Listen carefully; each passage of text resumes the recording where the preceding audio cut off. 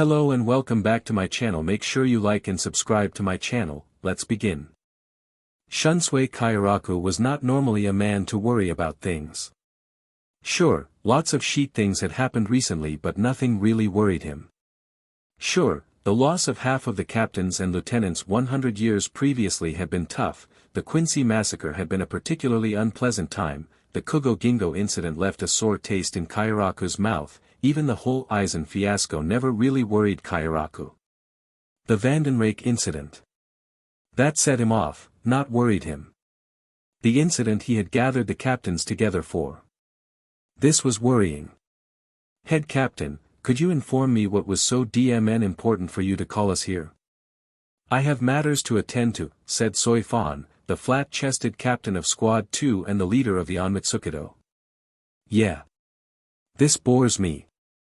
At least Ikaku can give me an okay spar back at the barracks, stated Kenpachi Zaraki, the strongest warrior in the whole of Soul Society. After the war with the Quincy's, Kenpachi had increased his strength dramatically.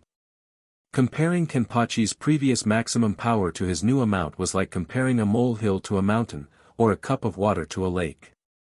With a single swing of his released sword, he managed to destroy 34 districts in the Rukon district and killed thousands of innocents and guilty alike. The memory of that battle still gave the lazy captain goosebumps. Luckily, Kenpachi had taken to limiting his power even more than before. Things just seemed to bore the war-loving captain now, he barely bothered showing up to meeting now. As much as I hate to agree with Kenpachi, we do have things to do. After that DMN incident, we still have 2 captain positions unfilled. Stated Toshiro Hitsujiya. The young ice user was still relatively new to captaincy. Despite this, he had experience in 2 major wars. Kairaku looked forwards to seeing how strong he would one day become. He had no doubt that the captain of Squad 10 would be the next head captain. Very well then. I will tell you the news quickly, said Kairaku. The experienced captain looked over at all his allies and companions. Soifan in Squad 2, Rose Odoribashi in Squad 3, Shinji Hirako representing Squad 5, the recently shaken Byakuya Kachiki with the 6th Squad, recently promoted Abri Rinji representing 7th, Kensei Mugiruma was 9th, Hitsujiya was the 10th, Kenpachi was obviously Squad 11. Urahara had taken the role of 12th again, and Kairaku's eternal friend Ukitake stood for the 13th squad. Squad 4 and 8 were still empty. There has been a major event concerning the safety of Soul Society. Due to its potential for future conflict, I decided to hold off informing all of you. Get on with it, Kairaku. I told you, I'm bored. I know you are, Kenpachi. You always are. For once this is serious. If it was so large, why was I not informed? Questioned Soifan, her face set in a scowl. If I told you, you would kill first, ask questions later. Only Urahara, Yukiatake and I have known. Shunsui. Perhaps you should tell them now. Yukiatake, you're right. Just tell us, DMN it, was Rinji's eloquent response. Fine. Fine. Tell them the details, Urahara. What, me? But I am just a simp dash. No, you're not. Roared all the other captains. This is the 15th time he said that joke this month, whispered Shinji to Rose, who nodded wearily in agreement. Fine. Urahara pulled down his hat, which he still wore for some bizarre reason, to show he was now being serious. 3 days ago, the 12th Squad's Ryatsu sensors went off the chart. It showed that 20 Ryoka entered the Soul Society that day. 20. Why were we not informed? Demanded Rinji. As our head captain said, secrecy. I myself personally captured them. These Ryoka claimed not to be from the world of the living. All attempts to make them talk about the modern human world failed. They went through no portal to arrive here. No, they sailed here. Bullcrap. You can't sail from the world of the living to the Soul Society, stated Kensei. Well, of course. That would be just silly. More evidence backing up their claims were that some of them had odd powers. Big whoop, said Hitsujiya. More foolbringers. No, their powers are that of devil fruits. I have seen them in action. They are all physical and elemental-based powers, not spiritual. Not spiritual. How the hell can they even see us then? Asked Shinji. This made no sense to the Visored, even with his moderate intelligence. It took me a while as well. These humans are all spiritually aware, while some are gaining artificial fullbrings or other powers. According to these sailors, Soul Society is just a small part of the world. We know that, snapped Kensei, tired of this patronizing explanation. There's also Hueco Mundo. That is not what I meant. What I mean is that the Soul Society is only a small segment of this world. The Ryoka say we are in a supposedly blank part of East Blue. They were sailing to a completely different location and only ended up here on chance because they took a different route. You expect me to believe that? I don't see what Lady Yorichi saw in you, snapped Soifan. Now. Stop picking on the defenseless shopkeeper, joked Urahara.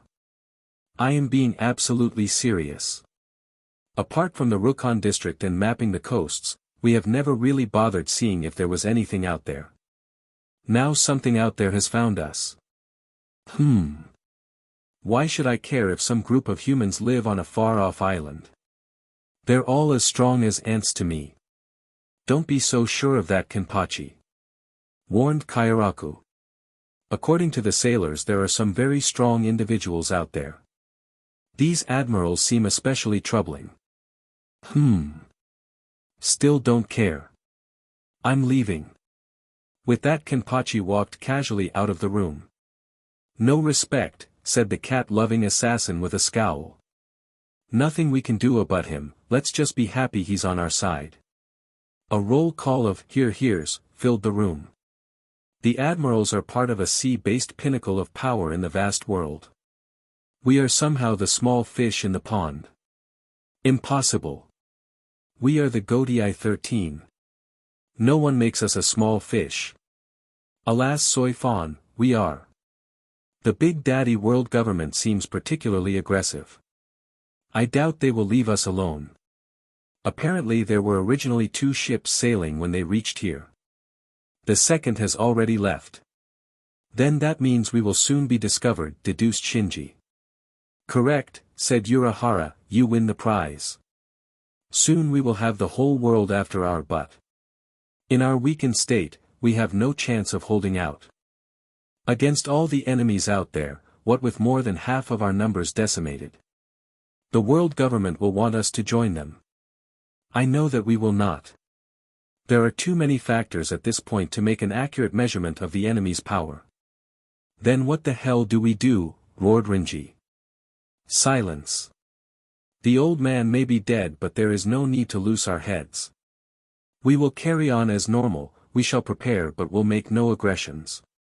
Instead we will send some scouts, someone not associated with the Godii 13 and Soul Society, to discover about this new world. They can make a name for themselves and show that our kind is not to be messed with. But who would be stupid enough to accept a mission going into the virtually unknown? Questioned Rose. Oh. I know just the people, and with that Urahara gave one of his signature grins. When Ichigo Kurosaki woke up to his dad kicking him in the face, he knew it would be a bad day. Ichigo went down for breakfast with his dysfunctional family as normal, put up with Kurosaki Ishin's regular requests for grandchildren with Orihime and dealt with another day of work as usual.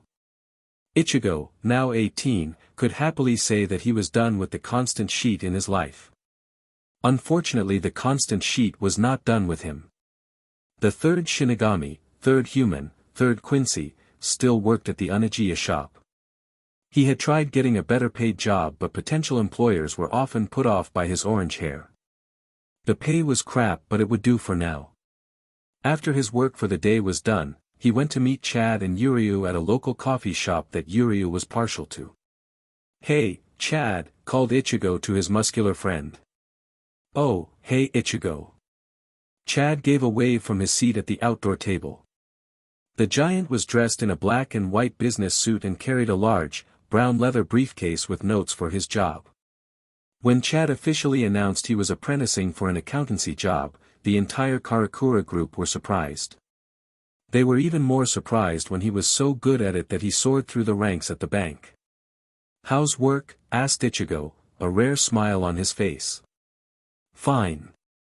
As talkative as ever, said Ichigo before he went to get a coffee. He met Yuryu inside as he waited in the queue. "Afternoon, Kurosaki." "Afternoon, Ishida. How's the business going?" "Not well, not well. Lace is out of fashion this season." "Why should that matter?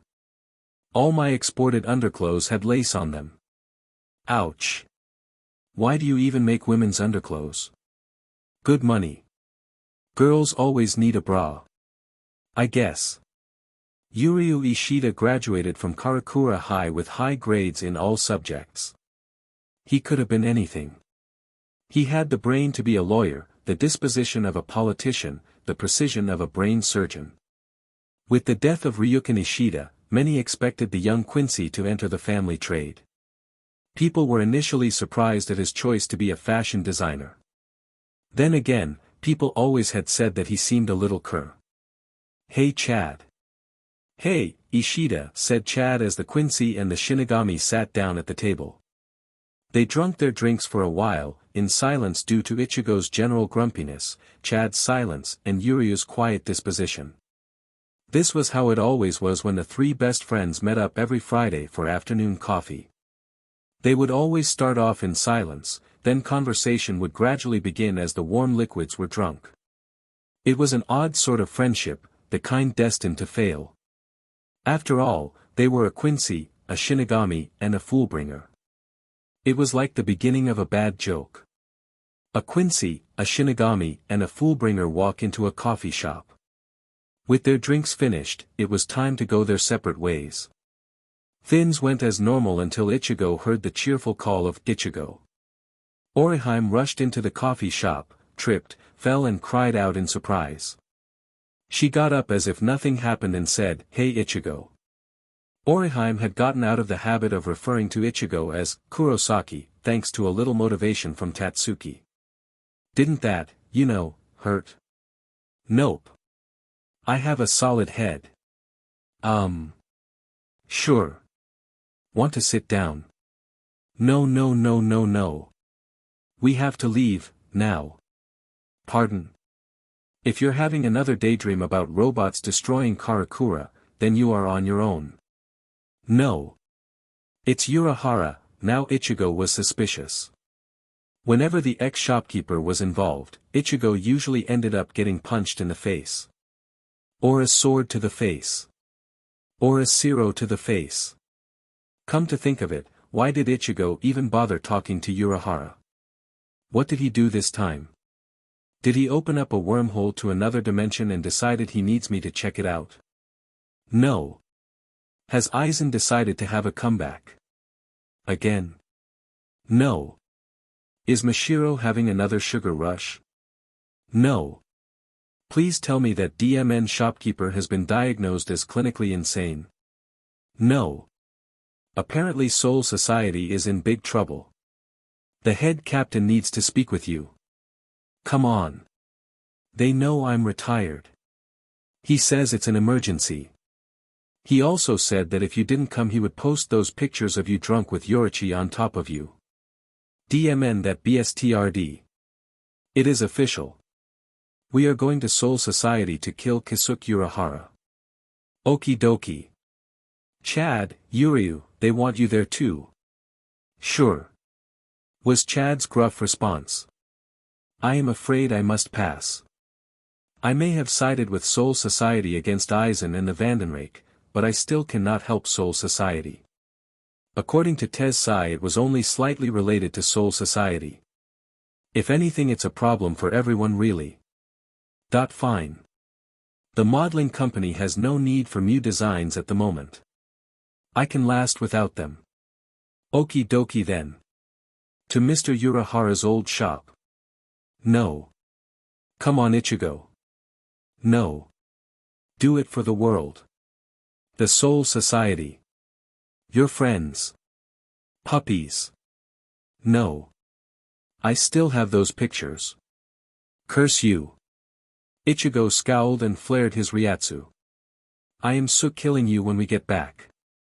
That's the spirit, Ichigo, said Kairaku as he patted him on the back encouragingly. You're dead too, you know. Oh. You sure are a good laugh. No any dirty jokes. A book on decency and common respect to women was chucked at the head captain from off stage, by a very set-off lieutenant. No, seriously. When I get back I will, release Aizen and team up with him, build up an army of Arrancar and Hollows, use my awesomeness to summon protagonists from various anime series, defeat all the captains, kill you and Urahara, beat up Aizen and the Arrancar and then go home for tea. Ha. We really need to invite you to some parties, Ichigo. Thinking of the pictures, Ichigo said. No thanks. He then walked back to his bemused friends muttering something like, ha. That's what he thinks. He won't be laughing when I stab him in the back. Eating Snicker bars. Mr. T. Doom. Crossover. Powers of rock and roll. Yuryu's sweat dropped. I worry for you sometimes, Kurosaki. So do I, Ishida. So do I. I have a theory, you see. The more powerful a Shinigami becomes, the more eccentric and mad they become. Really? Look at my dad and the Zero Squad. I see your point. Ahem, coughed Urahara. Perilous quest to enter this new world and do the sheet which needs to be done. The sheet which needs to be done. Yes. The sheet which needs to be done. Urahara. I need to know, how long will we be gone? Asked Yuryu. We all have jobs after all. Ichigo had family as well. No problem, my dear Quincy. You will probably gone for years. Years? Yes, years. You will be paid, of course. Loads of money. How much? Asked Chad gruffly. Urahara took out a small piece of paper with an amount of money printed on it in dark black ink. Chad blinked once or twice before saying, that is a sheet load of zeros. Exactly. The amount will only continue to go up for as long as the job continues. I still don't know, grumbled Ichigo, thinking of the family he would leave behind. Come on, Ichigo. This is surely better than the job you currently have. Not only that, but I know you are bored stiff with the weak hollow attacks. Surely you would like one more chance to have an adventure before settling down for a normal life. Ichigo grumbled in response to this argument. Fine, if Chad and Ishida agree, I'll do it. Hey, said Orihime, a frown on her face. You forgot about me. Ichigo's face lightened. Sorry, Orihime. He turned to Urahara again. She'll need to agree as well. Well, of course she's coming. You'll be living on a ship. What sort of a crew does not have a medic? So I'm like the doctor. Well, it's up to Ichigo, he is the captain. Wait, what?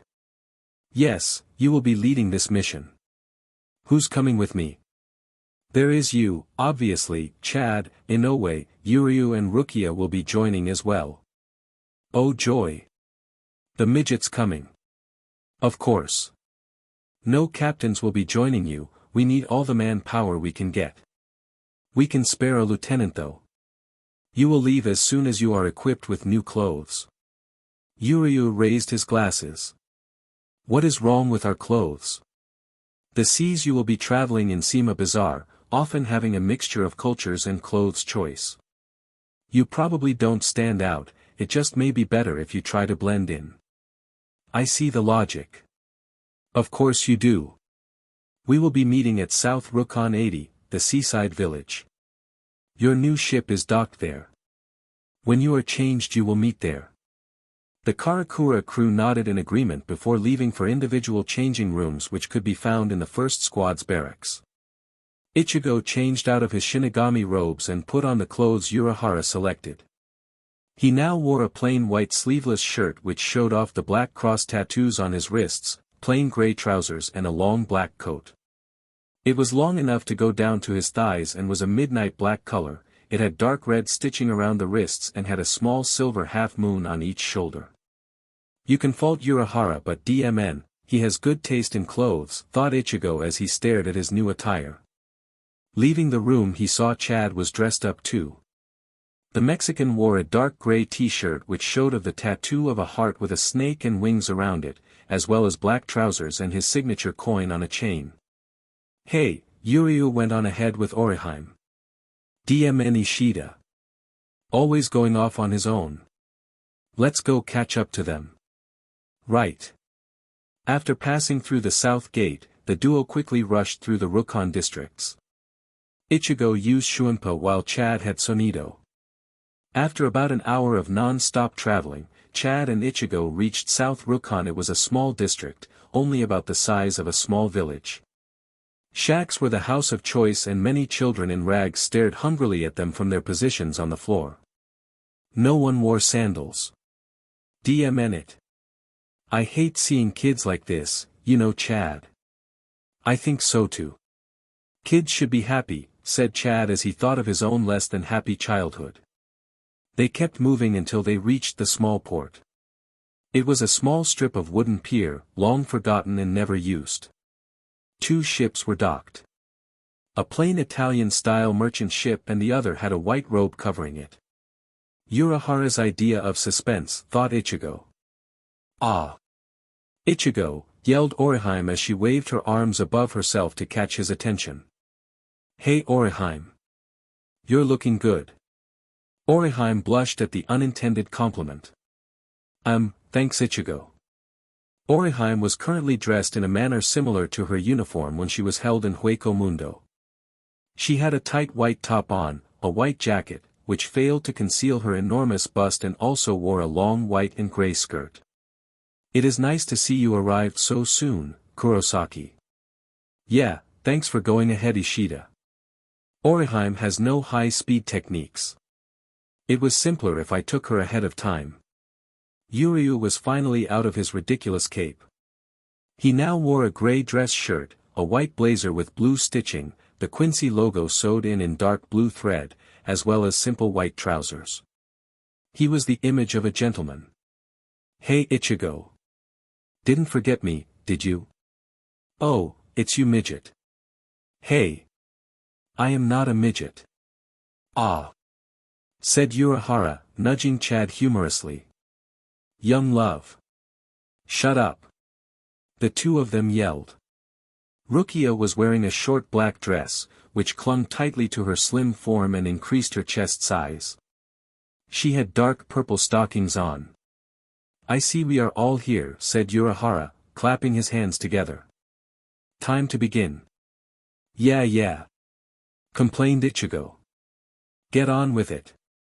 Fine. Now behold. Your new ship, and with that Urahara pulled off the sheet dramatically to reveal the ship. It was a large sloop-type sailing ship. It was long and thin and was streamlined perfectly.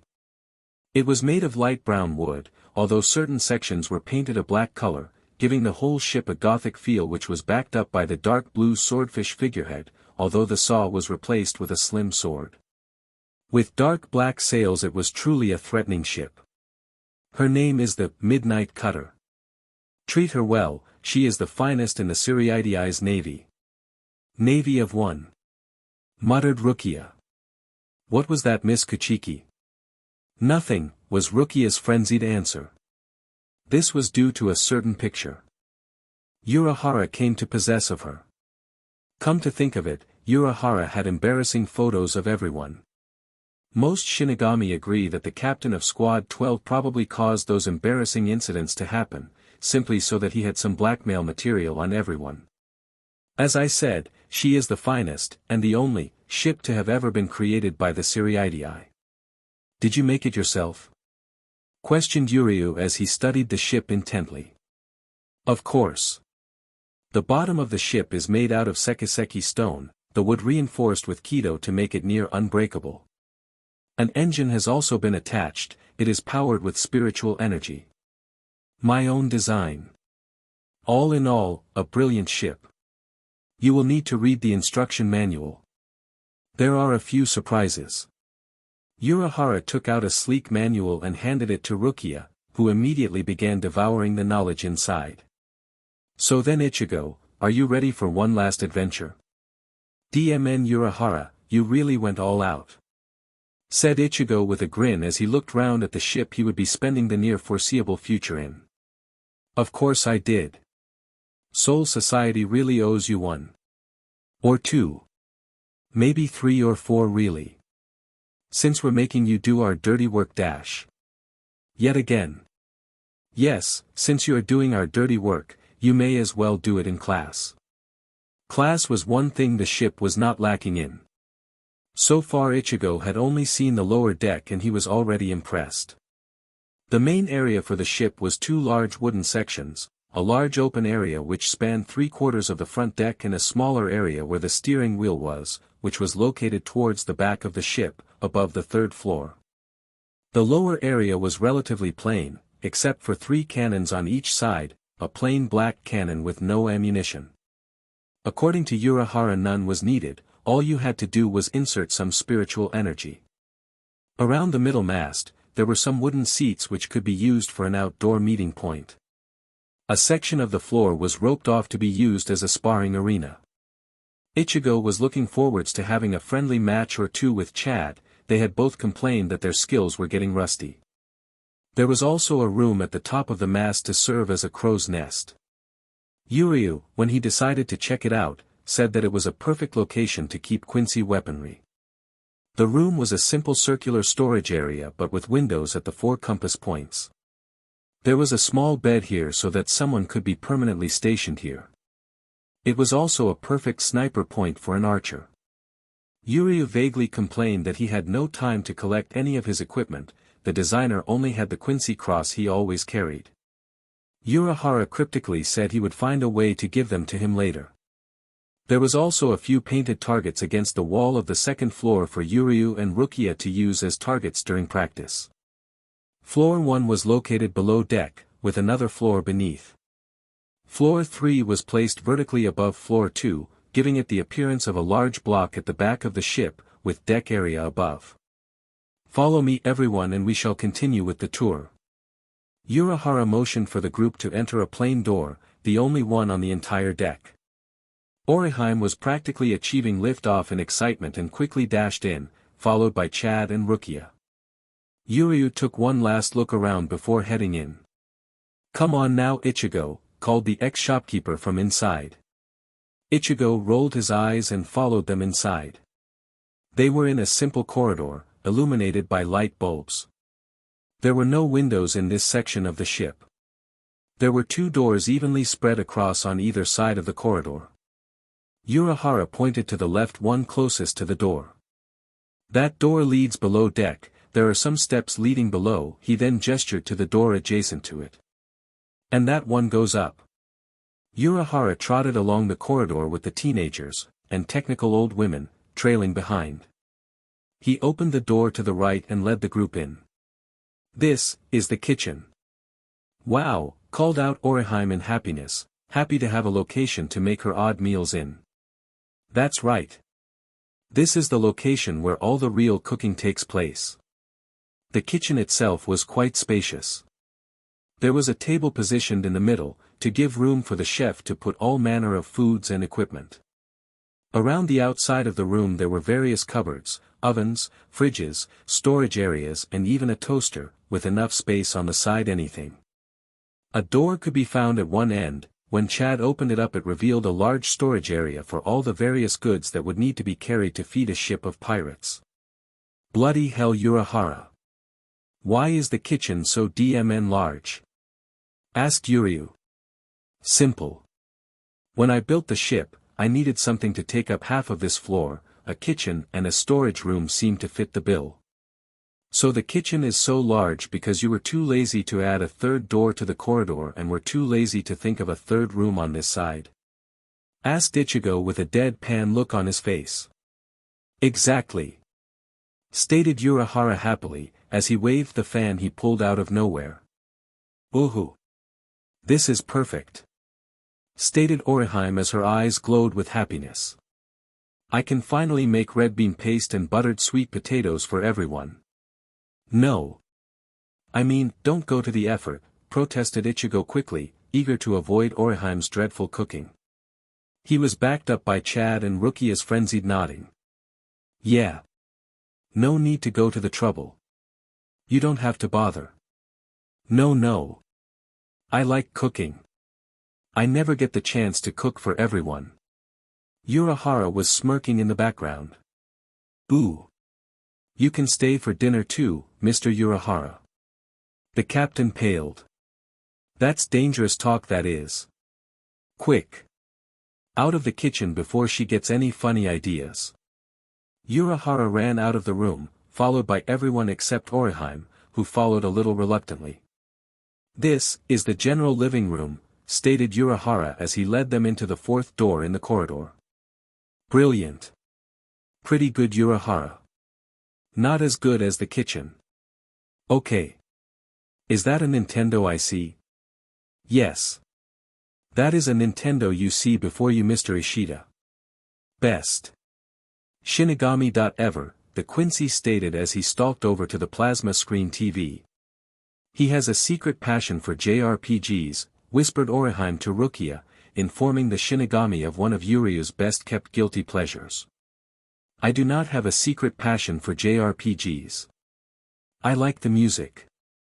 Lame excuse, Ishida. PSS off Kurosaki. Xbox bummer. COD's cool. Oh, it's repetitive and that is it. Now. Boys, said Urahara peaceful. We all agree that Xbox and Nintendo are both good. Just not as good as PlayStation. AYE, said Chad, Rukia and Orihime from behind. Ichigo stared at Chad. Traitor. Sorry, Ichigo. I just think Xbox copies PlayStation a bit. That's all. Not speakin' to you. Ichigo stormed off to the luxurious sofa. The living room was pleasant all round. It was a large square room, decorated with bright white paint. 3 large windows allowed light in, and the furnishings of the room were clearly well made. A large plasma screen TV stood against one wall, a Nintendo Wii, an Xbox 360 and a PlayStation 3 all plugged into it. Various popular games stood on a set of shelves on the wall to the right of the TV, a slight raised block in front of the games to prevent them falling out during bad weather. That is more than a TV, this is also your communication. Instead of receiving daytime TV, you get video chats with me. Yay! Yay! Said the rest of the room enthusiastically. There was also a set of 4 sofas, all made of soft brown fabric, arranged in the center of the room. 3 were positioned to make an incomplete block in the middle of the room, while the 4th faced said TV. The 3rd wall was empty. That wall's for your bounty posters. Our good friend Ichigo here, attracts trouble so frequently it will be impossible for you not to get one. So what are we anyway? Asked Rukia from next to Ichigo on the sofa. I was briefed, but you know the head captain. He left bits out. Simple, you are whatever you want to be. Become a government dog, be a pirate, bounty hunters, whatever. As long as you remain loyal to us and not to the world government, Soul Society will be fine with your decisions. What's in there? Asked Chad, pointing to 2 doors. The one on the left is the toilet. Right door is the dining room. Ichigo got up to check out their dining room. It was smaller than the living room but still held a large mahogany table which could easily host. Time for the first floor, stated Urahara, who was now continuing with the tour. The group went up the stairs and found themselves in a second corridor. There were 4 doors, all on the right-hand side. Mystery door number 1, the shopkeeper opened the door with a flourish, the medical room. Inside was a clinical white room. A large window let bright light into the room. There were 3 beds, with fresh sheets, by the side of each other in front of the window. A large bookcase held a range of medical books on the first two lower shelves. The remaining 4 shelves were taken up with various bottles of medicine. A plain desk was near the door, and a white doctor's coat hung on a hook by the door. "Oh. You mentioned that I was the crew's doctor. Does this mean that this is my room?" asked Orihime as she looked round at the peaceful room. "Of course. This room is yours, fully stocked so you don't have to constantly use your powers. I recommend you read a medical book or 2 on your travels." "Okie dokie, Mr. Urahara," said the busty teen, as she slipped on the doctor's coat. "I don't mean to rush you, but the tour must go on." The group was led back to the corridor. Mystery door number 2. The library. Inside was a dark room, illuminated by a few candles along the wall and a lamp on the desk in the middle. The room itself was quite large, and had bookcases along all the walls of the room. There was a comfy reading chair in the corner. On the table in the center, there were various piloted maps, showing what appeared to be a world map and several other specific locations. Navigation was probably also done here, as well as general reading. There was an air of calm about the place. Yuryu strolled up to the nearest bookcase. "What sort of books are here?" Not sure really. Most of them were borrowed, from the other ship. Others are books from the Siriidi's personal library, to help educate you while out here. So it will be up to us to fill them in. I notice quite a few empty shelves." "Yes, still Kurosaki." "What?" "There are a few boos on keto and spiritual control. Maybe you should read them sometime." Very subtle hint Urahara. "I do try." The group was marched past door 3 and were led straight to the last door. Mystery door number 4. The stairs. "Excuse me, why did we avoid the 3rd door?" asked Rukia casually. "That room is Mr. Kurosaki's, aka the captain's room. If you ever mutiny, that is the place where you'll sleep. Thanks for the tip." "Oi, midget. No mutinying, you got it? No promises." Urahara led the group through door 4, stopping to unlock the hatch before passing the key to Ichigo. He showed them the helm. "This," he stated, gesturing round, "is the helm and general second deck area." The deck area was generally average. Nothing really stood out, except for the large steering wheel attached to a large piece of intricately painted wood. Steering will be done from here. No other obvious features. If you want to put something up here, it's up to you.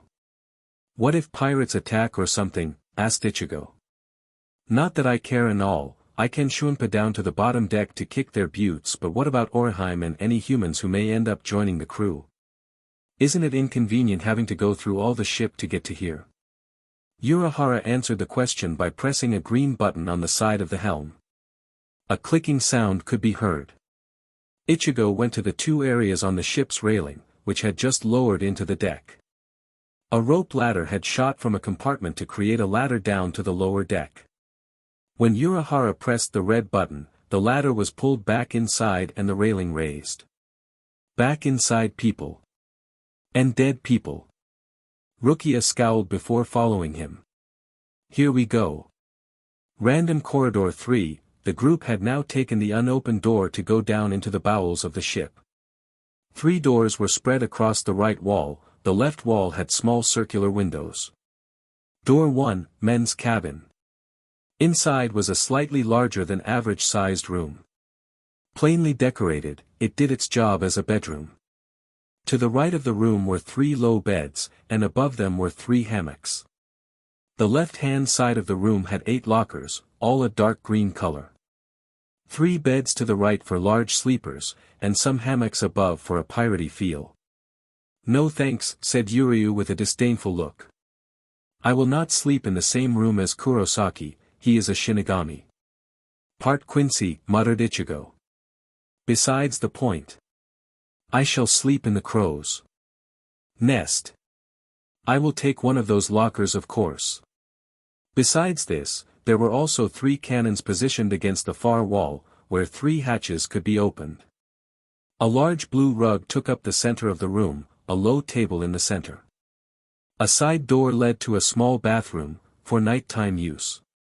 "It will do," was all Chad's statement was, before walking up to the locker with a chibi picture of his face on it. "I took the liberty of placing spare clothes inside an easily identified locker for you. Hate you so much." On with the tour. Next was the women's quarters. Altogether it was a lot nicer than the male's counterpart. For beds were up against the left wall, some wardrobes against the right. There was also a door leading to a spotless bathroom on the right wall. "Oh sure," grumbled Chad. "Girls get a wardrobe, men have a locker." Yes, lockers are manly. There were also cannons up against the far wall, to match the males. If anything, the architect who made this ship was a bit stupid. Due to the layout of the rooms, there is an uneven amount of cannons on each side. If you want to barrage the enemy, I recommend that you face them using your right side. Who was the architect again? You were, reminded Rukia. Oh right. Next floor. When the hell will this tour be over? Questioned Ichigo quietly to Chad. As the Mexicans say, F knows. Everyone says that, not just the Mexicans, reminded Ichigo. Chad did not reply. Urahara led the group to the bottom floor. There was another corridor, this one with 4 doors. The shopkeeper briefly opened the first door. "This one is the bathroom, no explanation needed. Look at it later." Door number 2 was then swung open to reveal a small square room. It was quite dark, but had naturalistic lights coming from above. A soft gray mat was positioned in the middle of the room and a row of candles and incense were aligned across each side. The meditation room, perfect for Zanpakuto communication. Urahara then dragged the others to the third door. The shopkeeper seemed particularly excited. "Ooh! Ooh! This is the door I have been looking forwards to," he sung it open, revealing a metallic room. "Behold!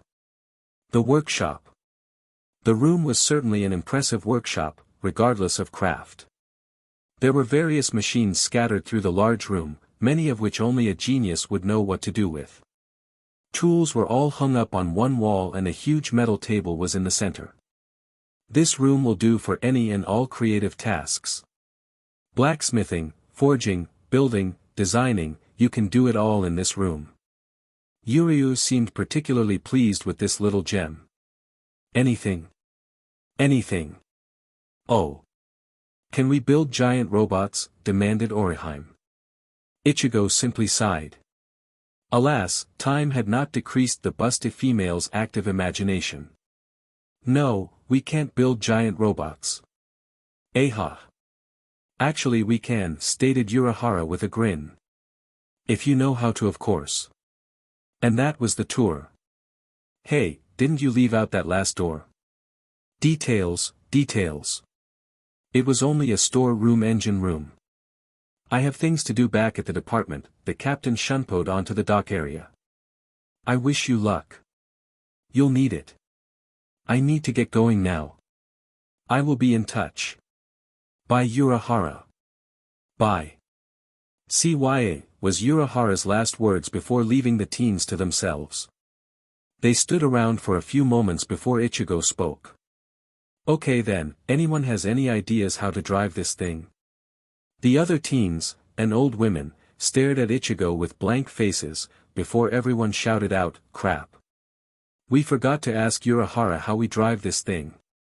Orihime then proceeded to run around the deck screaming that the ship was going to crash until Chad grabbed her shoulder. First things first, said Rukia, before we deal with sailing, we need to decide positions. Sounds logical, was Yuryu's response. He then sat down at one of the wooden seats. I'm the captain, obviously, was Ichigo's contribution to the conversation. Of course, it's the rest of us we need to decide on. What are the absolutely necessary positions on a ship?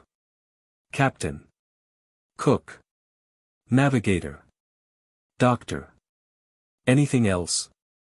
Nothing absolutely needed. So let's divide the positions. Our medic is clearly Orihime. Right, Rukia? Happy to help. I don't really know much about ships. I guess. Anyone else with experience on boats? No one responded. That's helpful. We have a huge learning curve. I did a day or two on navigation, so I suppose I could be navigator. Miss Kuchiki, that would work, said Yuryu. Shame. Stated Ichigo as he stretched his arms for no reason except to prove how buff he was. I would have liked to have you as a first mate. Ichigo was oblivious to Rukia's blush. Do we need a first mate? Can't be pirates without a first mate. Who says we're pirates, Kurosaki? No one. I just know that after a bunch of shit goes down, we'll end up as criminals anyway. We always have figures of authority trying to kill us. Why break tradition? Rukia interrupted by pulling out her sketchbook. Let's draw out our positions, shall we? Sure. Doesn't mean your drawings don't a marker pen promptly smashed into a certain orange-head captain's face. Anyway, the position of cook still needs to be filled. Boo. Boo. I can do it, was Orihime's energetic idea. I can do both. Everyone thought as one, sheet. Her cooking is crap. Yum. No need for that. Yeah. Too much work. Can't be both doctor and chef. I suppose you're right, was the terrible chef's answer. Then again, Chad can't do it. He burns everything. It's true. Said Ichigo. He does. Rukia sighed. Fine. Orihime will be temporary cook. We'll just have to get someone to monitor her. Agreed. That leaves Yuryu and Chad. I can be your sniper and lookout, said Yuryu quickly. I have taken residence in the crow's nest, so why shouldn't I go the full Monty? As a Quincy, it should be a simple task. What about Chad? No idea. He could be the first mate. Everyone turned to Orihime, who blushed from the attention. Heh. He's all big and strong and stuff. He could be an okay first mate.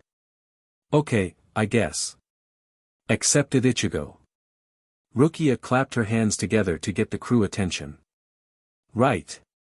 As navigator, it's my job to sail this ship. Time for us to figure out how the hell this thing works. After 2 weeks on the sea, Ichigo could honestly say that he was enjoying himself. Throughout these 2 weeks the makeshift crew had experienced various issues with running a ship. On day 3 Rukia nearly crashed the ship despite being in the middle of the ocean. On day 7 Rukia set fire to the lower deck. On the 9th day Yuryu caused a minor explosion when tinkering with a cannon, and on day 11 Orihime gave the entire crew food poisoning. The young Shinigami was still sure that they wouldn't even make it past the 3rd week.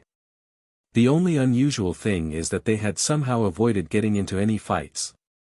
No Arrancar, no hollows, no crazy maniacs, not even any pirates.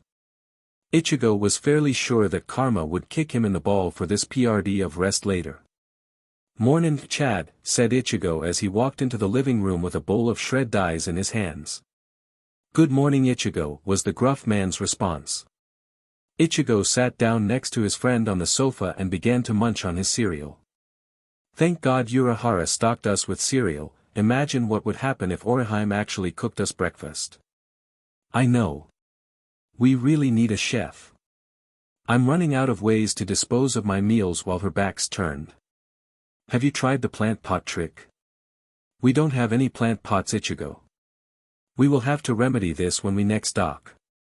Indeed, despite the crew's protests, Orihime continued to cook her bizarre meals for the entire PRD. She held the title of temporary cook.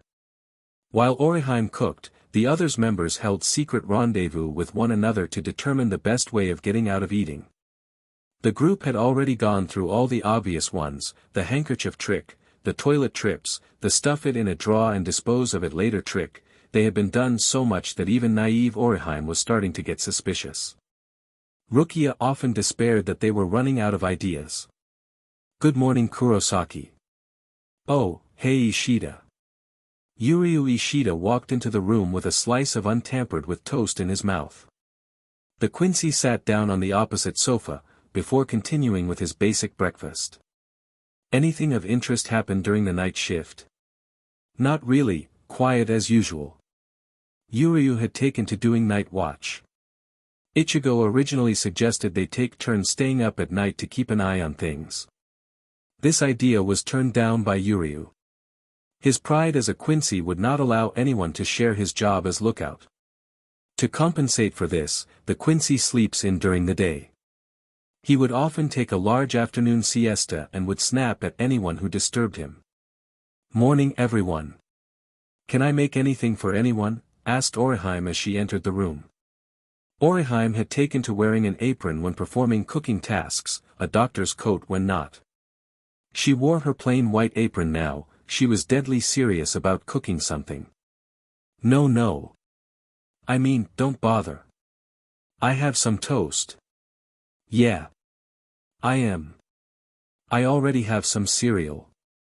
Not hungry. Now Chad. Breakfast is the most important meal of the day. It looks like I will just have to make you something. No. Please no.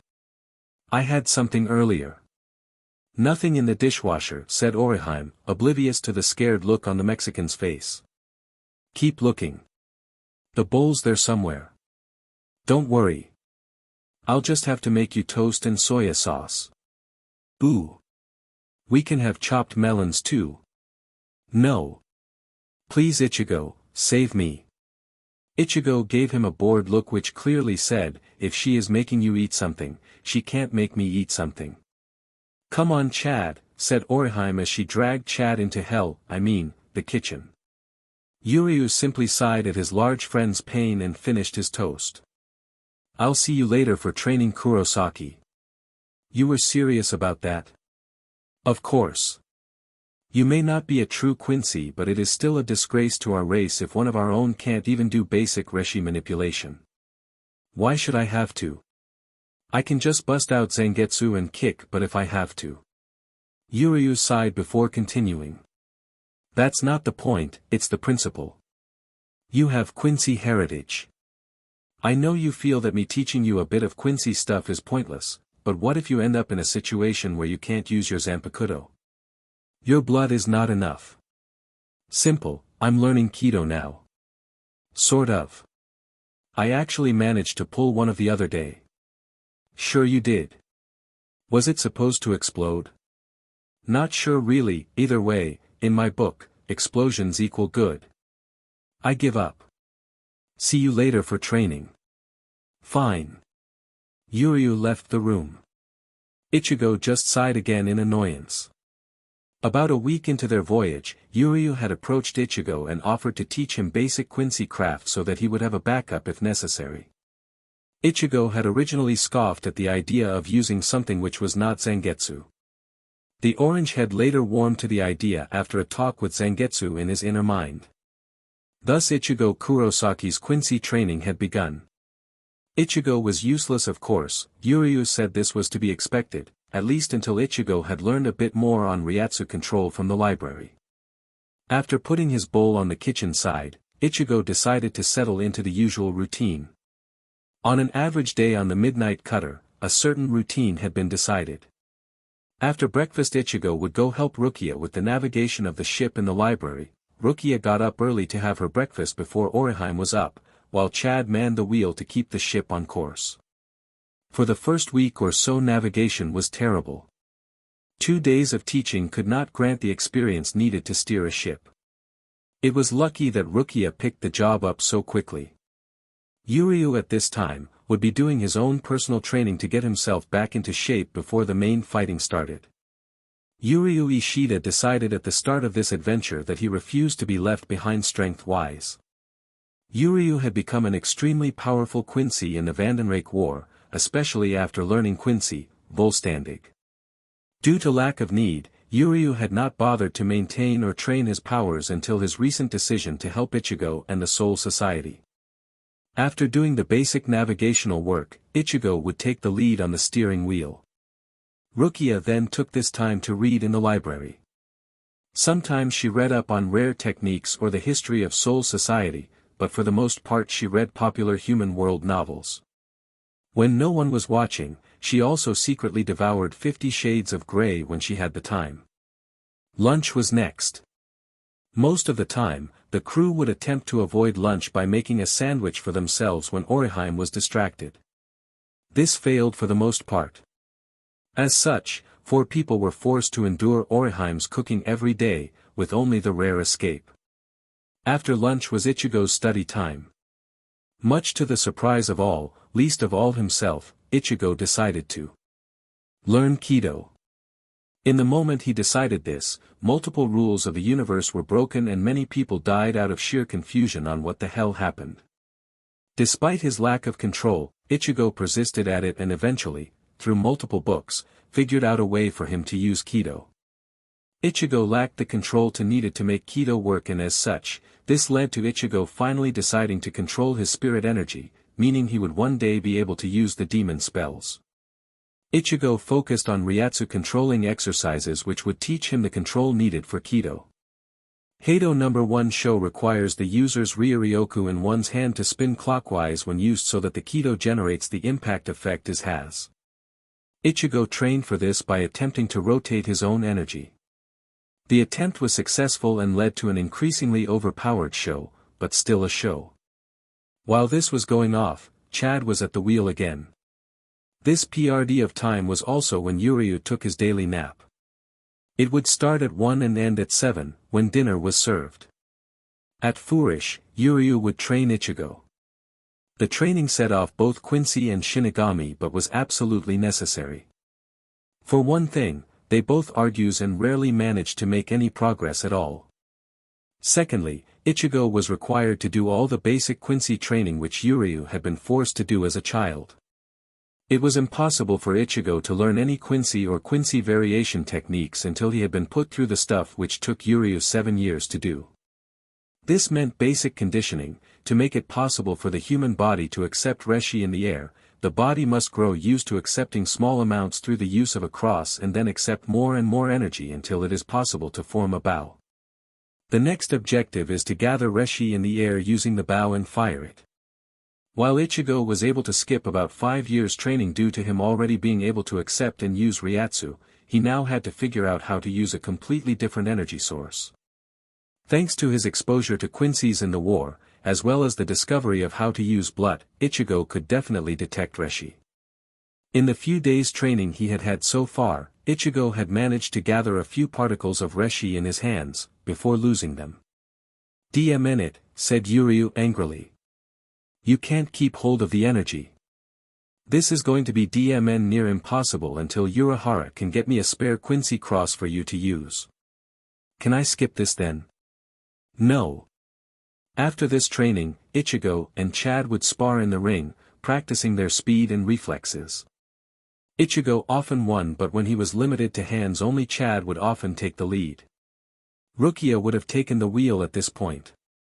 Next was dinner. The hell none could escape. At 7 exactly the anchors would be anchored and the ship would stop. At this point Orihime would personally force everyone into the dining room. She would then serve up whatever messed up recipe she decided to cook that day.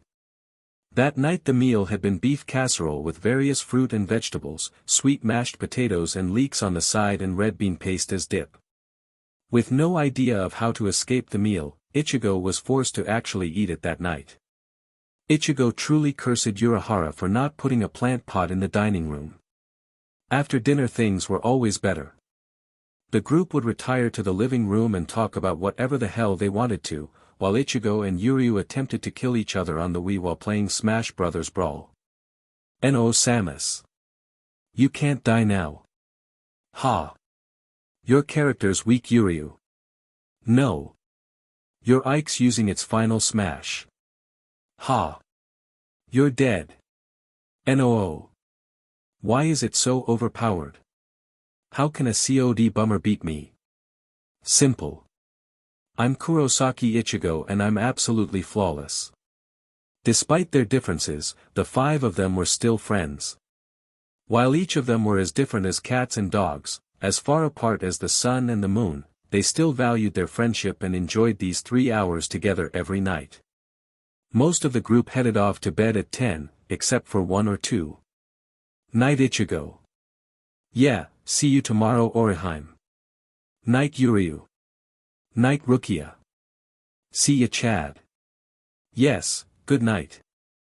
Chad, Rukia and Orihime would head off to bed at this time, leaving Ichigo and Yuryu awake. Off on guard duty again. Of course, a Quincy must be vigilant. Is there a point thought? I mean, we're in the middle of nowhere. You never know Kurosaki, you never know. Are you meditating again? Yeah, I'll talk with old man Zangetsu for a while. I'm trying to grow some trees for him in my inner world. Yes, trees, very nice. PSS off Yuryu. Same to you Kurosaki, same to you. Things continued like this for 2 more weeks, until one morning Rukia finally said they were entering charted water. The group prepared themselves that day, the vacation was over and it was time for the job to begin. The group abandoned all forms of entertainment for themselves and instead helped manage the ship. Just before lunch, Yuryu called from the crow's nest, "Land ho." "Land ho?" asked Ichigo from the deck. "Yes. Land ho. What the hell do you mean by that?" "You know, it's a sea term." Dot.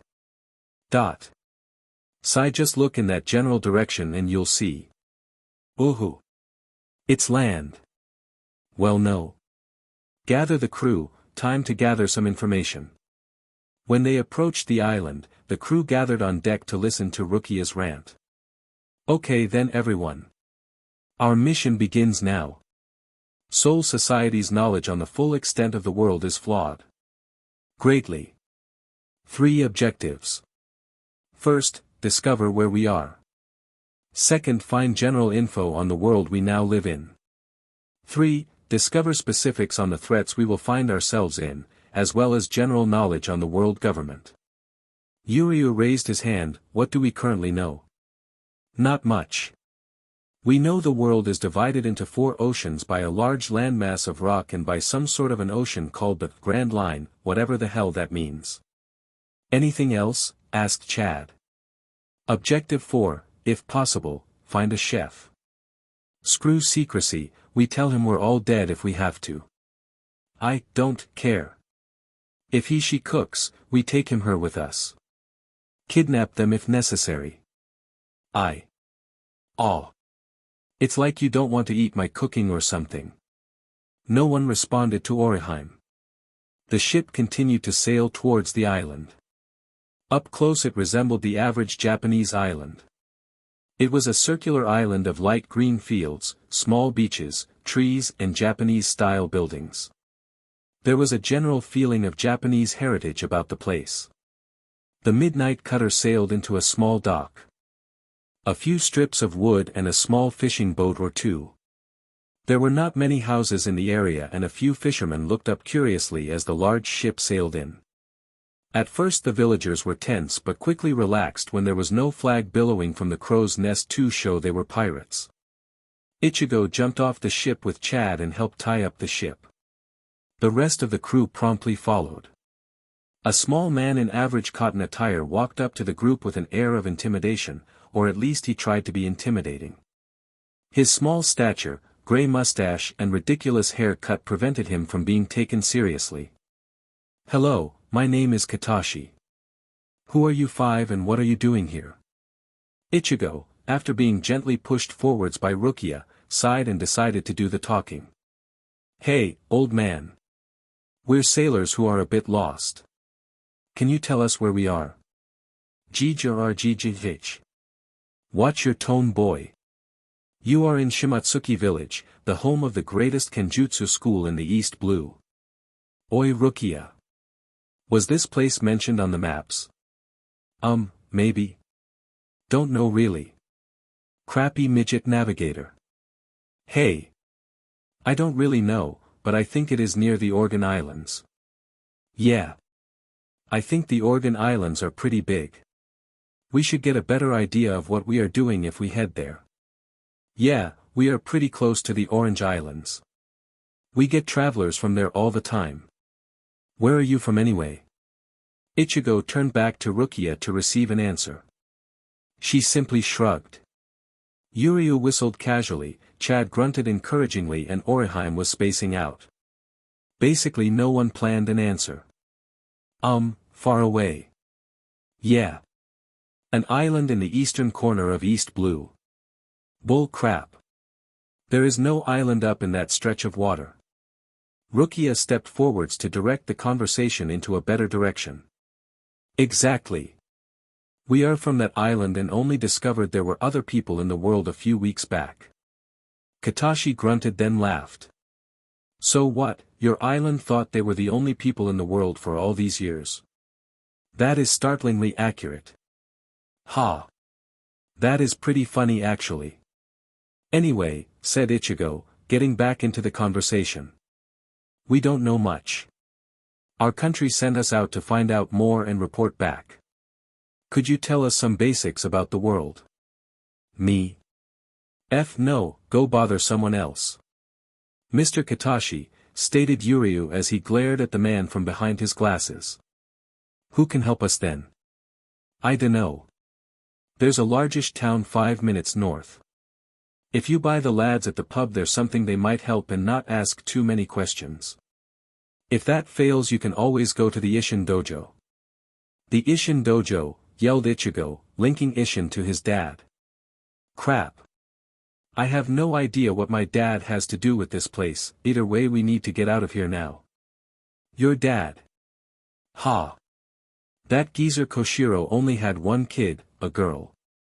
Dead now of course. Go to his dojo if you want, he always tries to help those in need ever since Kuina's death.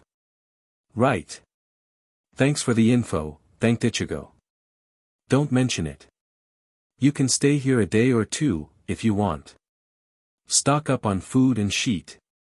Then get the hell out of here. Yeah, the man trotted off back to his upturned rowing boat, before returning to fixing a hole in it. Right, said Rukia with a grin. We know what we have to do. Go to the dojo, the pub and get some supplies. Who does what though Rukia?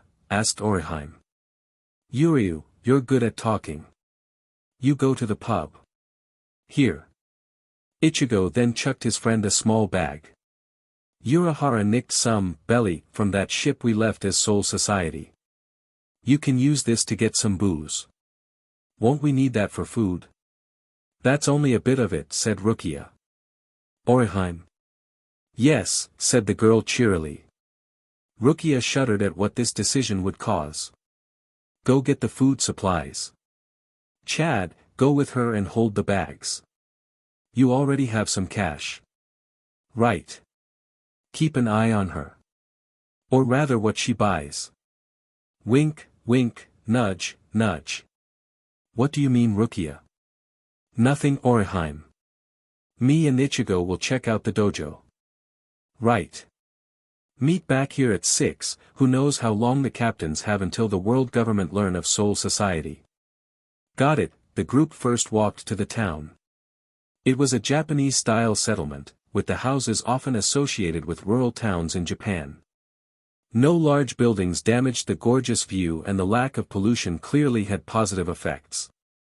DMN nice town, odd how it seems almost Japanese, remarked Ichigo.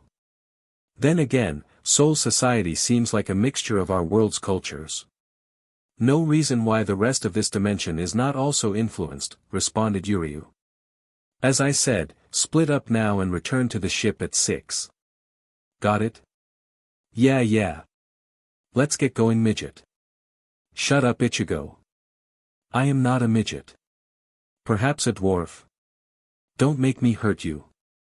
Ichigo and Rukia disappeared round a street corner as they prepared to find the famous dojo. I suppose I too should leave, said Yuryu, who pushed up his glasses. I will leave now. Yuryu disappeared in a burst of speed. Okie dokie Chad. We should get buy-in. We should buy red bean paste. I'd rather we didn't, and with that sentence the group of Shinigamis and humans split up completely to do whatever reconnaissance they could manage in 6 hours. Yuryu did as he was instructed to do and found the best bar in the town. Coincidentally, it was the only bar in the town. When Yuryu walked into the small wooden shack of a building, with a wonky sign on it reading, "The Frosty Moon," and walked in, he immediately felt out of place. Sat around various squat tables, there were many rugged sailors and working-class men and women, having some watered-down ale after a hard morning of work.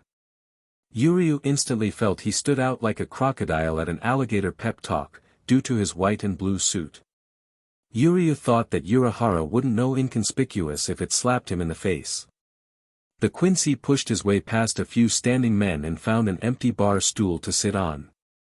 A large gruff man with an apron on came in from a back room and stood in front of Yuryu on the other side of the counter. "Hey Specs," said the man in a deep voice. "Whatcha havin'?" Yuryu coughed and said, "I suppose I shall have whatever everyone else is having." "Fine." The barkeeper took a green bottle from the shelf and poured some brown liquid into a cup. "Pay up, yeah, you're always pay up front at this pub."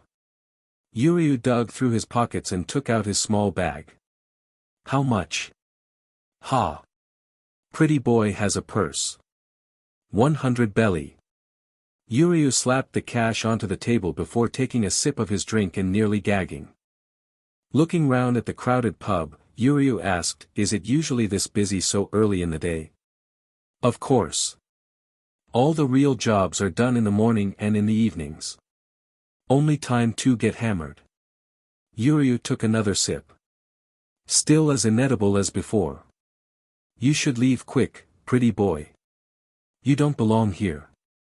Yuryu sighed. "I agree. Unfortunately, I need to collect some information." "You're not a taxman, are you? I mean, you do have the shitty suit." "No, I am not a tax collector. I am part of an island which has been separate from the world government for all of its life. We have recently become aware of the rest of the world." "Ha. Are you reclusive monks with swords or something?" "Actually. Sort of. I will give you some more money in exchange for info." "Oh. You're here for info, eh? Not gonna work. If you buy these BSTRDS a drink they won't give you sheet. I'll tell you what, 1,000 belly a question and I'll tell you what you're what." "Fair enough. What do you know about the world government?" "Pay up. I told you, you're always pay up front at this pub." "Fine." He got out a few thousand in preparation. "What do you know about the world government?" "As much as anyone else. Formed 800 years ago, they are a bunch of posh twats who rule over us commoner. All nations belong to the world government." "All of them?" "Of course." The man took another note as payment. "Well, not all of them. I heard rumors that some dude called Dragon is helping places rebel." "Interesting. That could be useful. Where is this dragon?" "F knows. The same as every other overpowered piece of sheet on the ocean. You'll find him and every other fucker in the Grand Line." "Grand Line? You really are a foreigner, ain't you?" "Yes. No wonder you're so clueless. The Grand Line separates the oceans into 4. It is a long strip of sea which spans across the Red Line, a really big rock wall. The pirates and marines are constantly fighting there. The amount of rookies who died there gave that place the name of the Pirate Graveyard." "The Marines. They are connected to the world government?" Yes. Those spineless bootlickers are in the pocket of the government. They uphold law and justice and bullcrap. Are they well liked? They do their jobs. They keep the really bad pirates from killing us all. We should be thankful of that. The world government tries to control the Grand Line, it's their hotspot." Yuryu raised his glasses and pondered for a minute, as he attempted to drink his drink again, only to remember what it tasted like. "Interesting. The government is found in the Grand Line. I guess this Grand Line will be out next destination." "What? You're kiddin', mate. You stand no chance there. Either way, we will take our chances. Good day. Yuryu walked away from the bartender and left the pub, happy to be away from the cheap liquor and the smell of sweaty bodies. Yuryu checked his watch. 5 hours left. May as well ask round, said Yuryu out loud as he pondered his next move. I wonder how Ichigo is doing. Ichigo suddenly sneezed. Achoo. Bless you. Thanks, someone was probably talking about me. You Japanese and your superstitions. Look. That's the place, isn't it? After much walking and a lot of asking, Ichigo and Rukia finally found the Isshin dojo. In front of the pair, there was a large wooden gate with the words, Isshin Dojo, the school of Kenjutsu, printed on the front. A large Japanese-style painted wall traveled round the dojo's area. Looks okay. Seems a more professional training location than the Urahara shop. Exactly. This place has an air of dignity about it. Like you know about dignity. Hey. I am a noble, you know. Could have fooled me. Ichigo took the initiative and knocked loudly on the door. A few moments later a young man with long blonde hair opened the door. And you are? Hi. Me and my friend here are here to talk to the guy who runs this place. Heard he is willing to help people. Why should we let you in? 2 reasons. We are fellow swordsmen. This could be a ploy for me to let you in. If this was a ploy it would be much more enticing. Very well, Master Koshiro currently has a class. I will lead you to a waiting room. The man led the 2 Shinigami to a small room branching off from the main dojo body. It was a simple room, located next to the training room. Wait here. He will be with you shortly. The blonde man left the room. Time passed. Sounds of swords cutting and sheathing came from the next room. Eventually the noises stopped. An even larger noise started as the sound of moving feet were heard. Ichigo and Rukia caught snippets of conversation. Zoro the bounty hunter. Trained here onk dash. 3 swords. Don't be ridiculous. Escaped my butt. The sound stopped again. The Japanese-style sliding door opened and a tall man with long dark hair entered the room. He wore gray robes and had a beige jacket with 2 pairs of red crossing swords on. His face was wrinkled and he wore circular glasses. Despite his age he was smiling. Hello my friends. I am Koshiro, the master of this dojo. I was told you wished for some help. Thank you Master Koshiro for agreeing to see us, said Rukia civilly, going into her noble mode. I know this was short notice. No problem. I will listen to your problem. There is no guarantee that I will help though. Rukia and Ichigo gave a slightly altered tale of what happened, how they were from a country of swordsmen and needed some info on the world they now knew about. Oh, samurai from Wano country, eh? Why would someone from New World need info from a small village in East Blue? Wano country? Never heard of it. Said Ichigo bluntly. Rukia elbowed Ichigo and interrupted. No, we are not from this Wano country. We come from an island in the north of East Blue. That's just what the world needs, another independent country of swordsmen.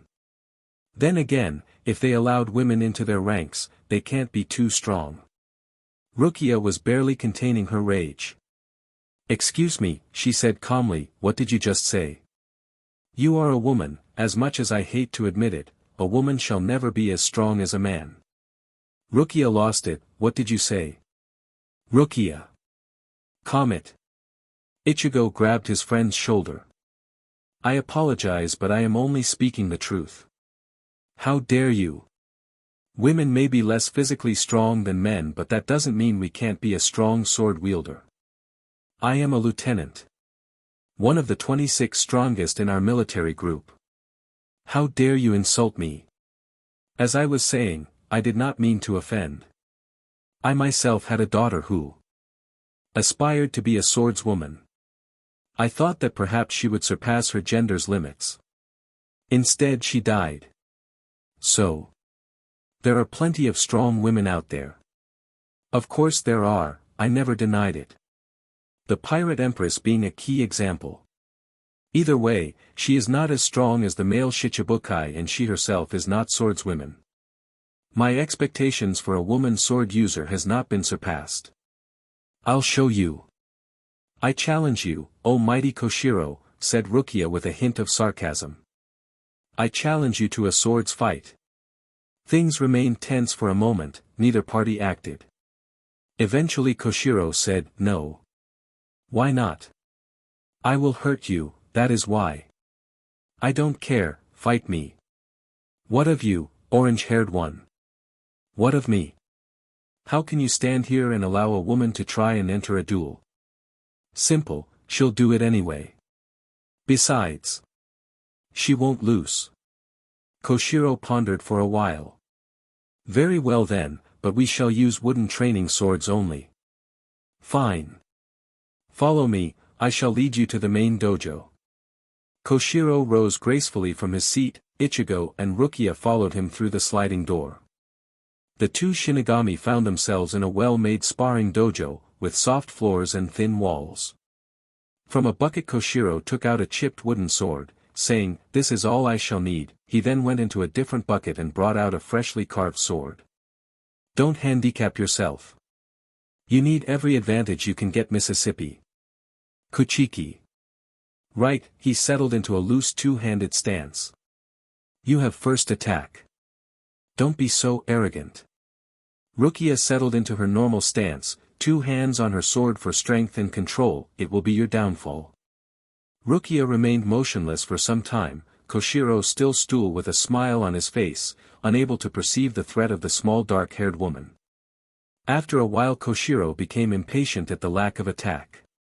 If you want to give up yo dash, Rukia struck. She dashed forwards with speed just below a shunpa. She slashed downwards, aiming for an arm.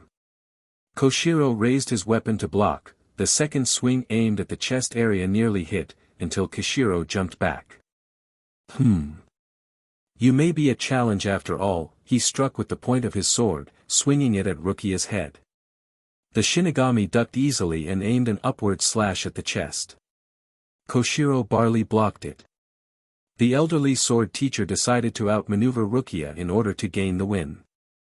He swung with calm precise strikes, aiming to lure her into a corner. Again and again the wooden blades clashed against one another, sending out fresh splinters and chunks of wood. What he didn't realize was that Rukia knew what he was doing. When she reached the wall, she jumped backwards, twisting so that her feet hit the wall. She pushed off with her enhanced strength in order to land behind her target. Koshiro, not expecting such a move, was unable to block the sword now at his neck. You lost, Koshiro. If this was a fight, you would be dead. Yes, I concede. I lost. Rukia lowered her weapon. I must be getting old to have lost to a girl. Rukia prepared to smack the old man again with the training katana. Then again. That was a nice idea, using the wall to gain momentum so as to surprise me from behind. A woman may not be as strong, but perhaps she can use her wits and brain to be a formidable swordsman. Koshiro turned to Rukia and bowed. Congratulations, you have won. I shall offer you any information I have which you may need. Ichigo, now sat against the wall, asked himself, I wonder how Chad is. Chad, now walking in a busy marketplace with Orihime, sneezed Achoo. Bless you, Chad. Thanks. You know, people say that when you sneeze someone is talking about you. Don't be silly, Orihime. The duo continued to walk through the market. There are various fish and meats, with quite a few vegetable and fruit stalls dotted around. Many stalls were filled with souvenirs, in which Chad had trouble stopping Orihime from buying a t-shirt for Ichigo, and other stalls were just junk. At the moment he was carrying several heavy bags filled with food. There was a large refrigerator in the storeroom, and as such, Orihime stocked up on a lot of fresh produce. Apart from this, she also selected a lot of goods which would last for a while, in case they were without food for a while. Surprisingly, there was only a small amount of odd ingredients, mainly because many of the ingredients of choice did not exist in this dimension. Ooh! Look! A watermelon. We should buy some. A few shady individuals sniggered at this. They were 4 men, in workers' clothes, who all stared with the same look of indecency at Orihime. I don't know, shouted one. You already have 2 large melons. The rest of the group laughed at this. Maybe you would like some cucumbers as well. Think of all you could do with it. A fresh round of laughs erupted from the stout, slightly bald men. Orihime blushed at the suggestion. Why don't you leave that guy over there for us? We'll show you a real time. No, was Orihime's response. Oh. Little Miss Jiggles thinks she's too good for us. Maybe she won't be saying that when we all have her in an alleyway, lads. A round of agreements went round. Let's get the beach. The 4 men walked forwards, full of swagger. I suggest you stop, said Chad gruffly, standing between Orihime and the thugs. Oh. Looky here. This guy thinks he can take us on. Show him, boys. I told you to stop. She has no wish to talk with you. Kill him. One man pulled a metal bar from his jacket. It was roughly a meter long. He slammed it at Chad's head, barely reaching him due to his large size. The bar hit Chad's head. Ha! Not so strong now, eh? I warned you. Chad now had a reason to attack. Once, the Mexican would have never attacked anyone. Only after gaining his powers did Chad finally gain the resolve to fight back, and even then he had to have them attack first. The 4 idiots were stupid enough to attack him, so now Chad could use his left arm to strike back. There was no need to use his powers. Chad simply pet his fist back, then sent it into the man's face. He was sent flying. He hurt boss. He shrugged off that hit to the head like it was nothing. Kill him. The remaining 3 men pulled out knives and struck. Chad blocked with his right arm, hardening it with his ryatsu to imitate an espada's hierro. The knives bounced harmlessly off the skin. It didn't even pierce him. He's a monster. Run away. The 3 remaining men ran away. Orihime blinked a few times. Should we buy a melon then? Why not? The civilians in the street simply sweat dropped to see that a guy blocking knives with his arm was apparently normal to the busty woman. With the 6 hours up, the 3 groups met up again at the ship. After settling in the living room, they decided to reveal what they had learnt. Yuryu started. I learnt more about the world government. Apparently they dwell in the Grand Line, and the Marines, one of the 3 major power forces in the world, work for them. Who are the other 2 power forces? Asked Orihime from her place next to Rukia. I can answer that. Said Ichigo. Koshiro told me that in the Grand Line the 3 power forces are, the Marines, the Shichibukai, and the Yonko. Who are the last 2? F knows. I do actually, said Chad. While Orihime was buying, I heard some sailors talking about the Shichibukai. They said Moria was causing trouble, him and the other 6 government dogs. So there are 7 of them? I asked them and they told me that the 7 of them are pirates who are sponsored by the world government. You mean like how Coke sponsors the Super Bowl? No, Ichigo, in return for removing the pirates' bounties and allowing them to do what they want, they must follow the government's orders. So they are the world nobles' dogs then? Questioned Rukia. Basically. They are all really strong. How strong? Really strong. What about those Yonko? Asked Yuryu. I can answer that, said Orihime. Everyone glanced at her suspiciously. What? I can listen too. Some shopkeepers were discussing one of them, the beast Kaido. Apparently he's a bad pirate who controls part of the Grand Line. He is really, really, really scary apparently. He beat up that Moria dude. The Shichibukai? I think. There are 3 others as well. Let me get this straight, said Ichigo. standing up to get his crew's attention. We have a three-way power struggle between the Marines, for super-powered bad but fighting pirates and a group of government dogs who mainly do what they want. Basically yes. Anything else, Ishida? A guy called Dragon is leading a bunch of revolutionaries against the world government. Brilliant, bloody brilliant. Seems a bit dangerous actually, said Orihime with concern. Maybe it would be safer for us to stay away from those guys for now. I agree, said Yuryu. We need to plan more. That, stated Ichigo. We all know what happens when we plan shit. It always goes wrong. No matter how much we avoid a fight, we are guaranteed to end up in fights for our lives where our foes will definitely shoot killer lasers at us. We should get it out the way, let's just go to the Grand Line and deal with things as they happen. We'll end up going anyway, why delay the inevitable? That's stupid, Kurosaki. No, it's not.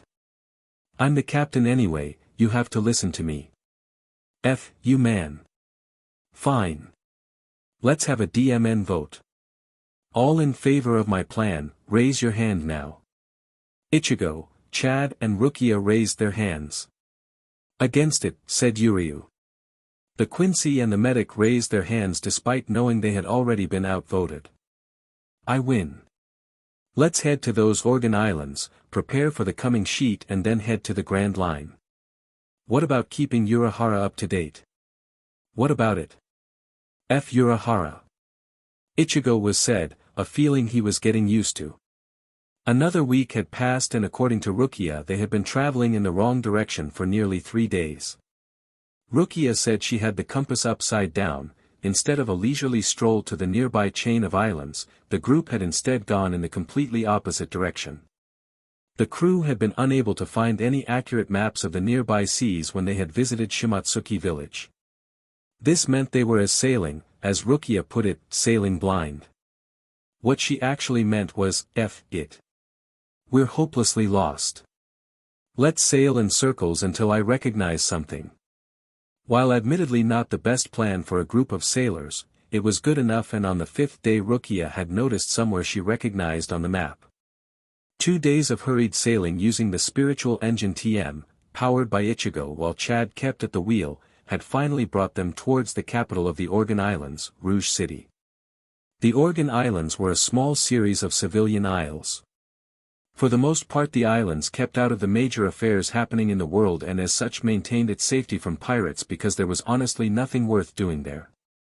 The large marine base in the capital was another reason. Only an idiot would try to attack one of settlements and risk the wrath of a marine vice admiral living in the nearby base. Cough cough buggy. Rogue Island, when compared to the rest of the settlements, was much less rural. As a large port city, Rogue Town had a large dock and as such a large market to go with it. Like many of the other islands, the city was forced to grow on a hill. The stone-paved streets with tall 2-story houses on either side, all red-colored of course, went up periodically from the dock. The dock appeared to be the hub of the town, a large Marin base stood to one side of the dock. It was basically a concrete brick with cannons on. Fairly unimpressive to Ichigo. Most of Ichigo's enemies had tall oversized palaces or strongholds, all mighty, awe-inspiring and intimidating. While they admittedly had ego issues, it still made a concrete brick look a lot less impressive. What the hell do you mean we can't dock here? Yelled Ichigo from his spot on deck. No. We aren't taking any chances with pirates, a short rigid old man with a stick up his but the size of the Empire State Building was what was currently pissing the substitute off. What the hell makes you think we're pirates? No idea. Orange Town was attacked a week or so ago. We can't take no chances. All we want to do is get some maps and some directions, pointed out Yuryu from his spot behind Ichigo. Yeah. What's the worst that can happen? There's only 5 of us after all, coincidentally 5 overpowered spiritual beings, but the point remains. No. Can't take no chances. Leave now. Go bother another isle. Where the hell do we go? Anywhere but here. On the way to the Grand Line, Go Log Town. Where the hell is that? Look at a map. You won't let us buy a map, stated Chad loudly. Up until now Chad had remained quiet. The reminder that the giant was here only made the man on the dock sweat more. No excuses. Go now or else I'll have to call the vice admiral, threatened the man, pointing a grubby plump finger at the group. Said group promptly burst into laughter. That's it. Popo. Fetch the Marines. A young lad watching from behind promptly ran off. Last chance to run. Fine, bring the Marines, calmly stated Rukia as she crossed her arms and grinned. We have done no crime. Once we get the chance to clear this mess up, I am sure we will be allowed on our way. As if God was giving a middle finger to the group, a cannonball smashed into the mast. What the hell, a dozen more cannonballs were shot from the base. Subarashi Santen Keshin. Great Three Sacred Links Shield, called our Orihime. A huge triangle of orange energy shot from the hairpins attached to her top. The triangle expanded quickly to form a massive shield which coated the side of the ship currently under fire. Nice work Orihime, called Ichigo encouragingly. That technique had been created by Orihime along with two others during the PRD when Ichigo lost his powers. Two of them had never been used in combat, only the offensive one had seen a previous fight. Yeah. It works well. What the hell? You blocked those cannonballs, you witch. Shut up old man, roared Ichigo, anger clouding his judgment momentarily. He blasted some spiritual pressure at the man and forced him off his feet. Overkill mate, said Yuryu. Shut it Ishida. I wasn't gonna let him insult Orihime, said Ichigo, his trademark scowl on. Neither male noticed Orihime blushing from the act of Ichigo's protectiveness. Ha! The Marines are here now. You shan't escape. A large group of Marines were flooding the dock area now. Ichigo simply sighed, before summoning his weapon of choice. Let's see about that. I called that this was going to happen. Chad and Yuri sighed, before taking out a stack of notes and handing them to Rukia. You owe me half Rukia, reminded Ichigo before he slung his Zanpakuto onto his shoulder and prepared for the fight to come. The dozen Marines continued to rush through the dock area, while civilians ran and the base provided support through the use of cannons.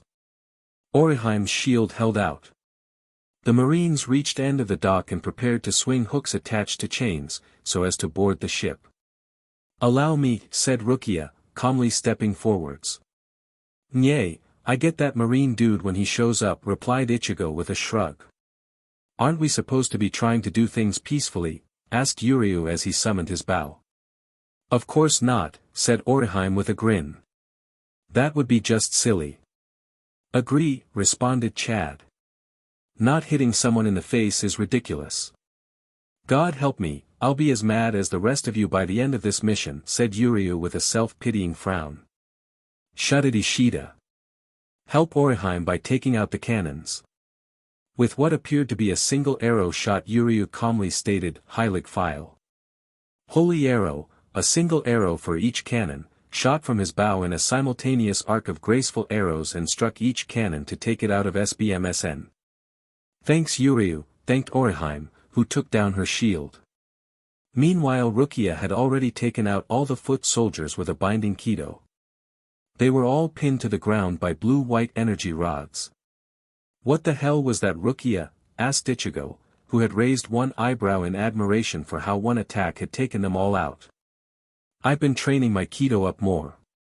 Still no Bankai, so I have a bunch of high-level ones all trained up. Yeah, but what was that? Bakudo number 62 Hyaparankan. 100-step fence, a single rod of energy is flung at the foe before it multiplies into pins enemies easily. That's some good sheet, commented Chad, knocking out one of the officers who had tried to sneak on from behind. Ha! Here comes Strawberry, yelled the old man, who was stubbornly gripping a wooden pole to prevent two officers dragging him away. Strawberry? Questioned Ichigo. He didn't think they were talking about his hair. Clash. A sword swing directed at Ichigo's head interrupted the conversation. Ichigo, swinging Zangetsu, blocked the attack directed at him from behind. While still blocking, a second sword was swung, forcing Ichigo to jump back. Yo! I guess you're that marine dude. I am. I hope to end things quickly. You survived my first attack. You may be a worthy foe. The marine was a tall, straight fellow, rugged but with obvious muscle despite his slim frame. He wore a water-green jacket with rope-like ornaments and matching pants. A marine coat was draped over his shoulders like a cape. He had 3 distinguishing facial features. 1. His eyes were half closed. 2. He had a large dark beard, and 3. He had a long bearskin marine cap on to cover his obnoxiously large head. "Wha the hell is up with your head?" asked Ichigo. The marine shrugged and said, "Genetics. Now shall we fight? I am Vice Admiral Strawberry." "Kurosaki Ichigo," stated Ichigo, preparing to fight. Strawberry grasped his 2 large identical swords with Japanese-style hilts, but held them in reverse. Interesting style. Nice swords, by the way. Ichigo dashed forwards and slashed at his opponent. The rest of the crew scattered to give the fighter space. The marine blocked before swinging at Ichigo with his second sword. "Thanks, what about you?" "Odd butcher's knife." "This," said Ichigo as he blocked a 4-hit swing combo. "Its name is Zangetsu and it will cut the heavens." Literally. "Used to be made from my soul, had to reforge it though." Reforged it was. Zangetsu in Bankai form was shattered beyond repair. Ichigo eventually managed to reforge it into a weapon similar to a Zanpakuto but different. While most Zanpakuto had 2 forms, Shirkai and Bankai, Ichigo had 3. He lost his original forms and instead had all his powers constantly activated at one time. Then again, at full power, Ichigo practically killed by coughing and injured himself often with his own super strength. To combat this, Zangetsu, Spirit, placed 3 seals on his partner's soul. As each was released, a new form was used. Takkai no Suki Ririsu, Moon Release of Battle, Satsugai no Suki Ririsu, Moon Release of Slaying, and Hogo no Suki Ririsu. Moon Release of Protecting. The final one was his absolute trump. It was the form which defeated the Quincy Emperor himself. Its unreleased form looked more like the sword he first used before gaining his own powers. As long and as thick as his first weapon, but with one side curved and shaped in the typical manner of all his butcher sword-related weaponry. The handle was a thin strip of bandaged metal with a short flat guard. Ichigo swung again before dodging the counter. "Strange blade, your soul you say. Less talking, more cutting. Only being polite. Notoriu, kata o wataru." 2-sword style, cross-cutter. Strawberry jumped back before crossing his blades and swinging. An X of pure green energy surged forwards. Ichigo raised one eyebrow before blocking. The attack pushed him back a few centimeters. "Not bad. You took on one of my better attacks. You're pretty good." Ichigo raised his eyebrow after seeing that. "Impossible. Normal people can't just whip off energy blasts like it was nothing. Life's not like Dragon Ball Z. Admittedly, Shinigami and Arrancar throw off lasers like it was nothing, but still. Shinigami had rules and reasons on why they can use energy blasts." "Are you a foolbringer?" asked Ichigo curiously. "A what? How did you fire that blast of energy?" "It seemed almost spiritual. Then again, this world was made of Reshi. Any attack was technically spiritual and could wound a spiritual being. It was more like displaced wind which just happened to be green." "What do you mean?" "I trained with a sword until I could cut the air itself with my blade. Many have obtained this. Others use similar techniques." "Seriously? A normal guy can fire blasts of spiritual wind if they swing a sword enough and call out attack names." "Pretty much, yes." Ichigo face-palmed. "Rukia. You hear that? Yeah. An entire world of sort of foolbringers. We'll talk about that later. Hurry up with your man off. Enough talk. We should finish this. Use your best attack. Sorry, if I did that everyone here would die. Then I shall strike you instead. Notoriu, Sutasudorei Kujurishu. 2 sword style, star strike slash, again Strawberry crossed his blades. He cut quickly with each sword, 4 times with each in a second. A huge 8-pointed star-shaped projectile the size of a large table shot forwards quicker than most humans could see. But not for Shinigamis. Ichigo reinforced his blade with Ryatsu and slashed it with vigor, the blade cut it like it was cheddar.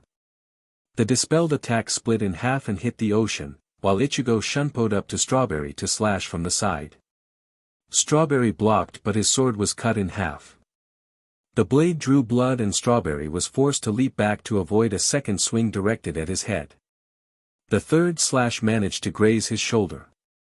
You cut my attack like it was butter. More like cheese really. Why? Why are you attacking this village? Raged Ichigo. I did nothing. We came here for supplies but that old fool refused us entry accusing us of being pirates.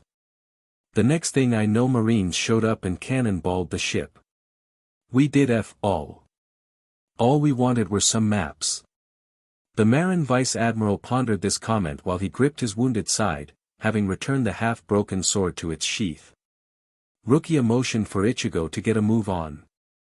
All right. We don't want to fight. If you stop attacking us we'll heal you up and go or something. Just give us some directions to the next island so we can buy some maps there. Strawberry pondered this. Very well then. I see no reason to stop you leaving, I can't stop you. Orihime sighed in relief while Yuryu looked on in suspicion. Then again. You have committed crimes. You have attacked Marines and damaged property. I may not follow absolute justice like my comrades but I must still uphold the law. The law's stupid then, pointed out Ichigo. Indeed. We attacked you but you must take the blame. It is unfair but I cannot allow someone as strong as you to leave and trouble the seas. Not even a pirate, muttered Yuryu. I said I have to uphold the law.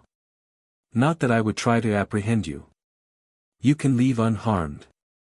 But if you do anything to attract the government's attention I have no choice but to inform them of your recently performed crimes.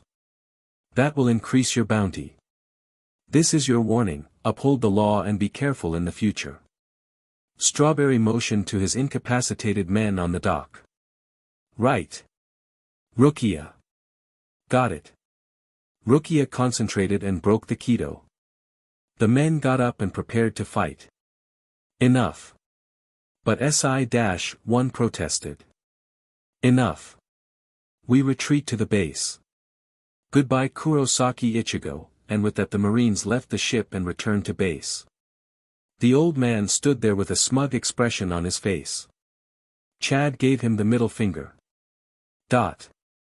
DMN old man. I agree Kurosaki. I agree. After tying off the ship, the group left.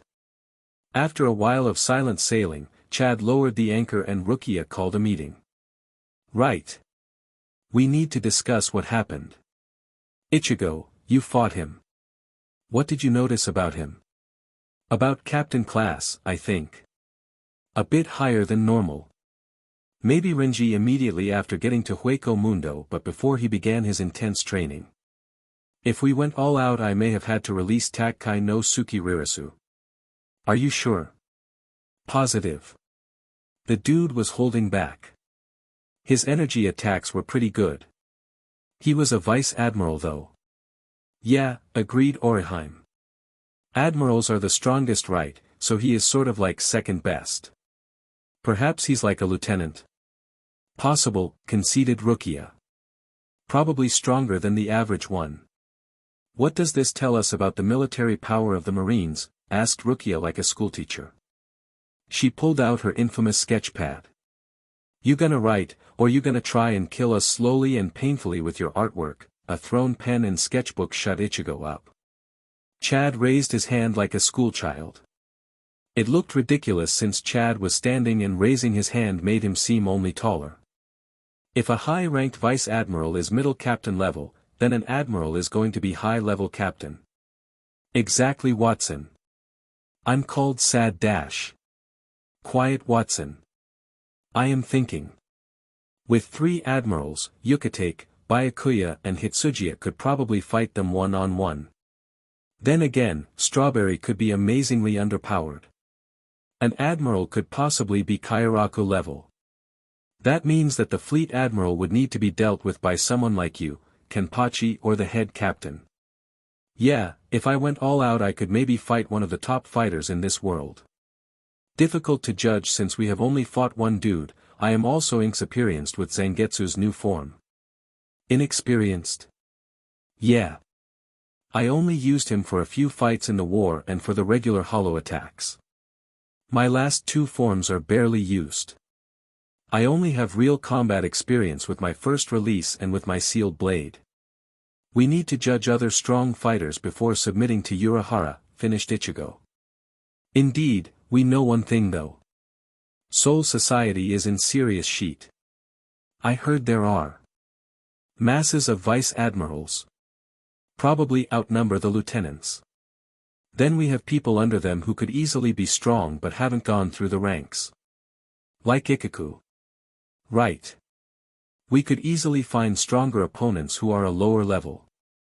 Ultimately we can accurately say that the Marines are a full military power and that victory is not assured, especially with our recent losses. So what do we do? How about Dragon, commented Yuryu, a serious expression on his face. I don't like Soul Society. If all the Shinigami die though, the soul cycle will be destroyed and so will the world of the living. This revolutionary sounds promising. Perhaps he could be persuaded to help. Pirate Alliance, suggested Oriheim, who had pulled out a plastic cutlass and an eye patch to wear. We could crown Ichigo Admiral Kurosaki. Request assistance from one of the Yonko, was Chad's contribution to the discussion. No. Said Rukia firmly. If we ask a major power for help while we appear in a weak position, they would have a position of power over us. They would want US to fight their battles for them. If we want to get equal help from a world power we need to become as well known as a powerhouse as them. You mean? Yes. We continue for now but attempt to make a reputation for ourselves. The easiest way would be as a pirate. Not pirates, commented Chad gruffly. Forget that for now, let's head to that Grand Line and see what happens, suggested Ichigo. We should get back to sailing until another island appears. I guess. Rukia sighed. I worry for brother and the others, they have their work cut out for them. With the captains. Head Captain Kairaku was as set off as normal. 3 weeks had passed since all the sheet had started. After sending Ichigo's team off, one of his first orders was to send a captain to the end of each Rokon district so as to scout and look out for the inevitable return of a ship. Because of the massive amount of paperwork a captain must go through, each captain had been assigned a week each, in a rota devised by Urahara, so as to ensure that a fresh captain was always ready. Week 1, Hitsujiya South, Shinji East, Renji North and Rose West. Week 2, Soifan South, Yucatec East, Byakuya North and Kensei West. Kairaku was left out because he was the head captain, and too lazy. Urahara was needed free at all times to run Squad 12 and Kenpachi couldn't be made to do anything. After 3 weeks of relative peace, Hitsujiya informed the lazy sake-loving captain that a ship of pirates turned up to pillage the newly discovered island, unaware of the fighters which they would be faced with. Hitsujiya eat them all with only Shirkai. Soifan later interrogated the prisoners and found out some interesting things. Urahara added some more data into his supercomputer about the brave new world. Added to the weekly reports Rukia secretly kept sending despite Ichigo's reluctance and as such was done without him knowing. One thing was certain, the Chinese Whispers game which was a stick of dynamite waiting to explode would reach the ears of the government. The pirates learned of this place from some drunk sailors of the second ship that originally sailed here. Said ship of drunk idiots were going to reach a major marine city in about a week's time, unaware of the sheet they were starting. I should have let Soy Fawn hunt down and kill the escaping sailors. Harsh, but it would have been safer for us. Too late now. I disagree, a violent action would only accelerate things with the world government, stated Yucatec from the door to the head captain's office. I didn't hear you. I must be getting old. Old, but hardly like the old man yet, joked the white-haired captain. I wish he was here. He'd know what to do. I know. I miss him too. Yucatec went to the low tea table Kairaku was sat at and sat down beside him, depositing a large bowl of sake onto the table. Ooh. You know just how to deal with grief, my good friend, said Kairaku with a grin as his and snaked forwards to snatch the bowl. A petite and angry lieutenant appeared from her hiding place in the attached bathroom and threw a large rock at the sake. It hit Kairaku on the head. Ouch! A second was thrown which shattered the bowl, spilling sake everywhere. Kairaku sank to the floor in despair. No. My precious sake. How could you, my precious Nano? No drinking while at work was all she said before diving out the window with all the grace a woman could do in her position. No. I thought I checked the bathroom.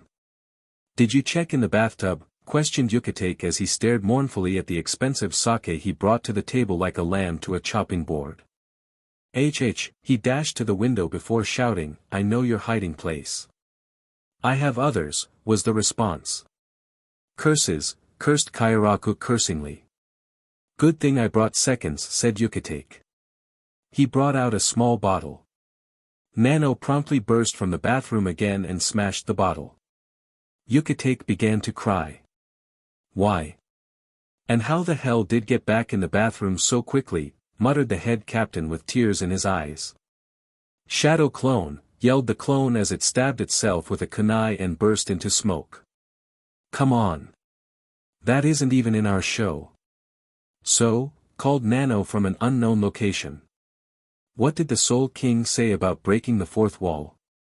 Only do it in humorously inappropriate situation. DMN. I forgot that if done for the purpose of humor the author can completely disregard any common sense. And, shameless fourth wall breaking. Why? He just can, said Yucatec from next to him. His tear-filled gaze still stared at the spilled beverage. I suggest you quit while you're ahead before he writes a completely unneeded yaoi fan service scene between you both, suggested Nano from the window. No. The horror. I know, said Yucatec. He's not my type. With Ichigo. Then next day Ichigo experienced his first pirate attack. Quite honestly, they disappointed him. About midday, just before lunch, a large black ship with a green hull had attempted to attack them. The mast had broken off and it was held together by a rushed job of frenzied wood paneling. Their captain, a guy calling himself Kuro, tried to assault their ship for food. After sailing for days on end without food, the crew was desperate enough to attack the midnight cutter. They lost easily, of course. Chad beat up two furries dressed as cats, Ichigo fought the cannon fodder fist to face, Rukia beat up a Michael Jackson impersonator called Django, and Yuryu dealt with the captain. It was a short fight. Yuryu attempted to stretch out the fight to study power levels, but even with his super speed technique, the Quincy's arrows were faster. He was torn to ribbons after the third barrage of basic arrows. After Oriheim gave the evil BSTRD a small patch-up job, and while Ichigo instead kicked him in the face, they threw the crappy crew back onto their own ship before returning to sailing while Yuryu got some rest in his sniper's room. That was easy, remarked Ichigo afterwards at the wheel. Indeed, said Chad. The gentle giant was staring off into the distance with a look of concentration on his face. Too easy. He claimed to be one of the top 5 pirates currently at work in East Blue. East Blue is the weakest ocean, stated Rukia as she took compass directions. OOH, cried Oriheim as she jumped up and down like an excited school kid. I know. I know. Rukia sighed at her enthusiastic friend. What is it? I heard from another shopkeeper when we were getting supplies that East Blue is the weakest sea and has the weakest pirates. Could have told us that sooner. I was too busy thinking of what to make for dinner. Speaking of which, we missed lunch. The other crew members shuddered in fear as the temporary chef pulled on an apron.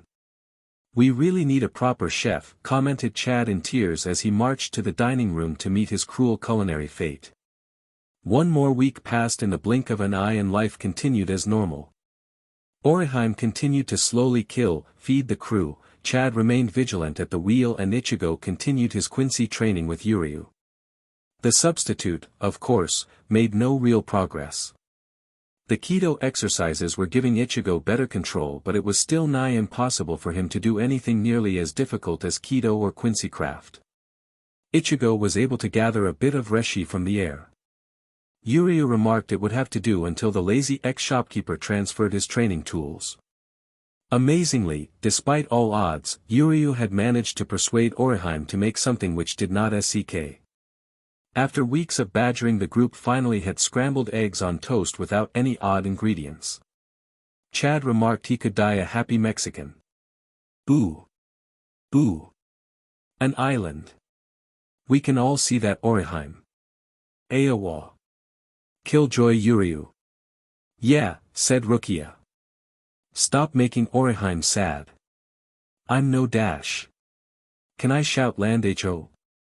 Yuryu sighed in response. Fine. Say the DMN line. Land ho. Dot. Dot. Better now. Much, let's dock up, shall we? Ichigo climbed up the ladder to the upper deck and prepared to steer the ship into port. The faraway island was rural like so many of East Blue's.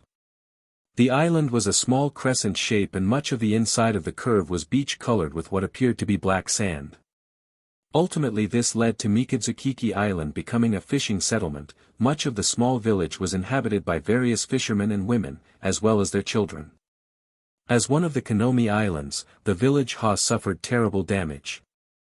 Ichigo would not discover the cause until he landed. Bloody hell, was all Ichigo could say. The sight in front of him chilled him to his bones. In fact, the sight in front of him made him want to stab someone. All he needed was a target. Mikadzukiki Island's village was destroyed, that's all you could describe it as. Destroyed. Ruins. Rubble.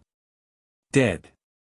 The modest houses on stilts along the beach, torn down and burnt, the decking of the dock, cracked and stained with blood, the simple boats which ferried simple folk across their limited stretch of the sea, wrecked on the beach, the town hall once large and majestic, now half destroyed with 3 hung-up corpses to decorate it.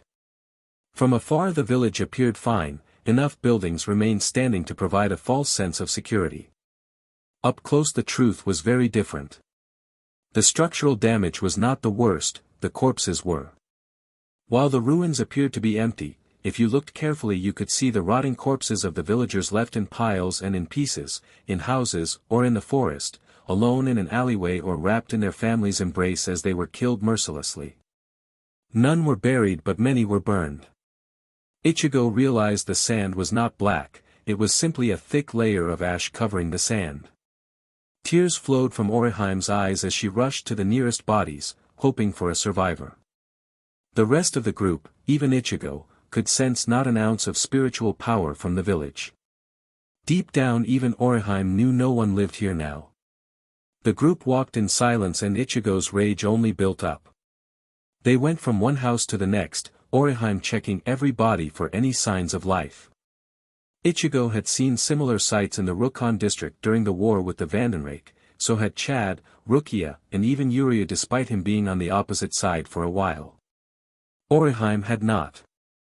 This sight of death was unknown to the girl whose innocence was defended by Ichigo like a priceless treasure. He wanted to stop her but he knew that checking every corpse was something she wanted to had to do. Chad had not spoken a word, the scenes here reminded him of some of the famine which struck Mexico while he lived there. Death and confusion and poverty and terrible poverty. That had been one of his reasons for moving to Japan. His fists unknowingly clenched. He knew what Ichigo was going to do and he was determined to help kill the BSTRDS which had done this.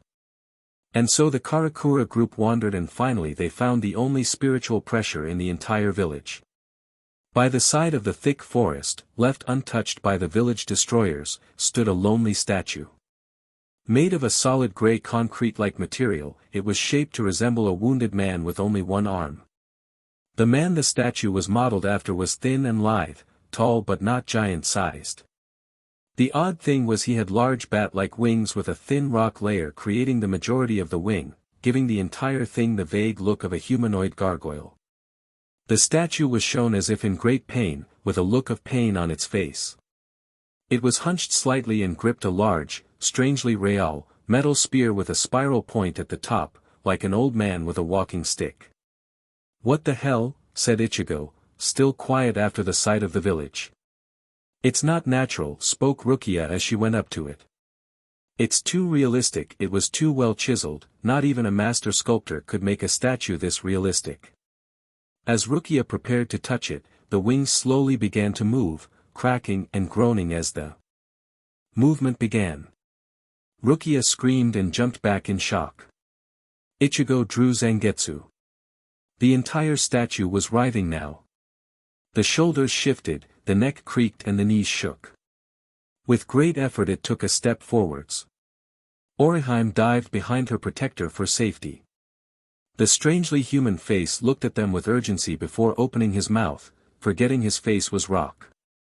It blinked its eyes and like a snake sheds its skin, the man shed its stone.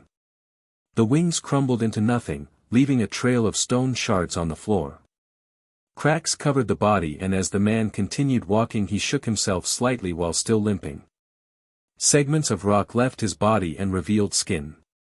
Bit by bit, with every step shakily taken, the stone left his body in favor of the floor. The remainder of the rock somehow regressed back into his skin. The man now stood wearily a meter away from Ichigo. The man was shown to have pale skin, short military-cut blonde hair with sideburns. He wore a tattered gray t-shirt and worn-out black trousers. With great effort he managed to say, "Thank God. People," he then collapsed. DMN, despite the creepy rock skin thing, Ichigo dashed forwards and hastily held up the man. He felt wetness on his skin and saw that a large amount of blood was covering the man's side. "Orihime. Help him. Boo dash. DMNIT. He looks bad." "No," the man quickly said, despite having a large hole in his side leaking blood as well as the whole no-arm thing. "Please. Listen to me." "No," said Ichigo calmly. "I don't know what happened here but I want to know. You could have done it. Rock man. Morally I can't leave you like this, enough death has happened here." "How long have I been out?" the man demanded. "DMN. They could have died months ago for all the good it did." "Orihime. Heal him," the hesitant healer prepared to use her powers. "No time. My final technique has managed to delay it but dying will happen. You must know what occurred." "You're in no condition to talk," said Chad sternly as he rushed to Ichigo's aid and helped lower the man to the floor, ready for healing. "No. That man. No, thing. He did this. He did this. 21 villages his crew controls. The Konomi Islands are his." "Shut up!" roared Ichigo, physically forcing the man down. Even half dead the gargoyle man was strong. "You don't understand." "Yes. I do understand. We all do. We have all fought to protect those we love. We have all seen scenes like that." Ichigo thought of the bloody village. "We do understand." "Soten Kiss Hun," stated Orihime as her powers activated and an orange half-oval barrier formed around the wounded man. "No. I have no arm. I'm going to die. I accept that. You have to listen to me. Pass this message on to." "What the hell?" Orihime had managed to start repairing the missing arm. "Not possible. Technically we are all odd, stated Yuryu as he pushed up his glasses. Even by our standards, Oriheim's powers are odd. This is amazing, tears were streaming down his face. I can do it. One last chance. The BSTRD will die. Shut up. Ichigo used his spiritual pressure to shut the man up. Haki, whispered the man. The healing had finished the arm and was moving on to the large hole in his side. We'll hear the story later, said Ichigo. He was the one who did that, right? Asked Ichigo. They both knew what that was, they all did. Thank you, roared the man. He was still looking at his new arm like it was going to fall off. No problem, said Oriheim with a smile, thinking that she was being silly about being scared of him. He was too human to be a monster, and even if he was a monster, there could still be humanity left in him. She then remembered a certain Arrancar who she had failed to teach humanity, she regretted not doing more. That fight could have had a much better outcome. Who are you anyway? Asked Rukia. What the hell was that stone thing you did? The name's Yamada Yoshiro, stated the man, tears still forming at his saviors. Yamada never expected to live past the day he was released from his own technique. That stone thing was the powers of my Gagwara no Mi, gargoyle fruit.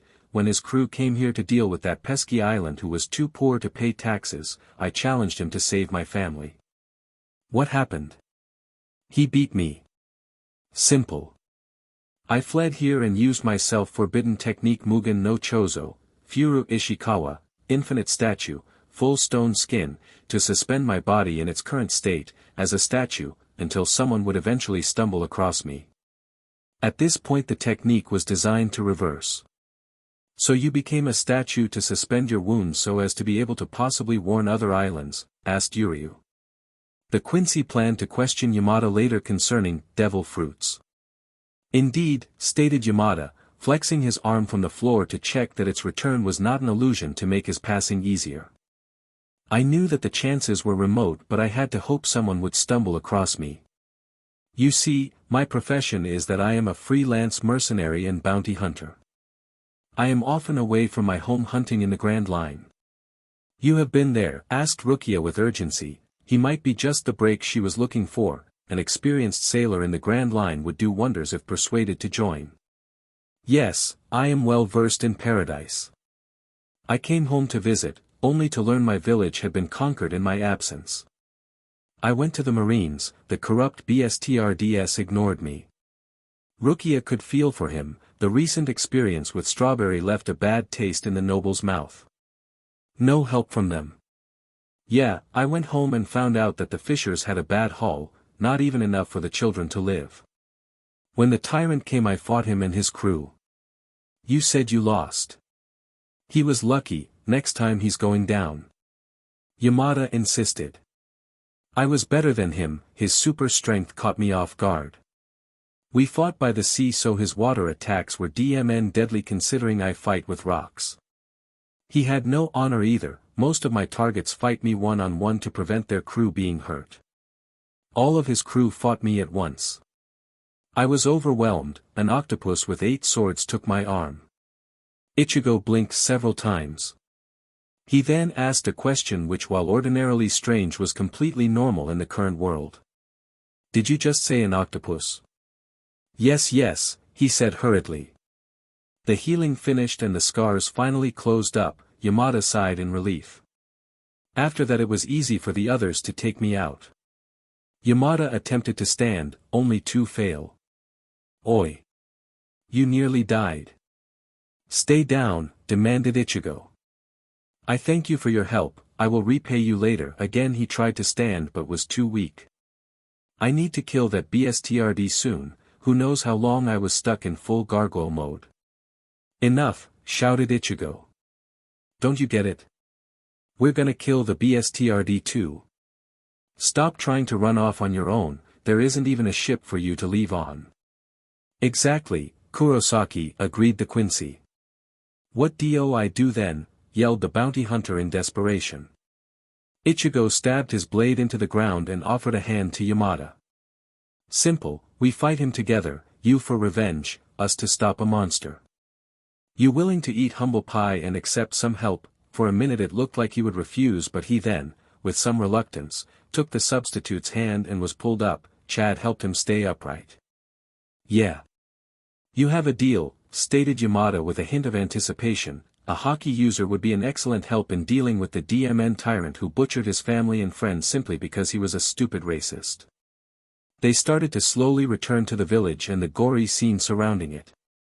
So then, asked Rukia as she started to lead the group, plus Yamada, into the ruins of Mikadzukiki.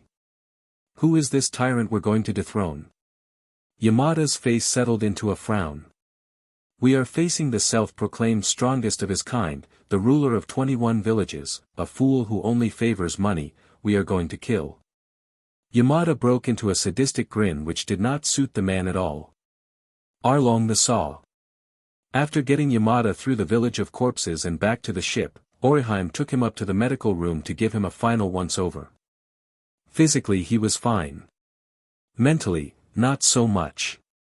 Fine mostly, said Orihime with a slight frown as the crew discussed the day's events in the living room, while Yamada got some rest in the doctor's office. He seemed to react badly to me when I asked for a blood test. Why do you even need to give him a blood test? Asked Yuryu. Can't you just heal him anyway? Never thought of that. Ichigo facepalmed at this. It seemed a doctory thing to do. That's what doctors do, right? Stab people with giant needles. No wonder he reacted violently. He became a bit unhinged when I asked him about his family. Started muttering about revenge and stuff. Anything else? Not really. Kept asking when we're going. All he wants is to kill that Arlong guy. I have a question, said Yuryu, from his place by the door. He said something about fishmen and an octopus. What do we know about the wildlife in this world? Not much, said Rukia. Urahara said the wildlife's pretty random. According to the captured captain from the original ship, one animal species is particularly human. The fishmen? Questioned Chad gruffly. Exactly. Don't know much, but they're 10 times stronger than humans and can speak the language here easily. Not as strong as us though, stated Ichigo. Who knows, said Yuryu rhetorically. Who knows how strong an ordinary human is here? They could be chucking boulders for all we know. Still not as strong as us. Yeah. Let's punch some talking fish in the face, suggested Chad. He's become amazingly violent ever since he completed his full bring, remarked Yuryu offhandedly. My power's like a hollows like punching things in the face. If anything, protested Ichigo, they prefer to blow things up with a zero. Wish I could do that. Remember the days when Chad was not willing to punch someone in the face, reminded Yuryu. Nah, said Orihime. Violent Chad's much more fun than not violent Chad. I'm doomed, aren't I, Chad? Cried Yuryu with anime-style tears. I pity you, Yuryu. I used to be like you, said Chad, crying equally as manly as the Quincy, while they man-hugged in the background. Back on topic, began Rukia, taking out her sketchpad. Killjoy, muttered Ichigo. What was that? Ichigo muttered something vaguely like, yes ma'am. Anyway, Rukia opened up her sketchbook of doom and showed a badly drawn green chibi rabbit. It was supposed to be a fish, remarked Rukia, fighting a blue and white chibi rabbit. It was a marine. So what? The marines like to kill rabbits. No, you strawberry fool. No need to get personal about it. The fishmen are constantly under the pressure of racism. Tension has been high between humans and fishmen for years. Our two races hate one another. You're a Shinigami, started Yuryu. Technically you're another race as well. Shut up, Yuryu. Yes ma'am. What's the plan then? Questioned Orihime. Simple really, responded Ichigo. We sail there really quickly, using the Urahara engine TM. We bust into that Arlong Park that Yamada was muttering about, kick Arlong's butt, find a chef, have a decent meal. Are you saying you don't like my cooking? Asked Orihime with puppy dog eyes. Ichigo contemplated saying yes but decided that she was too cute to say that. Rukia standing behind the terrible chef, with her released Zanpakuto ready to freeze his ball off if he made Orihime cry was another brilliant reason to say no. No. No. I like your cooking. Rukia's harsh glare showed this wasn't enough, yeah. Ichigo gulped at the blasphemous words he was about to utter. Love your cooking. At this moment Ichigo just knew that the Soul King was going to strike him down with a giant lightning bolt for being a heretic. Oh Ichigo. Just for saying that, I'll make you some snacks. Don't go to the trouble. No, no. I insist. Check on the patient, yelled Chad and Yuryu, who were still man-hugging and crying together in a corner. Check on the patient. They were desperate to prevent her making snacks. They may be forced to eat them along with Ichigo. I could check on him, I suppose. Everyone sighed in relief. I guess I'll just make an extra big dinner.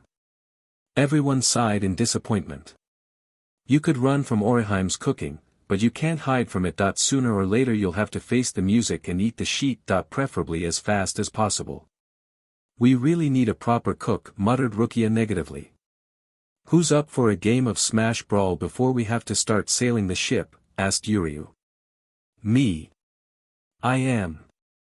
Wanted to play COD, muttered the orange-haired protagonist of the story as he reluctantly grabbed a Wii remote and stuck the disc in.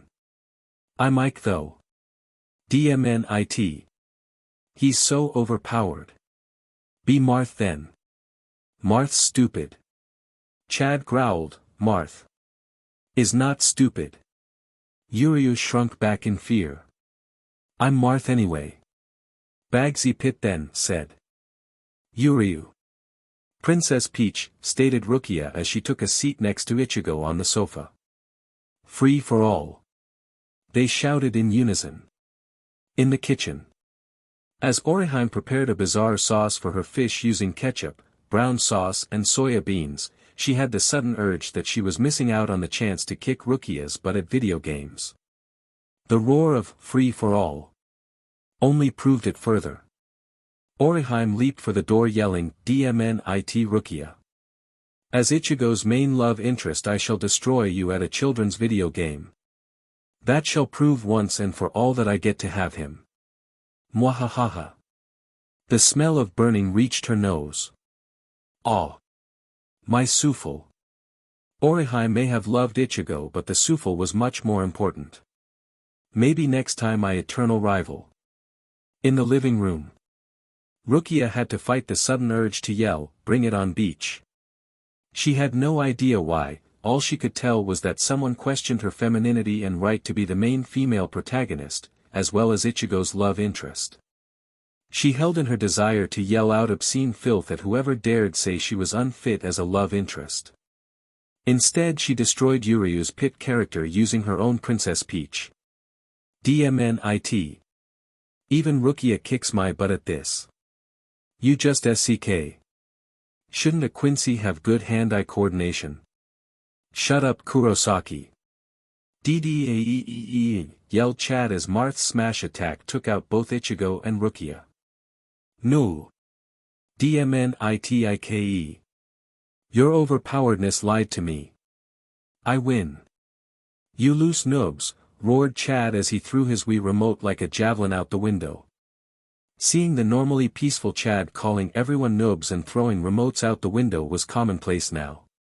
Chad was really competitive when playing video games. Ichigo, who had just been respawned and had grabbed the smash ball, used his epic smash attack to finish off Chad's last life, who could not fight back because he had chucked his Wii remote out the window not 10 seconds ago. No. The noob beat me. Ha. I knew your overpoweredness would let me win Ike. An attack by Peach from behind wiped the smile off his face as he too died, leaving Rukia the winner. You lied to me Ike. Peach pounds, it was an average midday activity for the group. Nobody thought of the bloody island while this happened. None of them wanted to think about that place for a long time. Ichigo powered the engine with his Ryatsu for the rest of the day and the ship made large progress. After checking Yamada one more time, Orihime decided that he was perfectly fine. This meant the experienced sailor was able to give proper directions for sailing towards Arlong Park. Brilliant, he said as he saw the amazing speed. Compared to other ships here, the ship was traveling fast. FNG brilliant. This is like, twice as fast as most ships. Seriously, who the hell made this ship? A perverted shopkeeper, responded Chad, who was staying with the gargoyle man on Rukia's orders. He may have acted all right so far, but it was better for someone to make sure he could be trusted before sicking him loose on the ship by himself. Tell me more about yourself, said the Foolbringer. Me, said Yamada with a smirk. The stone user had obtained a change of clothes off Ichigo and was now dressed in a grey vest similar to the one he was found in and in some plain black trousers. I told you, I'm a bounty hunter. Stone Fist Yamada, they call me. My first bounty was 9 million, the second 26 million and my current one is 74 million. Million? Isn't that a lot? Not really. Most bounties are at least a few mil. A competent fighter only really shows up after 25 million. Shouldn't you know this already? Chad gulped, but kept his poker face.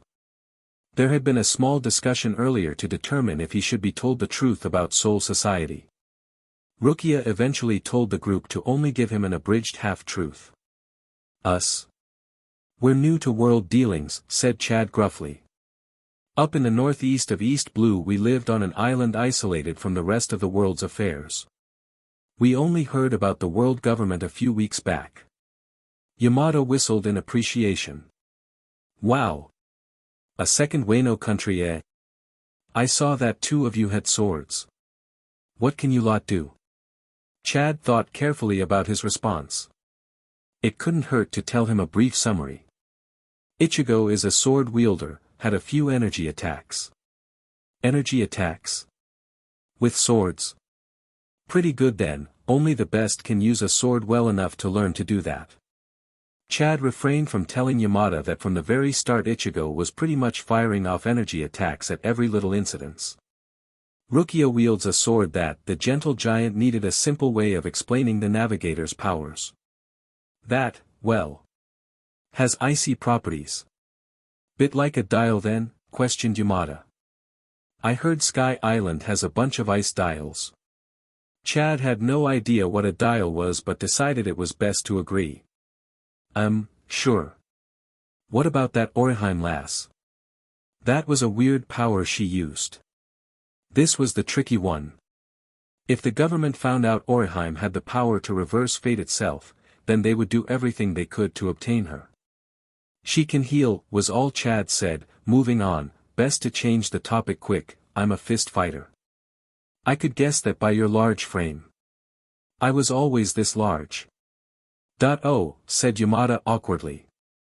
Yuryu wields a bow. Any good at it? Chad also refrained on saying how the Quincy could fire a few thousand arrows with every shot off his bow.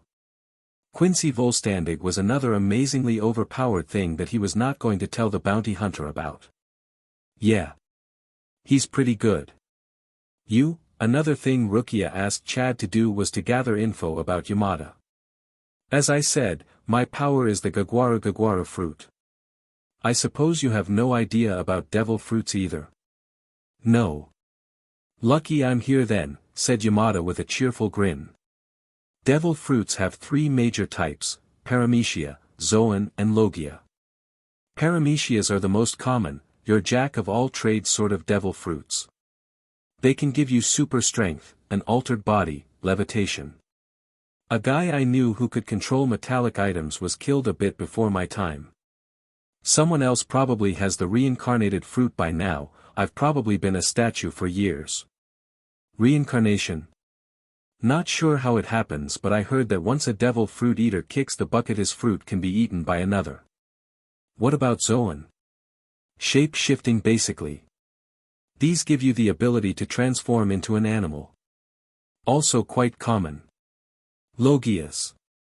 Selling one of these is worth your own weight in gold and more, a sparkle seemed to appear in the man's eye. Logias allow you to transform into an element. People with Logia powers are next to invincible unless you can counter their element or know hockey like your captain. Hockey? Question for another time. My powers are unique though. Yamada sounded pleased about this. My devil fruit doesn't seem to fit in. I don't transform into a gargoyle like a Zoan user would. I produce stone like a Logia, but I don't have any of the invulnerability. Hell, not a mention of it in the devil fruit compendium. Perhaps it's a weaker strain of a mythical Zoan fruit. Who knows? Yamada got up from his seat on the lower deck. Chad rose with him. DMN. You don't have to keep following me. I'm not gonna trash your ship or something. You guys saved my life. I would have to be a total BSTRD not to repay that debt. Sorry. Rukia ordered me to. Can't your captain do anything about it? Maybe. Then again, Rukia wears the trousers on this ship. Better to keep stalking you. Can you just give me a minute alone? A pleading look appeared on the devil fruit user's face. If you must keep an eye on me, can you at least give me some space? Chad nodded to show that this was acceptable. Chad climbed up to the upper deck to see if Rukia needed a hand, while keeping an eye out on the temporary crew member. Yamada turned his back to the Chad, to give himself the illusion of privacy, and stared at the ocean. That was his favorite pastime. It was an odd hobby for a man who would literally sink twice as fast as most fruit users, made of stone half the time and whatnot, but with so little to do on a ship when sailing, it was the best he could think of to do. Now though, instead of boredom, he did it for the sense of calm and security the sea seemed to provide for him. Yamada's thoughts turned to the odd crew that had picked him up. Admittedly they seemed a bit suspicious of him, but that was to be expected. Firstly, they found him as the only person on that bloody island, and as such there was no way of him proving that he himself had not done the deed, and secondly, he was a bounty hunter. Pirates are normally suspicious of bounty hunters. Yamada liked the group though. Ichigo's blunt personality, Yuryu's comedic resignation, Chad's stoic acceptance of everything around him, Rukia's calm assertiveness and Oriheim's cheerful demeanor. Hell, they were better than half the ships he's sailed with in his time. The 25-year-old, or so he thinks of himself as, due to not knowing how long he has been a garden ornament for, liked the crew for another reason. They were strong. He could feel it in his bones. If anyone could help him kill Arlong, it was Ichigo's crew. That was reason enough to stick around for now. After a day of sailing, Ichigo was almost happy to have Oriheim's cooking. Almost. Yeah, Rourke. What the hell is this sheet, was Yamada's eloquent response to having taken a bite from his dinner. Calm down, said Ichigo in a frenzied panic. If he kept things up, Oriheim would learn how bad her cooking was. That was a fate nobody wanted. After all, Oriheim would get angry, and when Oriheim gets angry people disappear from existence. The power to reverse anything and everything was powerful indeed. Seriously. What the hell are we eating this for? Oriheim's lower lip was quivering. Ichigo had to interfere before things escalated. No, no, no. What he means is that. You shouldn't have gone to the trouble. Really? Really? No, it isn't. How the hell can you let her cook? Chad hovered behind Oriheim and motioned the universal slit-throat sign.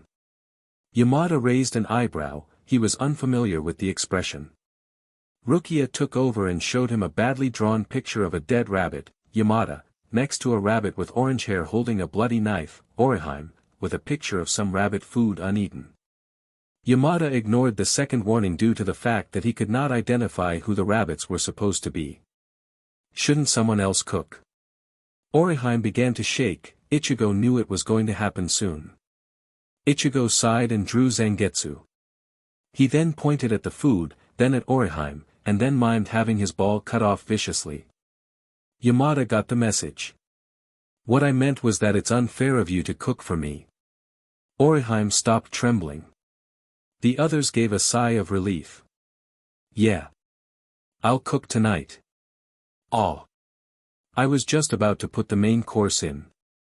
We're having beef ramen with soya sauce, egg rice, and raw eggs in it. It's fine. It's fine. I'll do it. Yamada almost ran to the kitchen. You're recovering though.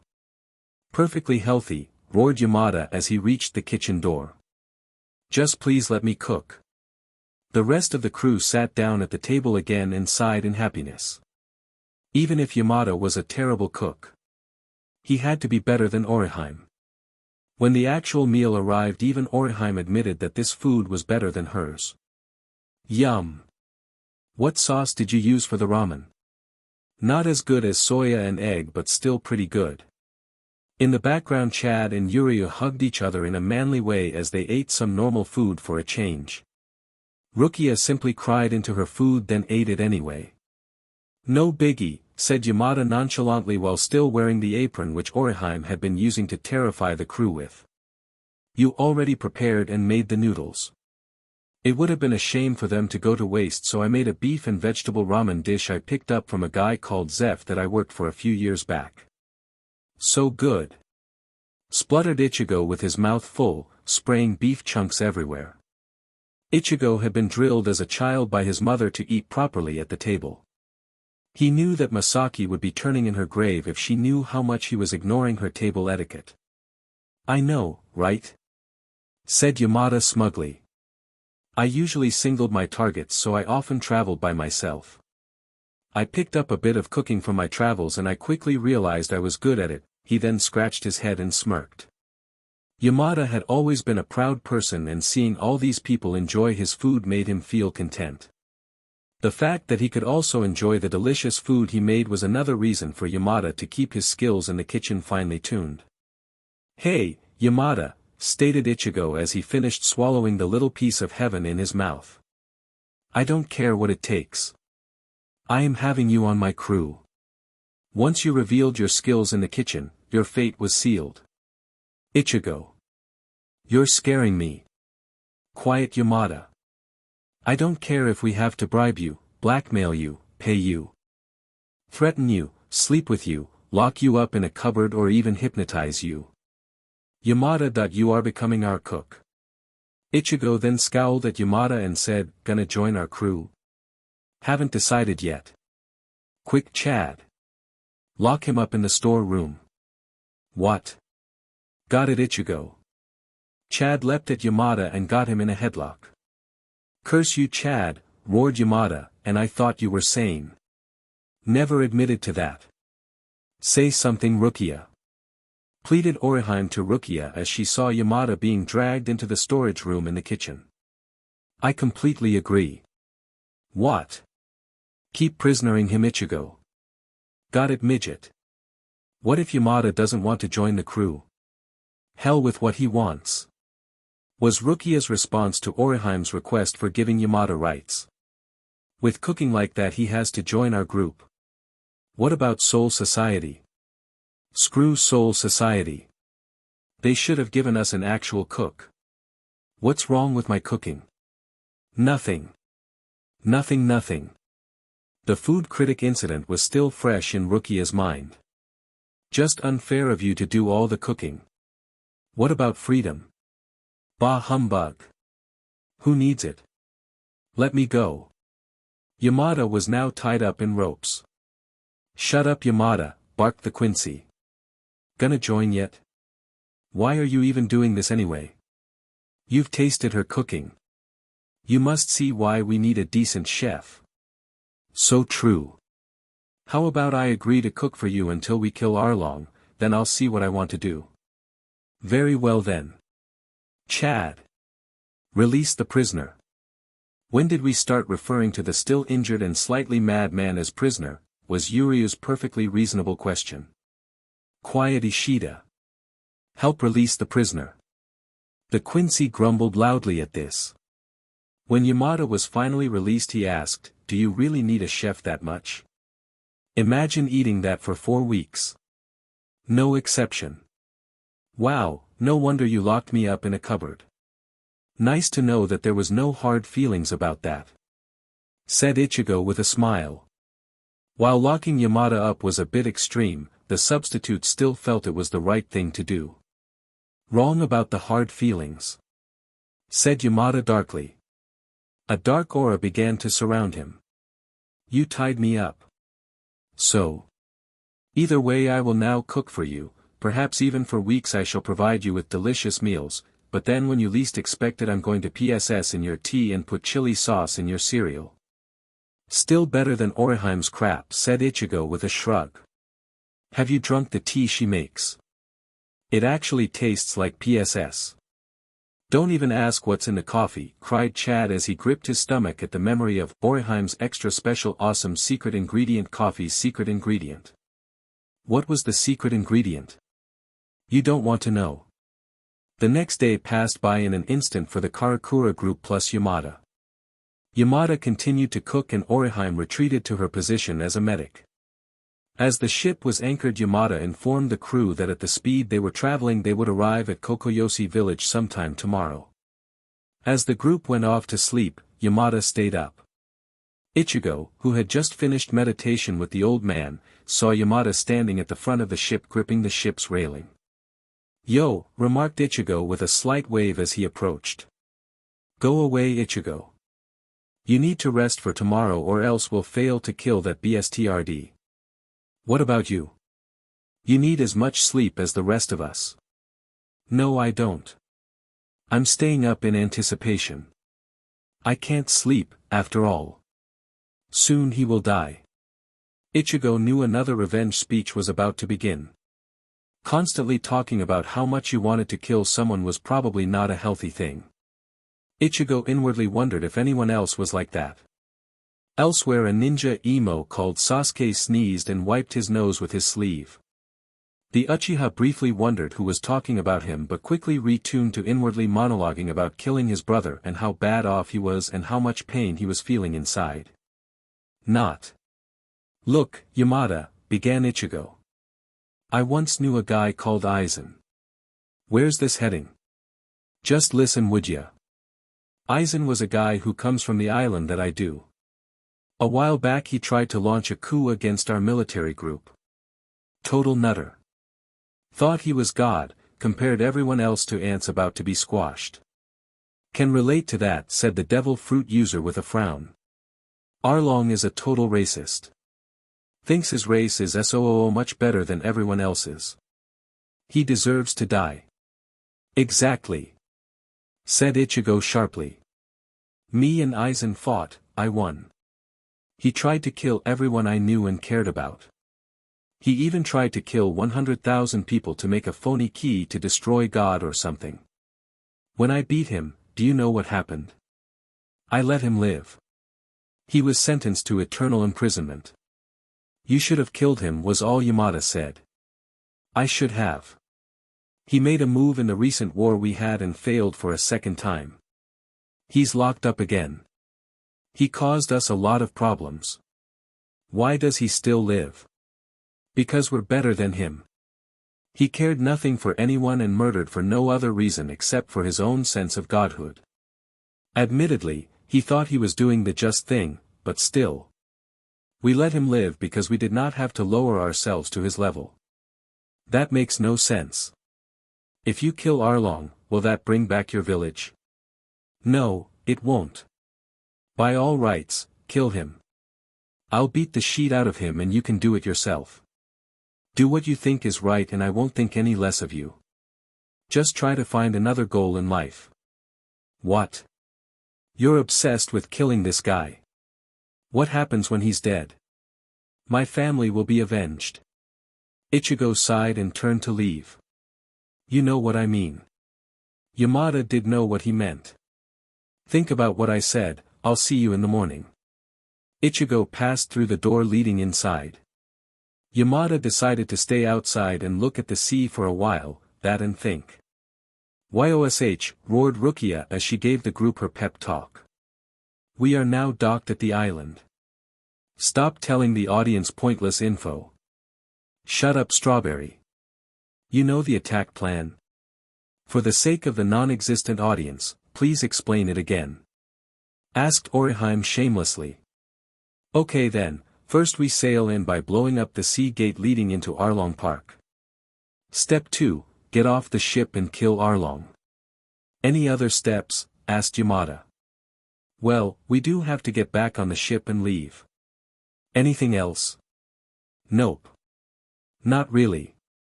Hardly the most sophisticated plan, butted in Ichigo. Shut up mister, let's just blow up everything within blowing up distance. It sounded fun. Agreed Chad. Why is everyone here? So violent? Quiet Yuryu, being violent is fun, said Orihime sharply. Wosh, roared Rukia, sail in. Yes ma'am, roared the rest of the crew sarcastically as they steered the ship towards the gate leading into the inner area of Arlong Park. Holy sheet! Roared Yamada as he pointed at what looked like a giant swimming cow. Is that a giant swimming cow? It could be a confused giant swimming zebra. Pointed out Orihime. Your opinion hardly counts, stated Rukia, still barking out orders. As they got closer, Ichigo saw a large crowd gathered outside the main door to Arlong Park. Many people had pitchforks and crude weapons, so Ichigo could assume they were a mob. There was also a very large gap in the wall, as if a rhino ran through it. Think there's a witch hunt? Asked Yuryu. Burn the witch, roared Chad. Technically, I'm a witch because I cast spells, remarked Rukia casually. Exactly. Burn the witch. Need her to navigate.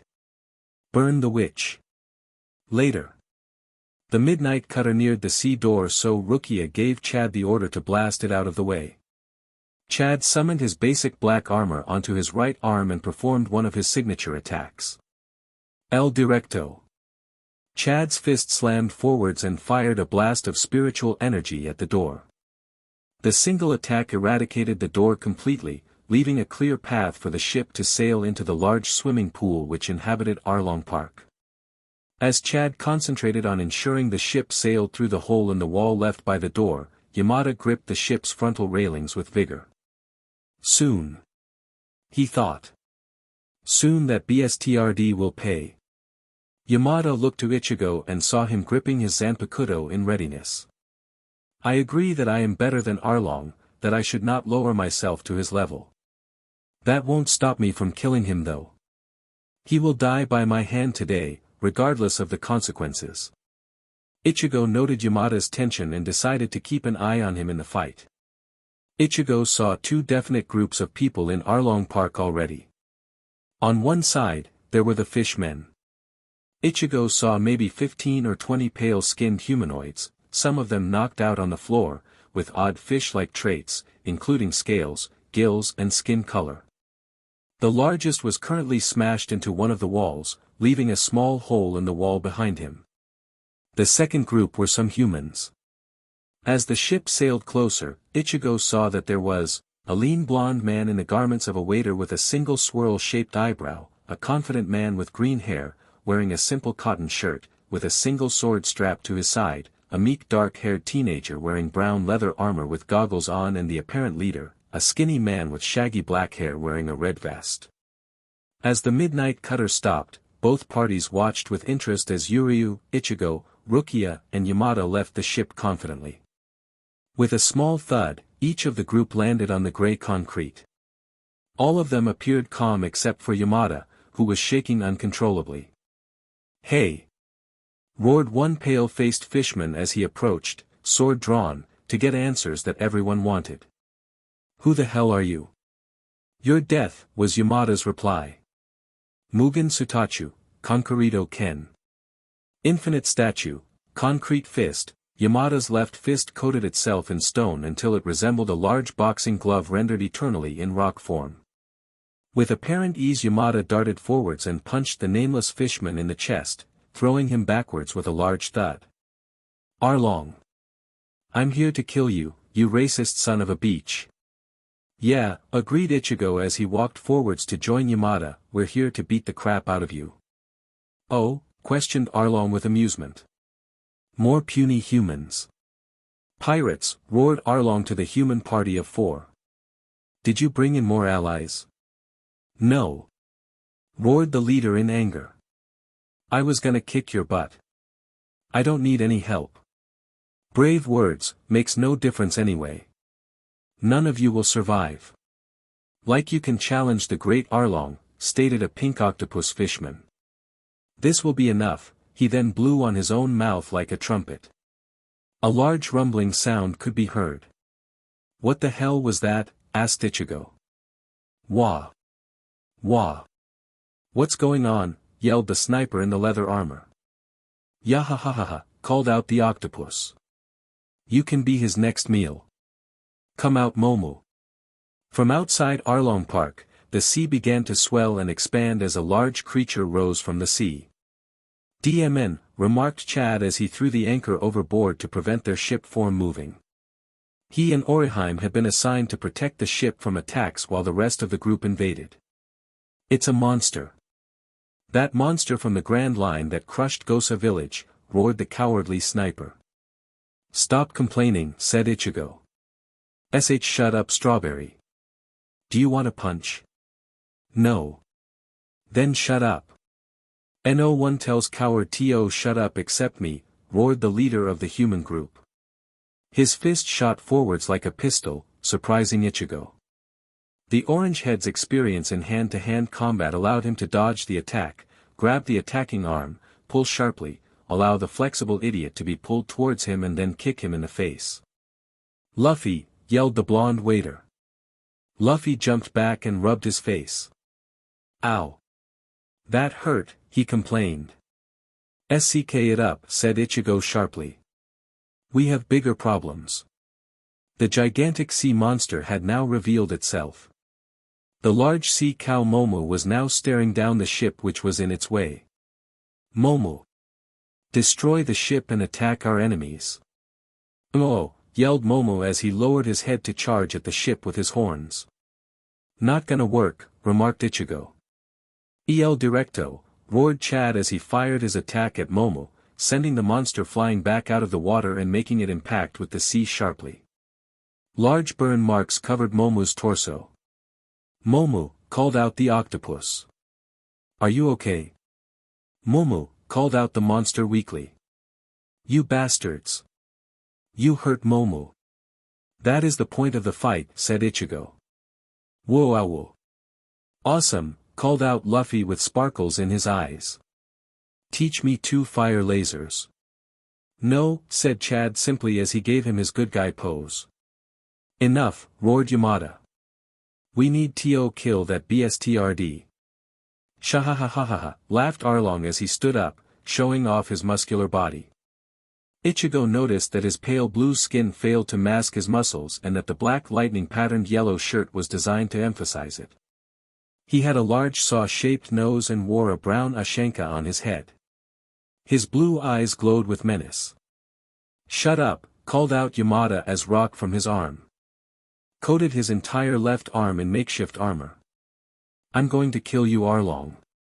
Where have I seen you before? Questioned Arlong darkly. I remember you from somewhere. Can't quite picture it. Arlong grinned like a shark and shook his head slowly. Can't be important. DMNITUBSTRD. Yamada rushed forwards at Arlong. Shahahahaha, he continued to laugh. It's you isn't it puny human? I remember you from 7 years ago. God DMNIT. Called out Ichigo. Mugen Sutachu, Ishi Rashu. Infinite statue, stone rush, Yamada struck with the strength of a mountain at Arlong. A nameless fishman jumped in front of Arlong to protect his captain. As Yamada's fist struck the fishman, the rock coating his fist shot out like cannon, stripping his arm of the stone covering. The fired rock was blasted out in a wave and destroyed the fishman's inner bones as he was slammed backwards into the wall. He was left as a body under a pile of rocks. He stopped twitching after a few moments. No one went to check to see if he was alive. Take me seriously DMN it, roared Yamada. Oh yes, said Arlong as he snapped his fingers, as if he suddenly remembered that he had a fiver in his back pocket. Didn't I destroy your village 7 years ago and fatally wound you? You haven't aged a day, nor have you gotten stronger. I'll kill you. Yamada ran in for a second attack. Ichigo prepared to interfere when he heard the call of Jumyu no pistol. Luffy's hand shot forwards and smashed into Yamada, sending him flying. I'm gonna kick his butt. You stay out of this. Oh. How amusing, grinned Arlong, the puny humans are fighting amongst themselves. Shut up, grumbled Yamada as he got up. I have Tio kick his butt. He made my navigator cry. He killed my family, roared the devil fruit eater. I have waited 7 years to kill this bstrd. I don't car dash. Shut up, called out Ichigo as he flared his spiritual pressure, knocking out a bunch of fishmen. We are getting nowhere like this. You there, Ichigo pointed at Luffy, stop being stubborn. Yamada had his family killed by this guy. Your reason is a lot weaker than his. I also want to make that bstrd suffer for killing women and children. They are only puny humans, protested Arlong tensely. The fishman had experienced haki previously and had no wish to obtain another burst from the orange head. Who cares if they were women and dash? Shut up, yelled Ichigo. There was quiet amongst the 3 factions for a while. The only thing which was stopping Yamada from charging in again was the reassuring hand of Yuryu on his shoulder. How about a compromise, suggested Rukia as she walked towards Luffy confidently. Luffy's swordsman looked on suspiciously. We both have a common enemy, a similar goal. I recommend that we work together to defeat Arlong. What's in it for us? Asked the chef as he smoked a cigarette. Why shouldn't we kick your butt too? Because we would win, pointed out Yuryu. Every single member of our crew is strong enough to single-handedly defeat everyone here if they went all out. We only choose not to.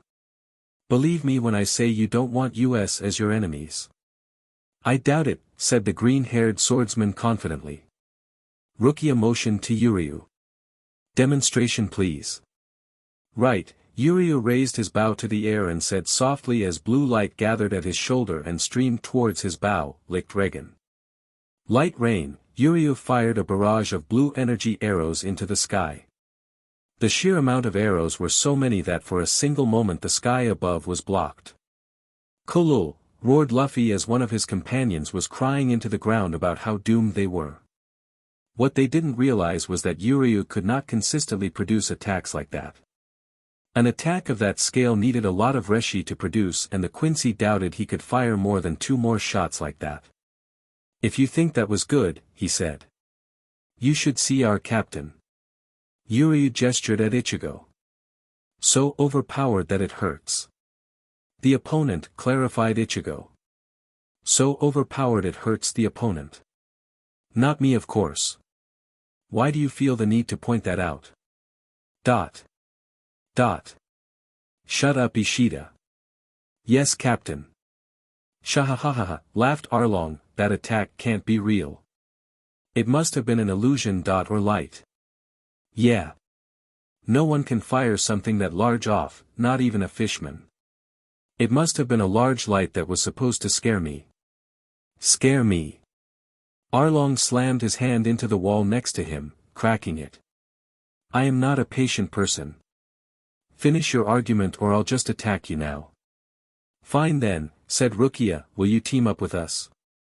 Luffy pondered it for a moment. Fine. But I get to kick Arlong's butt. No deal, yelled Yamada. I have to kill him. I need to keep an eye on him too, stated Ichigo. Fine, exclaimed Rukia, you 3 can fight him. Deal. Wosh, screamed Luffy with enthusiasm.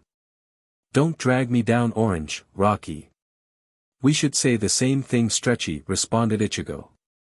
The 3 sort of allied fighters marched up to Arlong together with the sole intention to beat the sheet out of the racist. Sheet, thought Arlong. Even with me being a superior species, the odds aren't good. That orange weakling used haki and that stone user was tough to beat last time. That newcomer also had a strong punch. I am sure that I could beat one of them. Not three. Stop them, roared Arlong. Where are Gigich? The low-ranked members of the crew flocked forwards to try and overwhelm the trio. Not so fast. Sokatsui, yelled Rukia. The low-rank fire Kido shot from her palm and struck down the first wave of fishmen.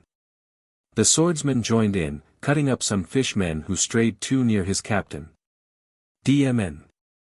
I'm no good at one-sword techniques, he remarked as he cut another one down. Sure, said Rukia as she rolled her eyes. Byakurai, the electrical Kido struck a single fishman before piercing through to strike the two behind him. I see you have sword, remarked the green-haired man. Yes, I am proficient with a sword. Why not use it then? They are not worthy to fight Sodi no Shirayuku. That the name of your katana? Yes, it is. What's your name, women? Shut it, Greenie, it's Rukia. I'm Zoro. Never asked for your name. Be like that midget.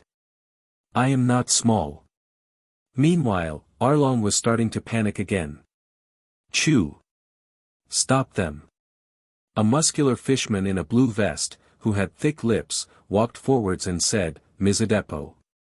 Water gun, he spat out a blast of water in Ichigo's direction. The Shinigami held up his hand and blocked it one-handed by coating his hand in Ryuryoku. Weak, responded Ichigo. Yeah. USCK, called out the coward in Luffy's crew. What did you say? USCK, the idiot began to make silly faces at the fishman. I'll wipe that look off your face. No, protested the coward. Why don't you fight Zoro instead? I'm busy. No. Sanji. Save me. You're on your own. Hate you all. So much. Where are Gigich? He then ran off through a hole in the wall, with Chu following. Never mind, began Arlong. Chu was weak. Kurubi. Yes, Captain. Kill these puny humans. But sir. I may be a level 40 in fishman karate, but I am still not strong enough to fight those monsters. Do it. Not so fast, said the blonde-haired man. I'll fight you. For hurting a lady so. A lady? You came all the way here for that sort of a woman. That sort of women, huh? The chef took out the cigarette from his mouth and dropped it onto the floor, before crushing it with the heel of his shoe. Say that again and I'll cook you in a butter-covered frying pan. You look like you can fight, but one with such chivalry can only be mediocre. Say that again, why don't you? We'll see who is the mediocre one. Let us begin. Kurubi settled into his fighting stance, as did Sanji. I shall be your backup, remarked Yuryu as he casually joined Sanji's side. I need no help from a pencil like you. Cough cough. Giant laser arrows. Cough cough. Maybe it would be good to have some backup. Stay out of my way. Got it, Swirly. You are so dead after this. Arlong gritted his teeth. Hachi. The pink octopus stomped up saying, yes, boss. Fight them. They are unworthy of my time. Got it, the octopus drew his 6 cutlasses and held them menacingly. Give up now, I am the second strongest sword fighter in the whole of Fishman Island. Big claim, remarked Zoro as he finished off the last of the cannon fodder. I'll fight you then to bring me closer to my goal. Then I shall assist, stated Rukia, finally drawing her Zanpakuto. I suppose I could do with a workout. Go away, sword fights are one-on-one. Like I care. Fine. Don't get in my way and leave me to deal with it. Arlong now had no meat bags between him and the 3 set-off males. The racist fishman felt liquid on his face, he brushed it away to reveal that he was sweating. All Arlong knew was that this was not his lucky day. Said Arlong gruffly, trying to show a false air of swagger. Looks like I must join the battle to deal with these weakling humans. Arlong strode forwards to meet the trio. He knew it would be hard, but he had a reputation to keep up. Going to fight then, BSTRD, stated Yamada, a grin on his face. I'll start then. Oi. Rocky, complained Luffy. I want to beat him up first. Ichigo sighed, cursing his luck at having such an idiot as a fighting partner. Then again, it was similar to how he had gone up against Byakuya for Rukia's sake, except the Straw Hat was doing it for his navigator. How about Yamada punches him in the face, then you, then me? Fine. I guess. Yamada ped back his right fist, then struck forwards as he called out, Mugen Sutachu, Gaguaru Kokoyasiki Tsum. Infinite statue, Gargoyle's obsidian claw. From Yamada's middle finger, black rock slowly started to coat his entire fist and wrist area. Unlike previous constructs the Devil Fruit Eater had shown, this rock coating was flexible and not rigid like a statue. The obsidian black-colored rock reflected light slightly, highlighting the sharp talon that he now controlled. This, he said pointing at his hand, is one of my greatest techniques. Normally my powers are literally set in stone, but through experimentation I discovered that I could create different types of rock to use, though not as much as my weaker techniques. In a burst of speed Yamada disappeared, before appearing behind Arlong. Now die. Yamada swung at Arlong's unprotected back, landing a clean blow with his clawed hand and sending the fishman flying forwards. Luffy did not waste the chance and ped back his fist. Gomu Gomu no Gatling. With sudden speed and power Luffy sent his fist forwards again and again in quick succession, giving Yamada the impression that he had suddenly gained extra arms as he continually pounded Arlong, who having been knocked off guard by Yamada, was unable to block. Ichigo knew better though, with his experience moving at high speeds he could see that Luffy was just punching so fast he appeared to have multiple limbs. Whatever his power was, Ichigo silently mused, it was very odd. Luffy finished his attack and began to pant, while Arlong had been thrown back again. Yamada prepared to strike the temporarily downed foe when Ichigo reminded him that it was his turn now. Arlong got back to his feet and laughed. Shahahahaha. Shahahahaha. That actually hurt. I don't remember you using that attack in our fight. You cut off my right arm before I could. You BSTRD, roared Yamada. Yamada, reminded Ichigo. Next attack's mine. Oh, questioned Arlong. The swordsman wants to have a go. First let's see him survive one of my attacks. Shark on darts. Arlong shot forwards like a torpedo, using his nose to cut through the air like butter, at speeds far faster than most humans. Luckily, Ichigo was not like most humans. He was a captain-class Shinigami with the experience of participating in 2 deadly wars. As such, Ichigo effortless used Zangetsu to block the attack, much to the fishman's surprise. Weak, muttered Ichigo. With a single slash of his sword, Ichigo countered with a strike to the nose. Arlong's famous unbreakable nose. Broke. Much like a cabinet from IKEA. RRGGH, roared Arlong in pain as he retreated a few steps. My nose. I knows, joked Ichigo. Get it, nose. Nose? Ichigo could hear the sound of crickets chirping in the background. Not funny, called Rukia as she dodged an attack dealt by Hachi the swordsman. Enough, roared Yamada, charging at Arlong once again. He lashed out with several powerful swings. Arlong, still in pain from the loss of one of his sharpest aides in battle, managed to block the blows and counter with one of his own. Yamada shrugged off the full-powered punch and attempted to strike again when Jumyu no pistol. Luffy struck Arlong instead, bruising Arlong and gaining the fishman's attention. I was supposed to have the next attack. Ichigo sighed, trust him to care about the turn order. Fine, screw the turn order, let's kick his butt. Hell yeah. Jumyu no pistol. Luffy fired his signature punch as powerful as a pistol shot. Mugen Sutachu, Conquerido Ken. Yamada coated his left arm on rock again and rushed forwards while Ichigo shunpoed in to try and cut the fishman with his oversized weapon. The result was overkill. The combined force of the attack sent Arlong flying into Arlong Park's upper rooms. Arlong, called out Hachi from the floor, having just been defeated by the efforts of Rukia and her green-haired ally.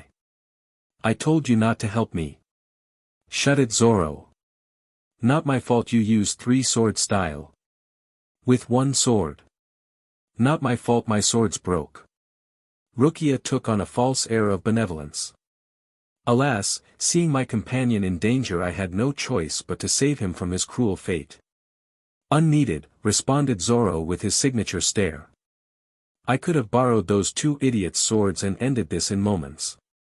HUI, yelled the 2 idiots. You were injured as well. Who gives a flying F dash? Indeed.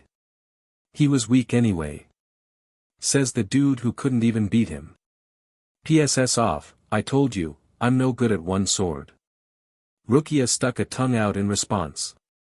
The lieutenant noticed that Zoro and Ichigo had many similar traits. Arguing with the Marimo swordsman was just as fun as doing it with Ichigo. You're not bad with a sword though. When you use it. I am pretty good, smirked Rukia with false modesty. Your captain seems tough too, I may have to challenge him later. We may have overdone it, remarked Ichigo as he stared at the form of Arlong struggling to rise. Who gives a flying F dash? Kill the BSTRD. Indeed. Luffy growled, I wanted to punch him into that building. You did. It's not the same if you do it too, he pouted in jealousy. Arlong rose with difficulty, finding himself in the map room he kept Nami in as a child. The fishman was really regretting starting this fight. First, the 7-year dead human did some serious damage to his back. Then the swordsman cut off his nose, a feat no one had ever done before or even came close to, with apparent ease. To top it off, the rubber boy managed to do this much impact damage, even with others to help him. Looked like Arlong was going to have to use that. Think he's done, commented Ichigo. Nah, responded Yamada. If he is, then I will just beat the sheet out of him anyway. This is my stress relief this is. Get up you BSTRD, roared Luffy.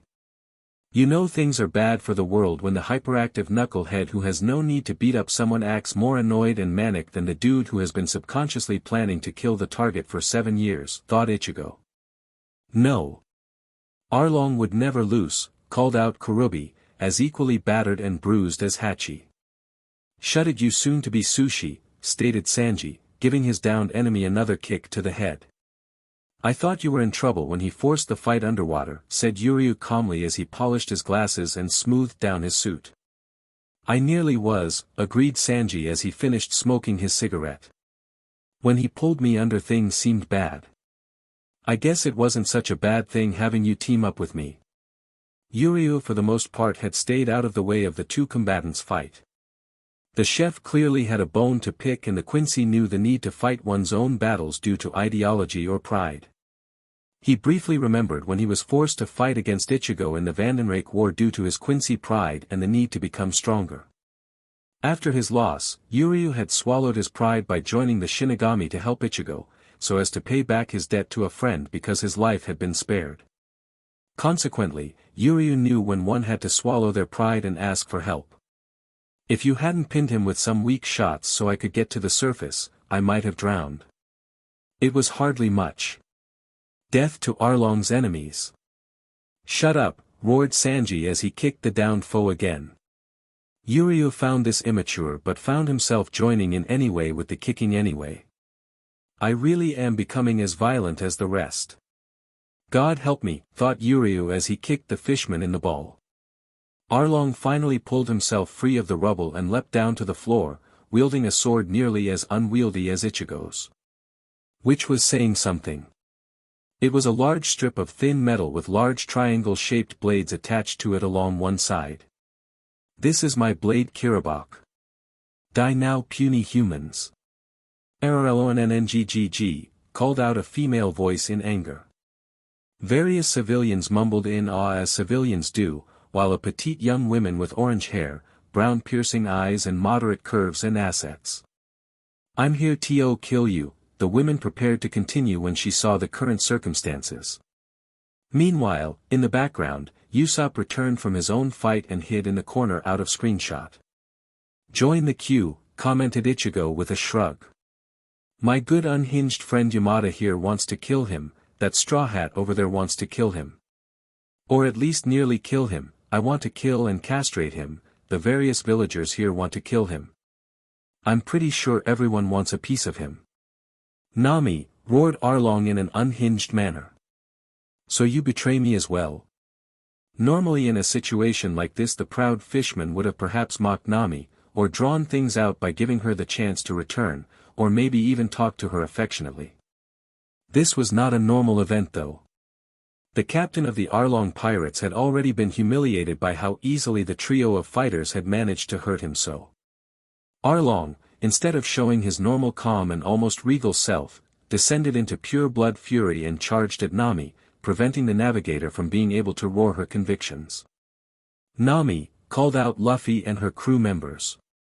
Sanji rushed to reach her but the sword wielding was too fast and the cook too slow. He already knew he wasn't going to make it. Nami shut her eyes in defiance and prepared for her bloody end, disappointed that she was never going to get her chance to sail with Luffy again when. Swoosh! With a quick burst of Shuinpa, Ichigo flashed in front of the stranger, his protective instincts kicking in despite not even knowing who she was. "Ichigo," called out Orihime from the ship. Clash! Kurabachi was blocked by Zangetsu easily. With a small burst of power, the substitute forced the still berserk fishman back. "Hey Arlong! Your fight is with me. You puny human. Things were going well until you showed up." "Shut up," yelled Luffy as he hit Arlong with a Gomu Gomu no Buchi, Gum Gum Whip. "You tried to hurt Nami." Luffy," said Nami in shock, still looking at her two rescuers. When she stormed over to Arlong Park she did it to try and offer Luffy support while he tried to free her village from its burden. She did not expect to see all these new combatants. That orange-haired one gave off a certain vibe that he was at least as strong as her own captain. "You okay?" asked Ichigo while Yamada got some needed stress relief fighting against the berserk Arlong while he tried to slash the fruit eater with his sword and Luffy went overboard with his Gomu Gomu no pistol. Who are you?" she stuttered indignantly. "The name's Ichigo, just here to kick that fish's butt," and with that, Ichigo turned, ready to end the fight when Arlong was finished off for good with a well-placed combo attack of Gagwaru Kokoyasiki Tsum and Gomu Gomu no Bullet. Arlong coughed up blood as he was slammed backwards into Arlong Park. Again. "No," roared Arlong, "I refuse to lose." "Shut up you bstrd," screamed Yamada as he ran up to his village's tormentor and kicked him with a stone-enhanced kick to the face, again and again and again. "Shut up," he cried as tears began to dribble down his face. "I don't care what you think you bstrd," another kick to the stomach this time, earning the gargoyle man a cry of pain from the self-proclaimed strongest fishman. Not one shred of remorse. Not one. Kick. Ichigo began to walk towards his newest friend, eager to stop him going too far in his own cruelty. Yuryu and Chat opted to stand at the side and watch events play out. Rukia simply stared. Orihime turned her back to the violence considering she was still the sweet girl who had not a violent bone in her body. "Bstrd. You killed them in cold blood." Not even a funeral, a final kick shattered the fishman's teeth yet again. The Straw Hats gathered together in silence and looked at the pure emotion coming from Yamada. Even Luffy and Nami had no stomach to see the bloody mangled body of Arlong. "Bstrd. You deserve death." Ichigo placed a hand on Yamada's back. "Yamada, enough. It's over. He's lost." Yamada looked down at his feet and at Arlong in hate, taking enjoyment in seeing the cruel racist in such a bad state. "Fine." Yamada remembered Ichigo's tale of Aizen, remembered the advice the Shinigami had given, remembered that he didn't want his new friends to think badly of him and stopped his physical assault for good, turning his back on the disgraced leader of Arlong Park for good. It's over now. Just remember, Arlong, I could have killed you. I should have killed you. But I haven't, and that is because I am a human. And I am better than you. That speech symbolized the end of the Battle of Arlong Park. That speech meant that the 20 remaining villages under Arlong's control were now free. That speech meant Nami's burden was finally lifted.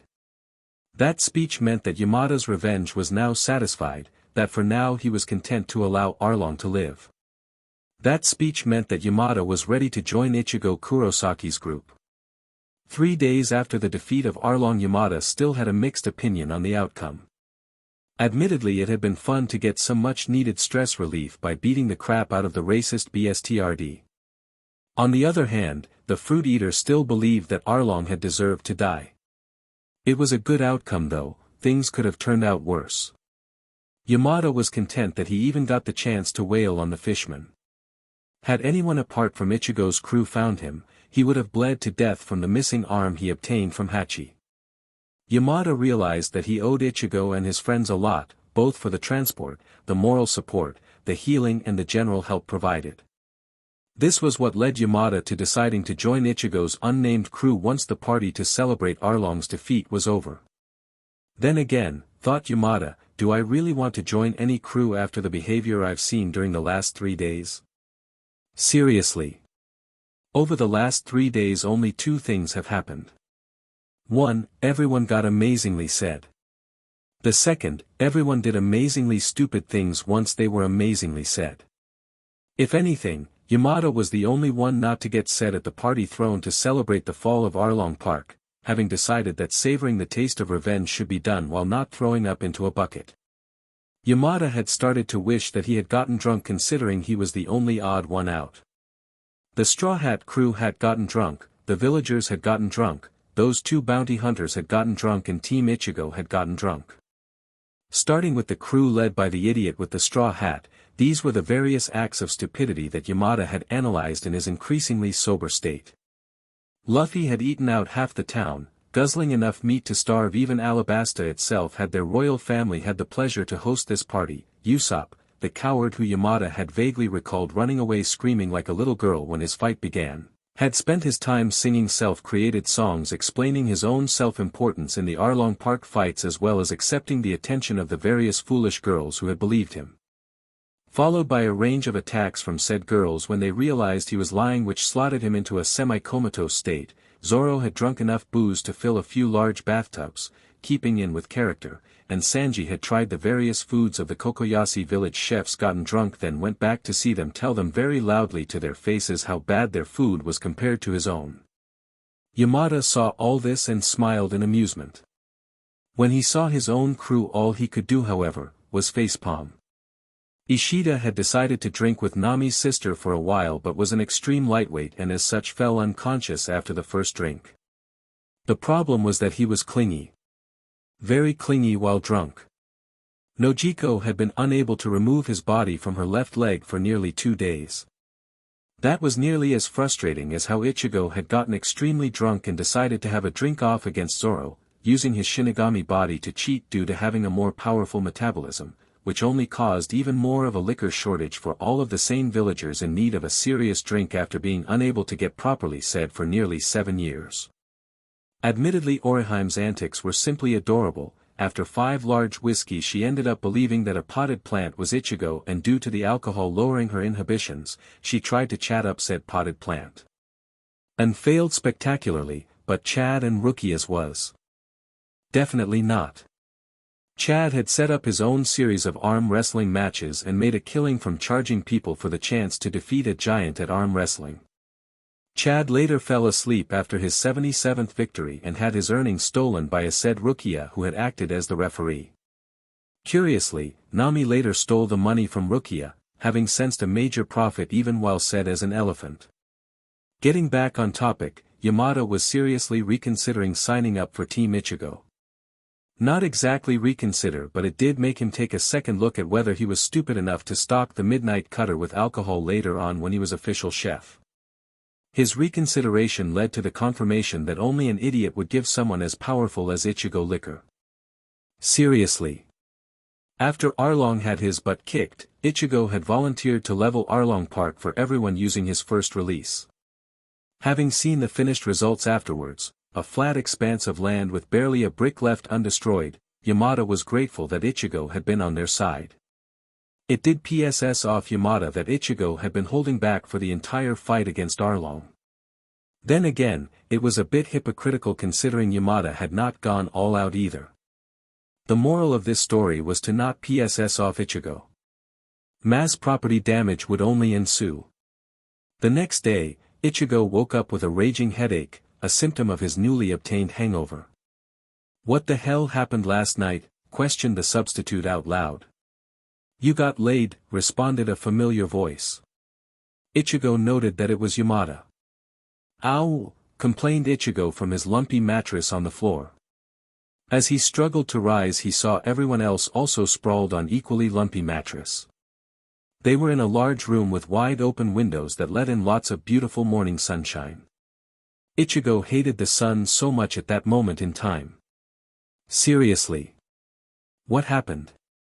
"I told you. You totally got laid," stated Yamada with an even tone in his voice, as he laid on his own makeshift bed.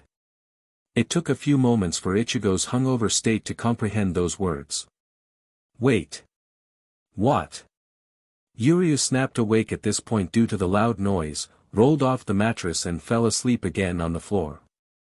"What do you mean I got laid? With who?" "Orihime obviously. You did it in public and everything. You're never gonna live this one down." Ichigo went bright red at the supposed revelation, particularly on his nose and ears. "Seriously? No. I just wanted to see how you would react if I said you did. So I didn't have a CC with Orihime." Yamada replied eventually. "No, you're really disappointed now, aren't you?" Ichigo didn't reply, although the bright red in his face remained. "How drunk did I get?" asked Ichigo reluctantly. "Really drunk. You finished off 4 barrels over the course of the last 3 days. It takes real talent to remain drunk for up to 3 days at a time." This surprised the substitute, who normally refrained from drinking any alcohol as a rule in order to set a good example for his sisters, and honestly had no idea how he got so hammered without his self-control kicking in and stopping his booze session early. "No more drinking for me," said Ichigo as he scolded himself. "Anyway," began Yamada as he sat up. "I have decided to join your crew as an official member." "Great, that's awesome. Nice to have you." "That's it?" "Yep." "Seriously? You forcibly tried to tie me up in a closet and try to GG me in order to recruit me. Then I willingly offer my services and you act like that?" "Pretty much. A bit disappointing really. Look. I have a goddamn hangover right now. You could be telling me I'm the new leader of the world government and I still wouldn't react with surprise." Ichigo sighed loudly while he rubbed his unstyled hair, which was losing its spikiness. "Right now I wouldn't give a crap unless this room was burning down. Scratch that, let me suffer in peace even if I burn in the process. That's it. Yep. Welcome to the crew. Expect our sincere gratitude at your joining of our group at dinner. God knows we'll be pleased to have something Orihime didn't make." "Morning everyone," said Orihime cheerfully, causing Ichigo's ear to tremble. "I heard my name, anything up?" "No," stated Ichigo. "All I care about is how you do not have a hangover." Puzzled Orihime. "No idea. Perhaps it's my powers or something." "FNG hell," said Chad in his gruff voice as he woke up to the sound of Orihime's continuous cheerfulness. "What shit did I smoke last night to make me feel like this?" Ichigo blinked once, then twice, then a few more times for good measure. Ichigo may be a bit stupid at times, but even so, hearing Chad swear was next to near non-existent. Chad had recently become more violent, not more swearable. Chad and swear words never came together in the same sentence. "Am I still drunk or something?" questioned Ichigo. I couldn't have heard Chad of all people swear. Frigging hell, my goddamn head hurts. That booze must have been PSS poor. Can I have whatever you've been drinking? Asked Yamada. Despite not drinking a drop of booze, I think that your drinking is somehow a contagion in the air. OOH, roared Orihime cheerfully, causing Yuryu to roll over in shock and wake up fully this time. I'm a doctor. I can totally use my magic healing powers to study this strange new phenomenon. Did I just hear Orihime use a long word like phenomenon? Asked the recently woken up Quincy. It's been a strange morning for us all. Chad started swearing. Seriously? I need whatever that giant's been smoking. Everyone shut the hell up, roared Rukia like a dragon waking from its slumber. With deliberate slowness, the demonic snow user got up, wreathed in evil blue flames. Everyone shut up. Except for Chad. Sheet.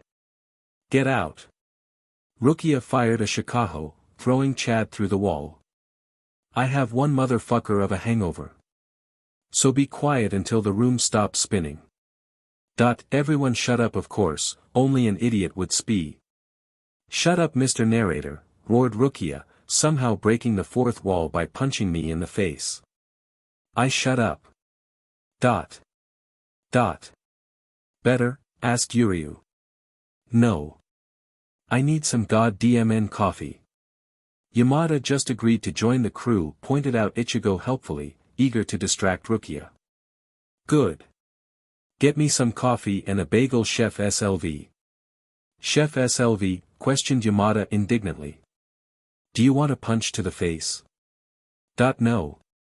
Then get cooking, Chef SLV. This lieutenant is in a bagel sort of mood. Yamada did the smart thing and ran off to get a bagel and some coffee. Preferably coffee with either some tranquilizer in it or some cyanide.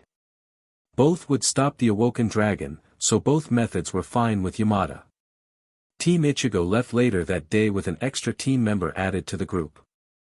After lunch, when everyone was significantly more clear-headed and less likely to want to kill one another, it was decided that it would be best to set sail sooner rather than later. Even stopping for the party had been a bit of a risky move. Who knows how long Soul Society has until the world government learns of it, thought a much more sober Rukia when the crew were deciding when to leave. We need as much reconnaissance done as soon as possible. As such, the group left after the Straw Hats did. The group led by Luffy had left earlier in the morning with most of the inhabitants of Kokoyasi's pocket change. This reminded Rukia of her lost money that she stole off Chad, which led to her fuming for a while afterwards. The rest of the day passed by like normal, with Rukia reading in the library, Yuryu sleeping, Chad sparring with Yamada and Ichigo training with Yuryu. God damn it, yelled Ichigo after he failed to materialize more than a few strands of Reshi. Why can't I make a god damn bow?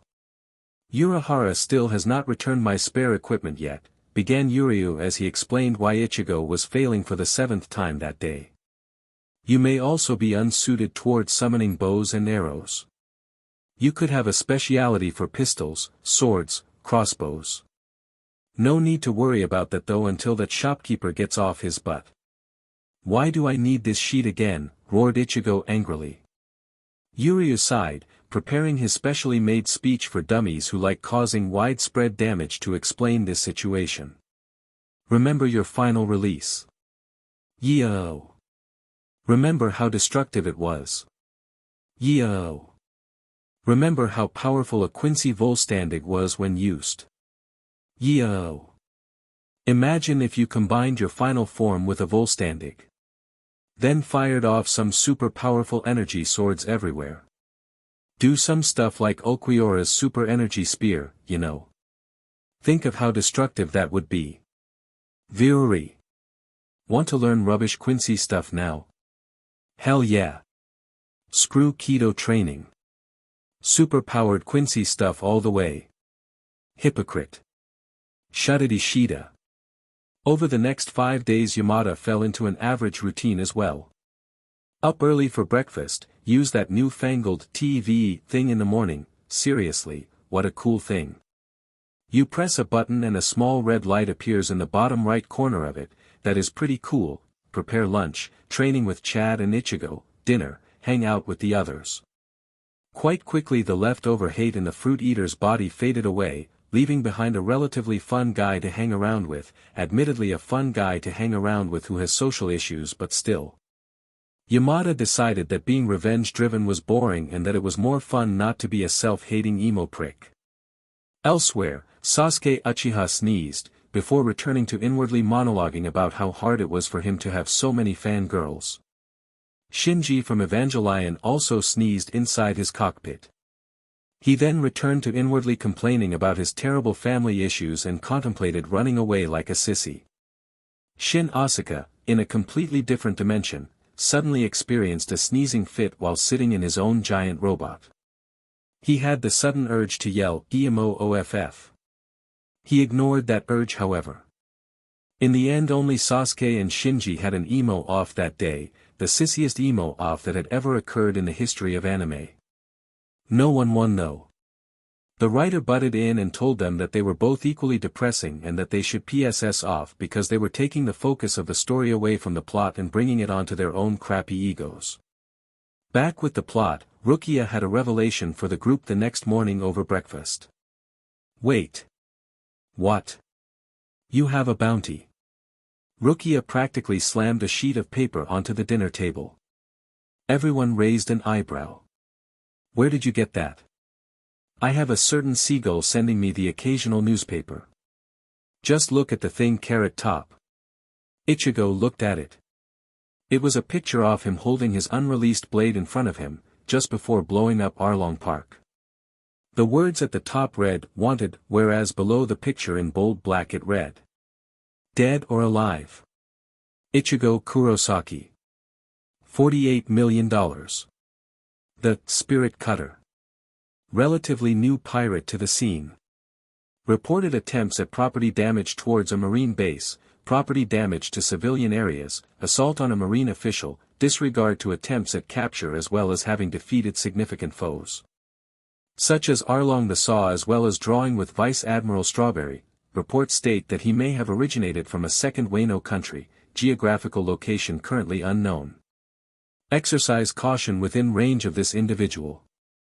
Is skilled with swords, hockey and had an unknown energy technique which leveled a large area. Wow, said Ichigo. That's pretty cool actually. I mean, oh no. A bounty. Shut up Strawberry, roared Rukia. We were supposed to be subtle for this mission. Study the enemy and report back. That was all we had to do. Urahara said we could do what we wanted while on this trip.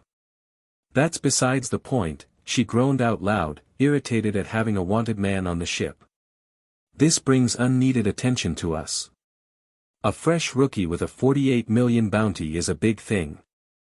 Not quite big enough to have the whole military after us, but enough to bring us the attention of unneeded hunters.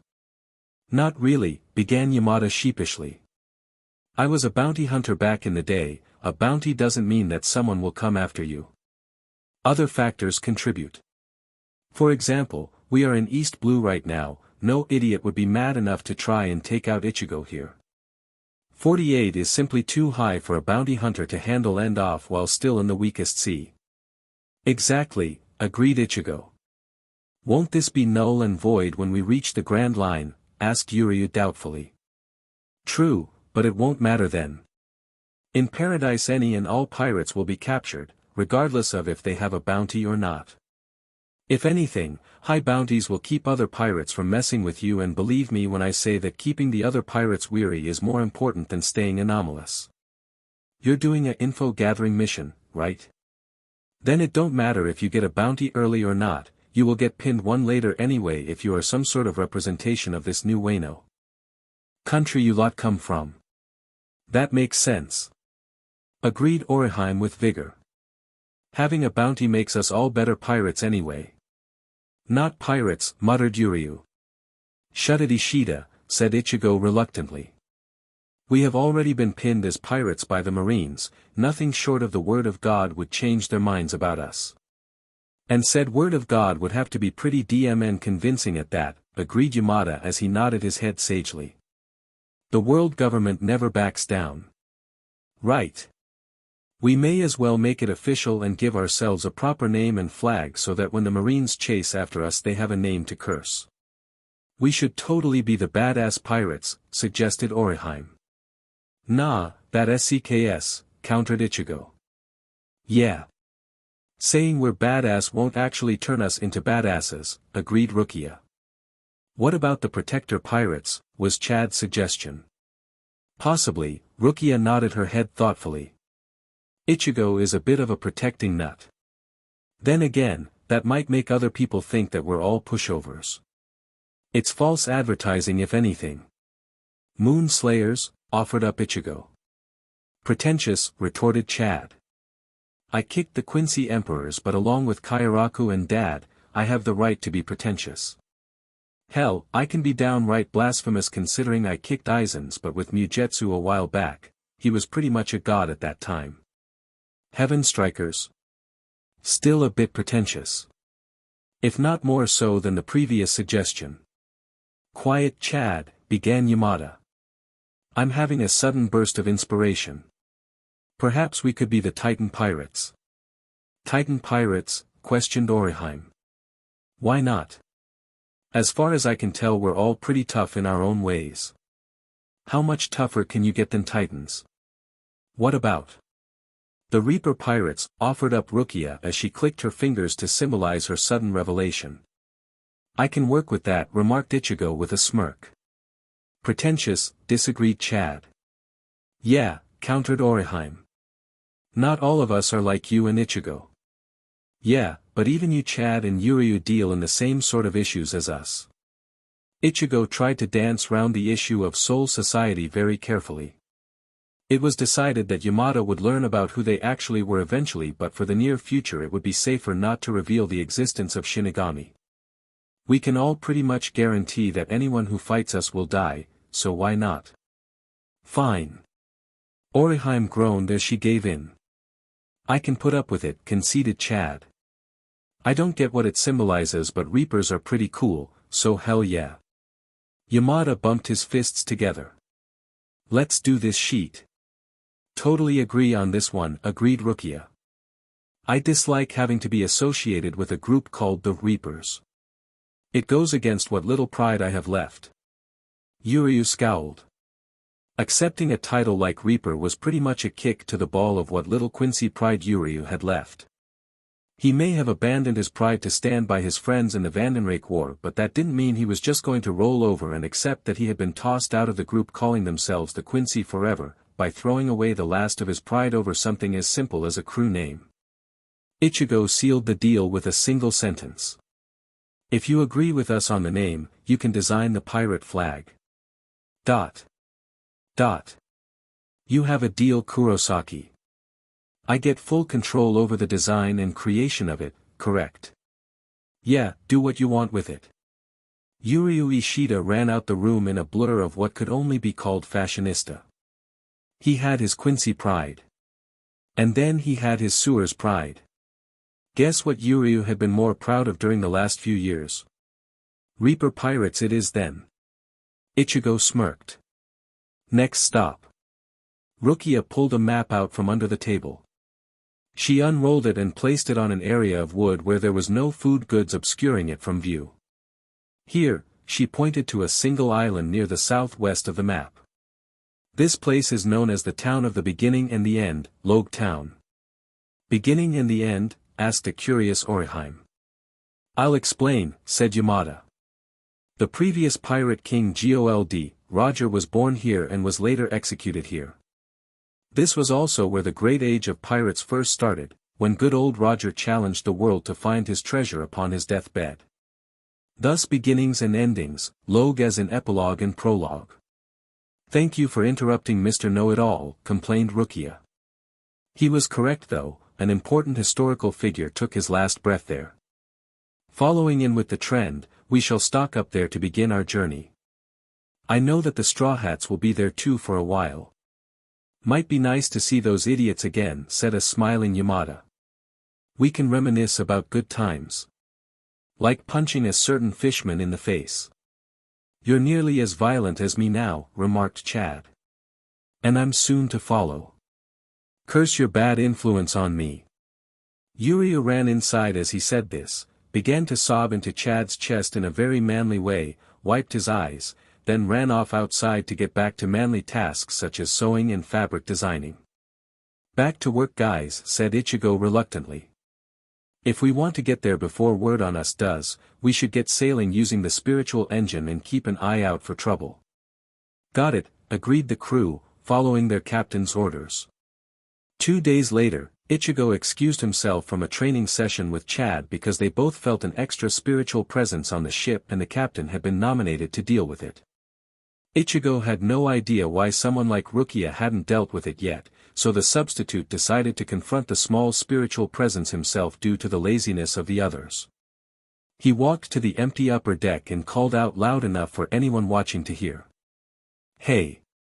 Whoever is spying on us, come on out. A woman walked casually over to the Reaper. You found me out pretty quickly, Mr. Ichigo. I could sense you, was all Ichigo said. Who the hell are you and what are you doing on my ship? He scrutinized the woman. She was tall and slender, with shoulder-length dark black hair which framed her piercing intelligent blue eyes. Her attire consisted of a purple cowgirl-style theme, with matching boots and a hat helping to pull the look off. You can call me Miss All Sunday. Stupid name. Isn't it? The boss likes theatrics though. We can agree on something then. Ichigo gave a slight smile before reverting back to his frequently used scowl. What do you want? You're not here for a chat, are you? You're right, I'm not. Miss All Sunday gave the Reaper a wide smile. A certain organization is interested in recruiting someone of your prestige combat ability. Don't care, responded Ichigo. Find someone else. Now Mr. Ichigo, it would annoy my leader if someone of your talent ignored his summons. It's not every day that a complete rookie is offered 48 million for a capture, you know. I don't care, tell your boss I refuse. Are you sure? Asked Ichigo. He is very influential, you know.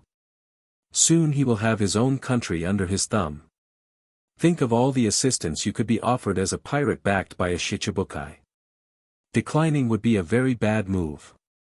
Ichigo briefly considered it, the Shichibukai were pretty important people or something. Then again, being a lackey never appealed to the substitute Shinigami. I don't need friends in high places.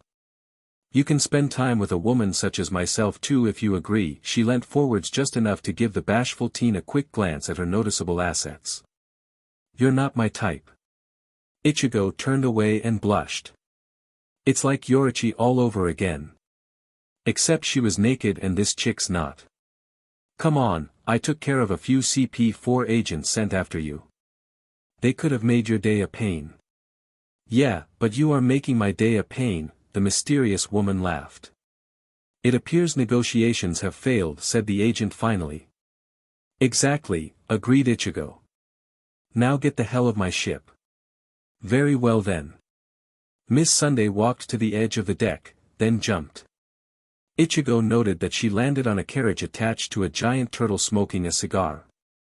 He chose to ignore this new piece of madness in his life. It would only give him a migraine later on if he took notice of every messed up thing he had seen since this DMN adventure had begun. Just remember, called the older woman. Baroque Works has its eye on you. Let us know if you ever need a job. The turtle began to swim, dragging Miss All Sunday away with it. Ichigo walked back to Chad. Who was it, Ichigo? A chick wanting me to join some sort of evil organization. Think we'll ever see her again? Doubt it. Ichigo settled into his average street fighting style. Back to punching each other in the face, the two friends spent the rest of the afternoon punching each other in the face. 4 days later, the Reaper pirates received an unusual guest. Who the hell is that? Asked Ichigo as he pointed out to the ocean. You mean that guy on that crappy raft? Replied Rukia, looking at said raft in question. She noted that it had the general look of a coffin, which in itself was slightly ominous. It appeared to be sailing in the same general direction as themselves. Yeah. Think he's in trouble. Even if he was in trouble, do you think he would want pirates to help him? What's going on? Asked Yuryu with a yawn as he came down from his sleeping quarters. Shouldn't you be sailing? We should be, agreed Chad with a slight nod. Relax, said Ichigo, waving away the issue. Yamada's on will right now, he'll finish dinner later. Kurosaki, what is going on? We are determining whether we should offer assistance to a random passing by raft or not. The choice is being taken out of our hands, remarked Yuryu. The guy's coming towards us. Slowly the coffin raft drew nearer, bringing the man in question riding it clearer into view.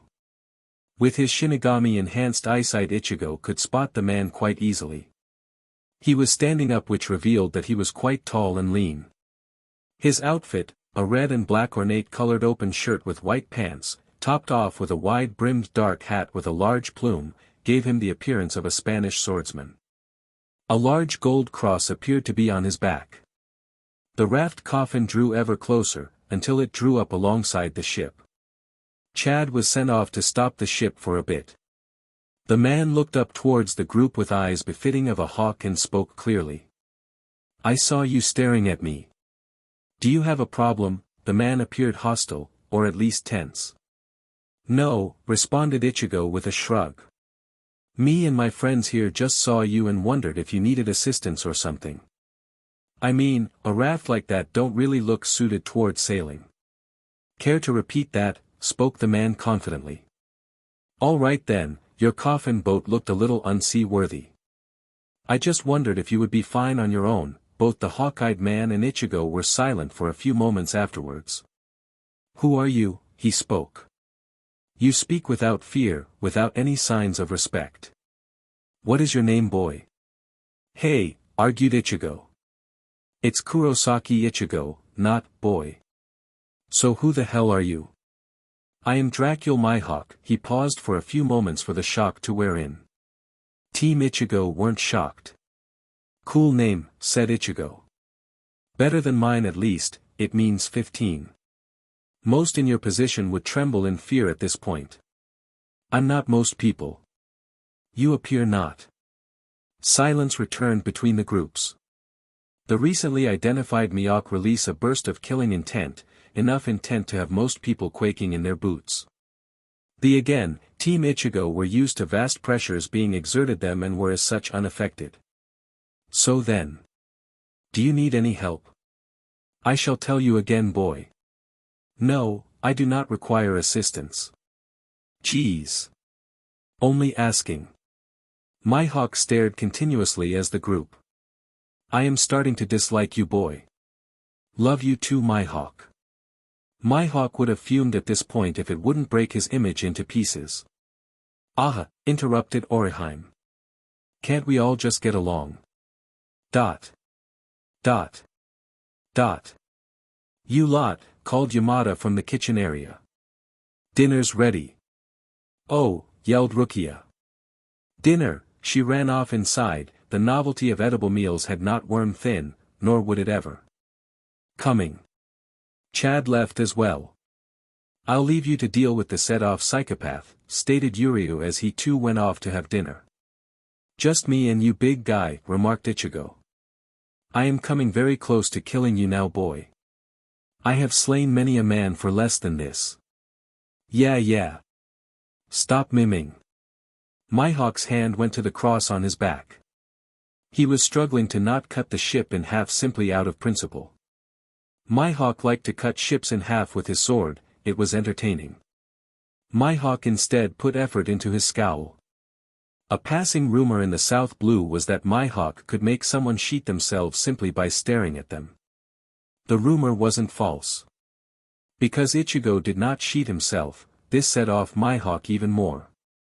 Only 3 things amused the strongest swordsman in the world.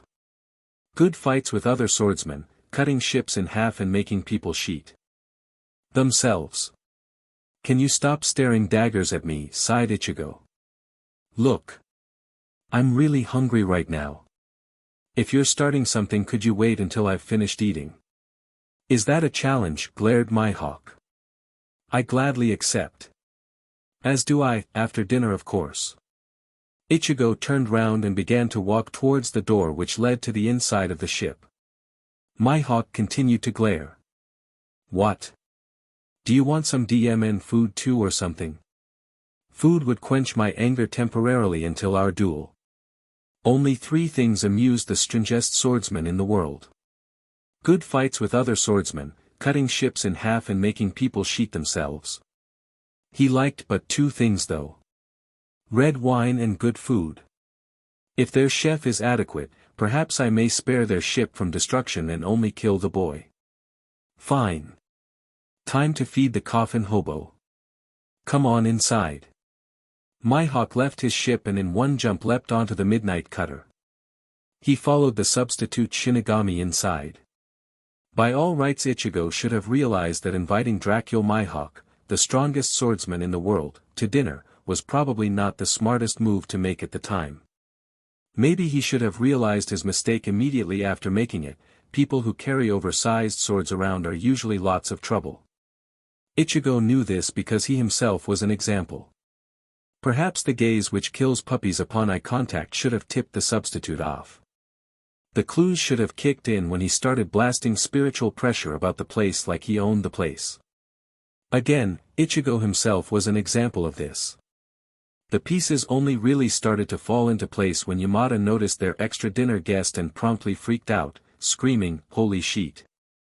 That's Dracula F. Mihawk. What in the hell is the strongest swordsman in the world doing here?"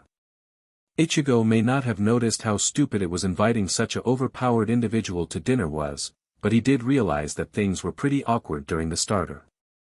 "This food is satisfactory," declared Mihawk neutrally, having sampled some of the chicken salad produced by the newly recruited chef, while said chef quivered in the corner praying to some higher deity in the hopes that the Shichibukai wouldn't nuke the ship or something. Ironically, he was in the room with 2 technical gods. Ichigo and Rukia. "I know, right?" agreed Ichigo, taking a bite of some of his own dish. "Yamada's pretty good at cooking." "I said it was satisfactory. Not good." "Believe me, coffin hobo." Mihawk's left eyebrow twitched slightly at this point. "If you had eaten the food we ate before Yamada showed up. Let's just say you would call this simple salad the ambrosia of the gods." The combined might of Chad, Yuryu, Rukia and Ichigo saying, "Amen," flooded the room. "Hey," roared Orihime indignantly.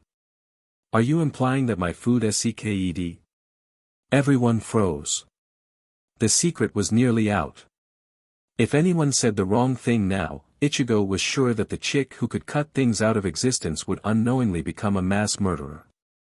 "Not SCKED," said Rukia, straining her next sentence. "It was rather good," she eventually got the last word out. "It's just that Yamada's food was just a tiny bit better than yours." "Be quiet. You are boring me now," commanded the swordsman. The table descended into silence, all the while half the people at the large dining table were considering how they had a narrow miss after that. Food was eaten quickly, the starter was soon finished. I'd better get the main course out now," stammered Yamada, practically fleeing the room after grabbing all the used plates first. He returned to the room a few minutes later carrying the next dish, a large pot of beef stew. He hesitantly laid it in the center of the table and procured some plates, which he distributed amongst the eaters. Help yourself." This course was as awkward as the first one. There was little conversation and Ichigo was starting to dislike the vaguely Spanish-looking sword user for spoiling his meal. Edible cooking hadn't lost the novelty yet for the orange head. Only one thing prevented Mihawk from massacring the whole lot of them due to the quite honestly uninteresting meal, the wine. Yamada had at first greatly disliked the idea of providing any alcohol for the group after the shameless incident at Kokoyashi Island. Much persuasion had been needed from Orihime to overrule this decision. She persuaded him that it could be used to improve flavor in some meals, so Yamada allowed the few bottles of wine on the ship to remain. This wine was poor quality sheet which Urahara had probably picked up from some random supermarket in the world of the living, was Ichigo's opinion of the red liquid. The cheap bugger. Wouldn't surprise me if he watered it down too. And with his PSS no less. Why this mattered to Mihawk, he didn't know it was supposed to be bad. All the wine he had drunk previously had been created by people literally from another world to those of Ichigo. As such, this new PSS poor taste was a new experience for the great lover of wine.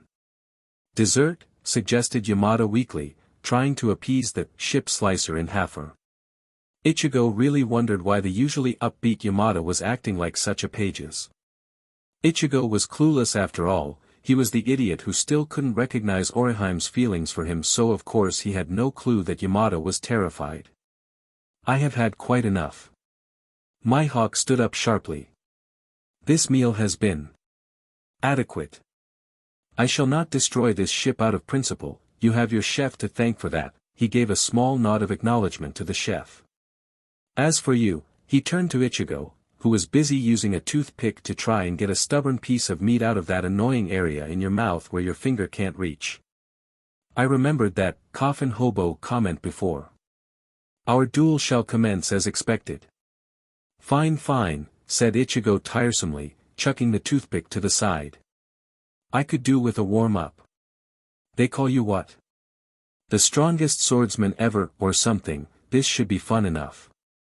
Yuryu sighed. If you are going to solve your pent-up male aggression, please aim all destructive techniques away from the actual ship. Got it, no Getsuga Tenshouing. Mihawk humphed. If your puny ship falls apart from my attacks, not my fault. Oriheim, act as shielder if needed, said Ichigo offhandedly.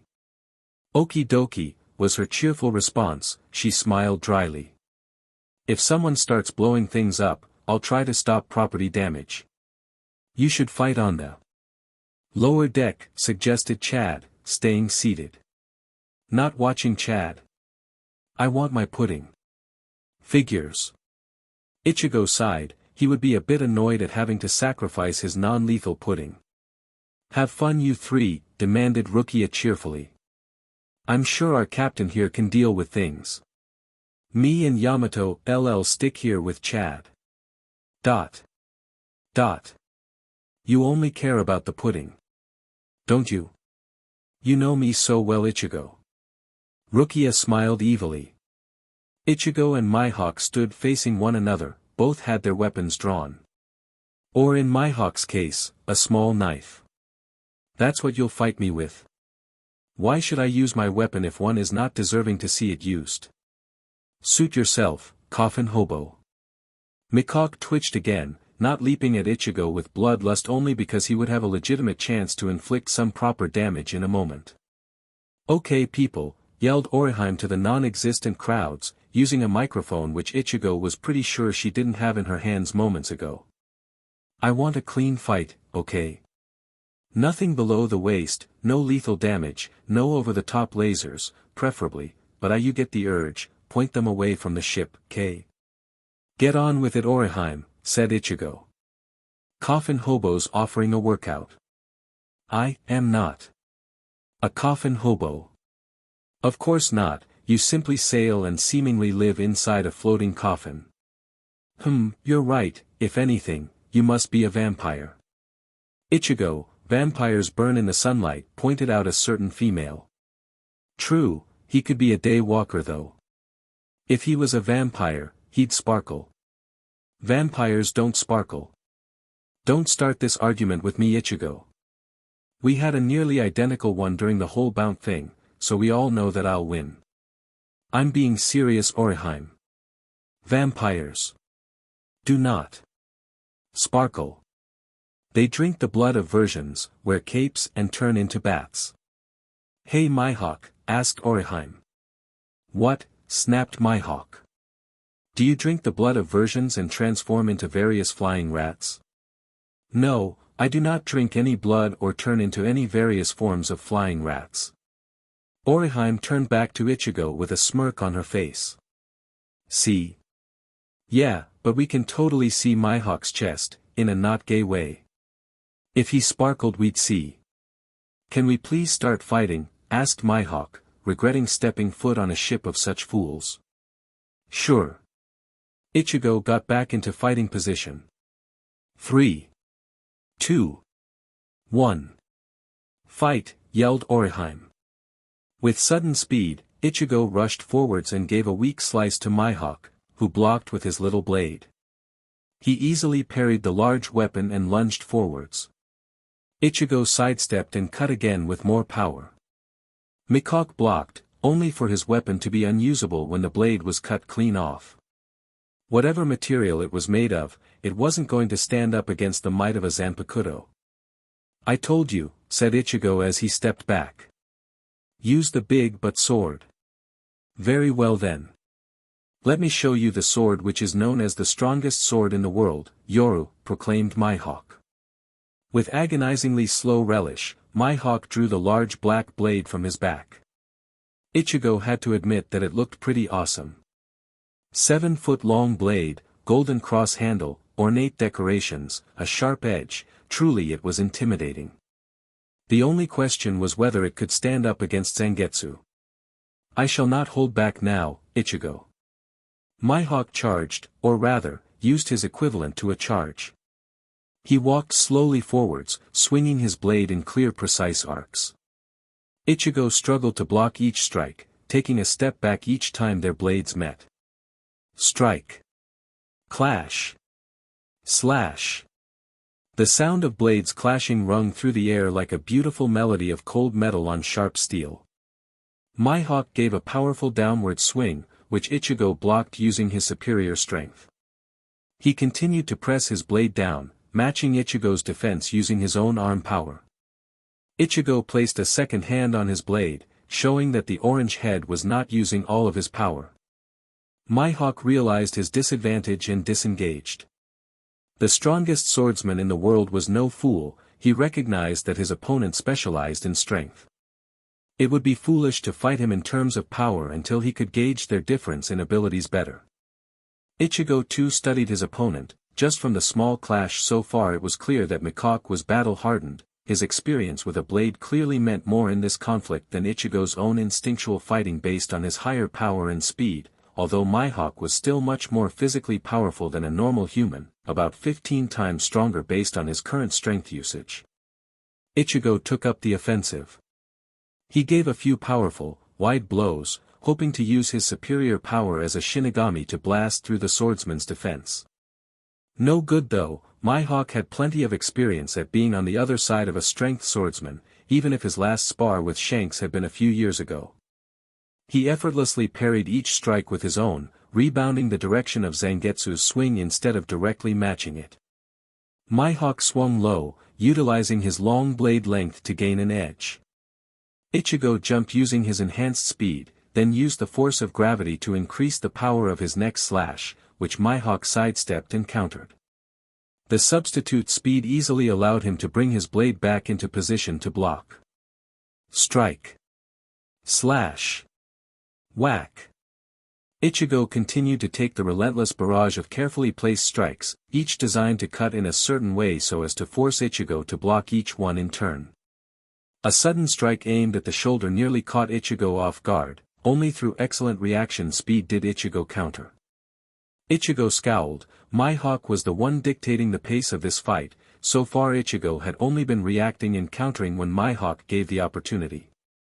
Back on offense, Ichigo forced the tempo of the melody of blade work to shift to a higher speed, the impacts of metal on metal became louder. The wave of slashes was parried and blocked, outright dodged when necessary. Each strike Ichigo placed was more powerful than the last one, more difficult to avoid, more likely to land a hit. Ichigo reached the limits of his current physical strength without landing a decisive blow, the later few nearly broke through Mihawk's defense however. In response to this, the egoistic man disengaged from the conflict to gain some distance, as did Ichigo.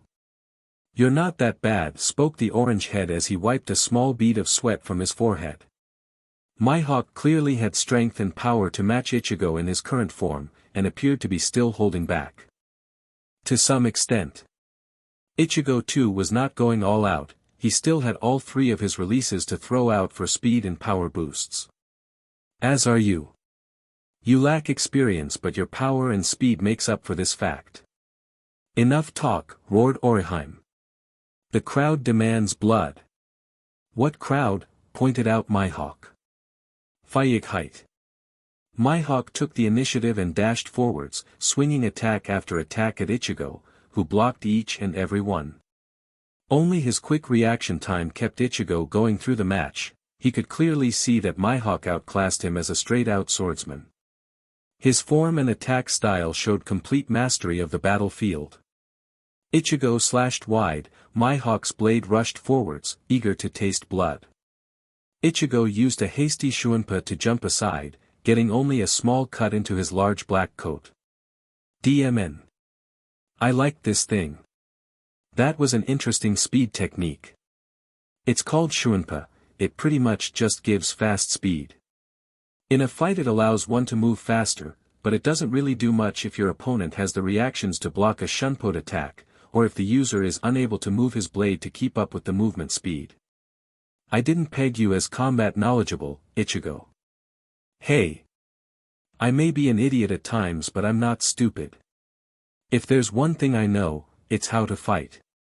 Then let us take this up to the next level. I agree. Takkai no Suki Ririsu. Moon release of battle.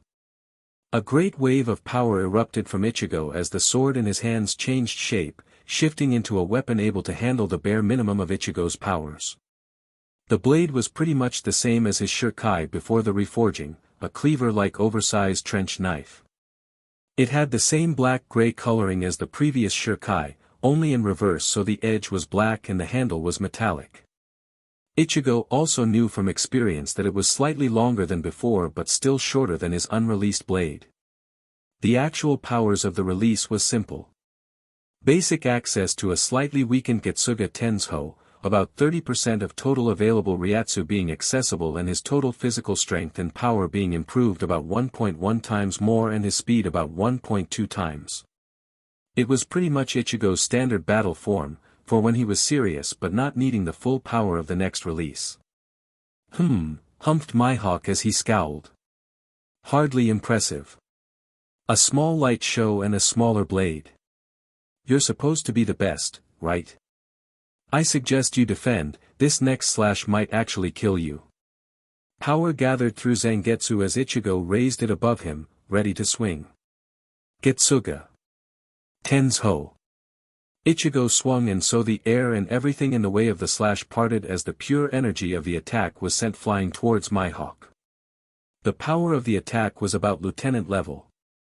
Mihawk widened his eyes and swung his blade in the most powerful horizontal strike used yet, finally realizing that Ichigo was not quite the foolish slacker he thought he was. The very force of Mihawk's counter-attack cut the air that the large, black, crucifix blade met, compressing the air and gathering it towards the edge so that the end of the swing released the air as a powerful cutting wave which he released at his opponent. The attack was called Kakuto Isen, Black Blade's single flash, even though he never felt the need to speak it aloud. Mihawk's powerful counter met the Getsuga, the two attacks fought against one another as the Heaven Cutter and the Ship Cutter struggled for dominance.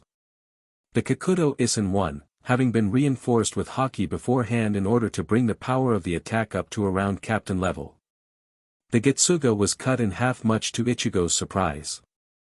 He jumped to the side as the attack surged towards the upper deck.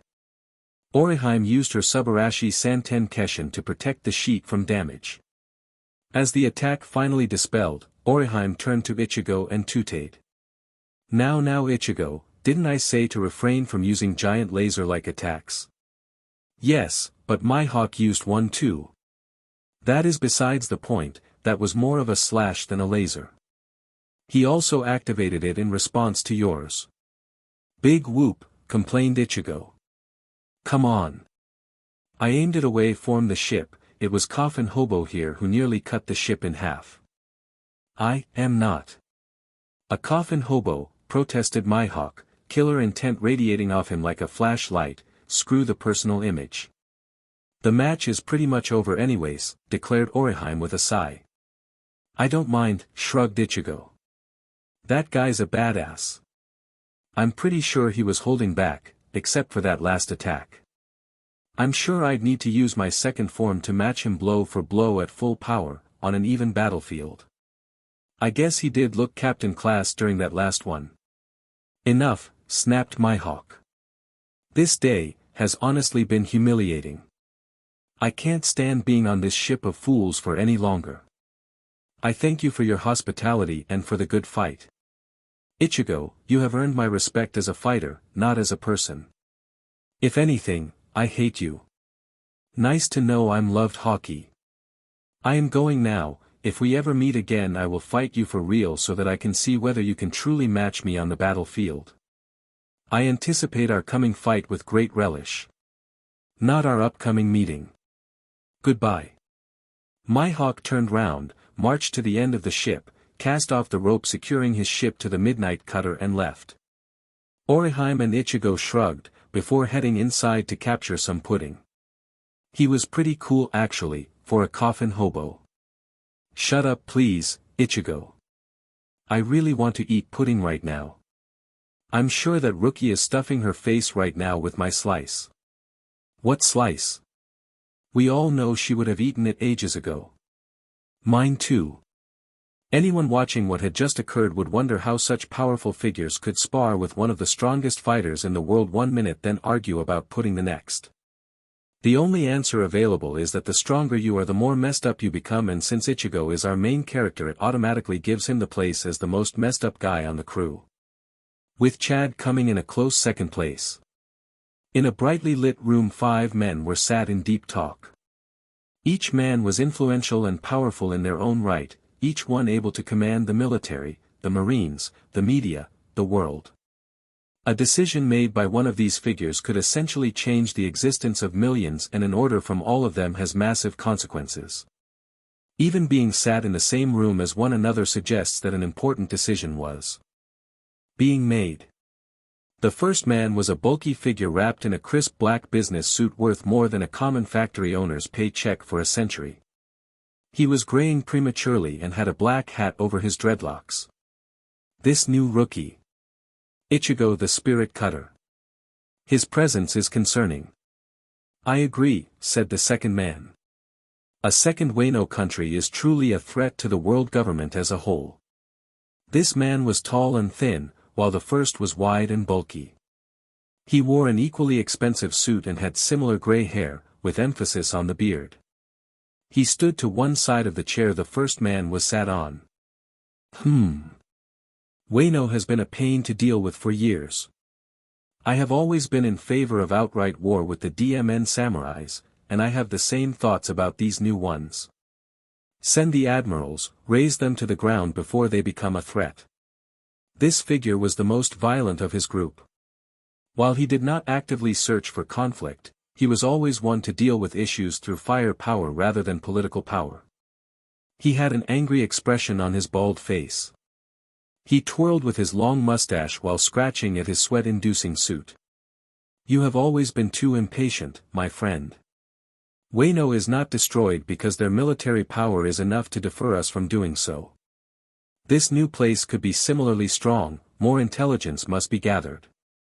The man swung his samurai sword down with vigor. Then we shall strike if necessary. A wise comment from the eldest of the figures. Lank and thin in white robes, the vaguely monk-like man in glasses held an air of authority about him which came only with age. Allow me to deal with it then, declared the last one. He sat comfortably in his own chair, hands in pockets. Blonde hair and beard, a scar on his chest shone through the open buttons of his shirt. As the youngest he held the least respect, thus the reason for him to openly accept the responsibility of this awkward matter. I have listened to this argument for many minutes, I have heard all opinions, and as such I feel I am in a position to make a move. Allow me to deal with this country, I can plan for both diplomacy and for violence. What do you intend? Asked the elder. 2 waves of smaller groups sent to interrogate and investigate, led by vice admirals. If they are peaceful, send a diplomat. If not, wave 3 shall include an admiral. After a show of power I am sure they shall join our cause. The man stood up. Very well then, do what you wish. Peace or war, it does not matter. Only the integrity of the world government matters. And so the talks continued. The Gorosei, the 5 most influential people in the world and the leaders of the world government, turned their attention towards the severely weakened Soul Society. After the notorious fight with that coffin guy, life on the Midnight Cutter went back to normality, or about as normal a ship of spiritually powered humans and Shinigami who all had personality quirks, barring one, Yamada obviously, due to the horrors of the Vandenreich War, could be. Ichigo returned to his usual routine of training and captaining, Chad took back control of the helm, Ishida resumed his almost nocturnal workload, Rukia beached while navigating, Orihime kept trying to sneak into the kitchen and make lunch, and Yamada just looked at all their shenanigans and asked himself for the 700th time why he joined such a crew of lunatics. Up until the group managed to reach the next port, only a few major things occurred. 1. The proud Quincy finished designing the flag for their crew. The Reaper Pirates. The name which Yuryu still thoroughly hated and only accepted due to the bribe of being able to do some fabric work. A black flag now remained in the sky above, a single design covered the fabric of all the sails. The Jolly Roger itself being that of the skull which emblazoned Ichigo's substitute badge, with his original Bankai and Shirkai swords crossing downwards behind it. To top off the flag, in the background there is a faint symbol which is reminiscent of a flowering snowdrop mixed with a 5-sided cross. When asked, Yuryu stated that it was a mixture of both the Quincy cross, to maintain he still had some Quincy pride despite being part of a crew named after his technical worst enemies, and the Squad 13 insignia. Rukia liked it, Yuryu liked it. With the woman who wore the pants on the ship liking it, and the guy who could shoot you from a mile off with a bow and get away with it, supporting her, the flag was elected as the official flag. Other interesting things which happened included, Rukia mastering the navigation of the ship enough to turn them around after she realized she had been going in the wrong direction for 2.5 days, an occurrence which up until recently had been something perfectly accepted, Yuryu finally getting his backup Quincy equipment courtesy of Urahara and a space Kido. In layman's terms, the spell connected to different points remotely, and allowed the transfer of non-living matter between them. One was set up in the Urahara shop, the other in the engine room. It was how Ruki had been sending her reports back to the Siratii. Also, Yamada was fully accepted into the group. The Gargoyle Man had struck up a steady friendship with both Chad and Ichigo, as well as a professional rivalry with Orihime to keep control of the kitchen. For some odd reason, the bounty hunter and the silent Mexican seemed to complement each other really well in an odd sort of way. Like ice cream and ketchup, or marmalade and toast, or cold custard and apple pie, any and all food analogies of this nature fit the bill well. The duo often sparred against one another to get each other in top condition, and while Chad often won, Yamada was never a sore loser, played video games with one another when there was free time, as well as having the same opinions on most things, save for violence, spicy food and seafood. Similarly, Ichigo and Yamada got along simply because they were both pretty DMN similar. They were both violent, liked rushing in heads first, were skilled fighters, disliked Orihime's cooking, thought they were always right, had strong views on family and friends, the list goes on. The only consequence is that arguments were often caused due to their straightforward mind frames. As such, the entire group was very happy when they reached the final stop before the Grand Line, Logue Town, the town of the beginning and the end. At first, not much to look at from afar. A moderately sized island with a large city.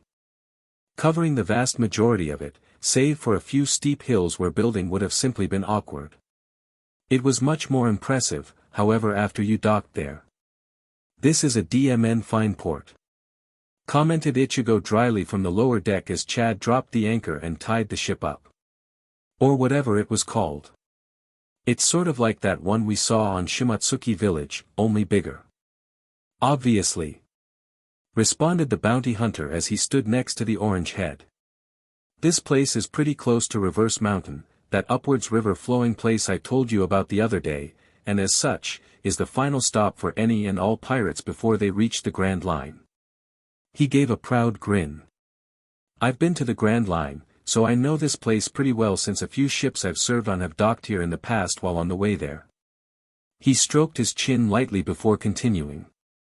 For pirates this place is vital, being the only stop to collect much needed supplies. That's good for us, we can take a day or two to grab supplies before we head off again. There sounds like a catch, added Yuryu stiffly as he joined in the conversation. After all, there's no such thing as a free lunch. Indeed, nodded Yamada.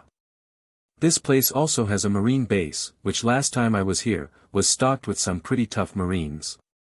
This guy called Smoker had just became in charge of the place and was cracking down on all pirates. Hard. Seriously, that guy, despite being newly promoted, took down an entire crew in a matter of minutes. After scratching his head and scowling, he continued. I only just got away myself when he went after some guys I was partnering up with. I may have set him off just a bit though. And knowing my luck, he's probably still here. What did you do? Sighed Yuryu. Nothing. Come on man, complained the captain impatiently. I'm sort of curious too. As I said. Nothing much. To mask himself, Yamada started walking off to seemingly check some suspicious area of decking, quickly muttering what he did as he left. I only slept with him marine chikatis base, got caught by him with my trousers down, so I punched him in the face, locked myself in his office, accidental I set on fire, stole a pack of his expensive cigars, broke a window to escape, and washed halfway across T-town afterwards. And that was about it. Ichigo blinked several times. Did you just say you slept with a marine chick in a marine base, while he was there, was caught, so you punched him in the face, set fire to his office, stole some cigars for some reason, then decided to make like a tree and leave? That pretty much sums it up. No wonder he probably has a grudge against you, commented the Quincy. If he sees you, he'll probably try to murder you on the spot, simply out of principle. I know, right? He took a mournful sigh. And the worst thing was that I never had the chance to leave that awesome chick my transponder snail frequency. The mournful look was removed from his face as he smirked pervertedly. It was worth him trying to kill me. She was a DMN fine broad. You're as messed up as us, you know that. Yes Ichigo. I figured as such. And if we're calling you messed up, even by our standards, you're pretty messed up, added Ishida. Shut up mister, I hugged a woman's legs for 2 days while drunk. That I have nothing to respond to that with. Either way, said Rukia, who had been listening in on the last part of the conversation without them realizing it. It would probably be a bad idea to let you off the ship while we're docked here. Ha! Snorted Ichigo slightly. You've been grounded. Come to think of it Ichigo, mentioned the lieutenant with an evil grin. Didn't you recently get a bounty? Yep, you did. And isn't Smoker really anti-pirate? She dramatically shed a tear of horror. It seems you two will have to remain hidden away on this ship, lest you potentially be killed. Oh the horror. This is payback for when I threatened to get Yamada to make rabbit soup, isn't it? Rukia smirked. I don't know what you're talking about Carrot Top. Oi. PSS off midget. Don't worry, I will be long gone soon. She turned around and called out to Chad and Oriheim. You're all going shopping with me. Got it? Yes sir. Called back the other two sarcastically. You keep the two idiots out of trouble Yuryu. Got it.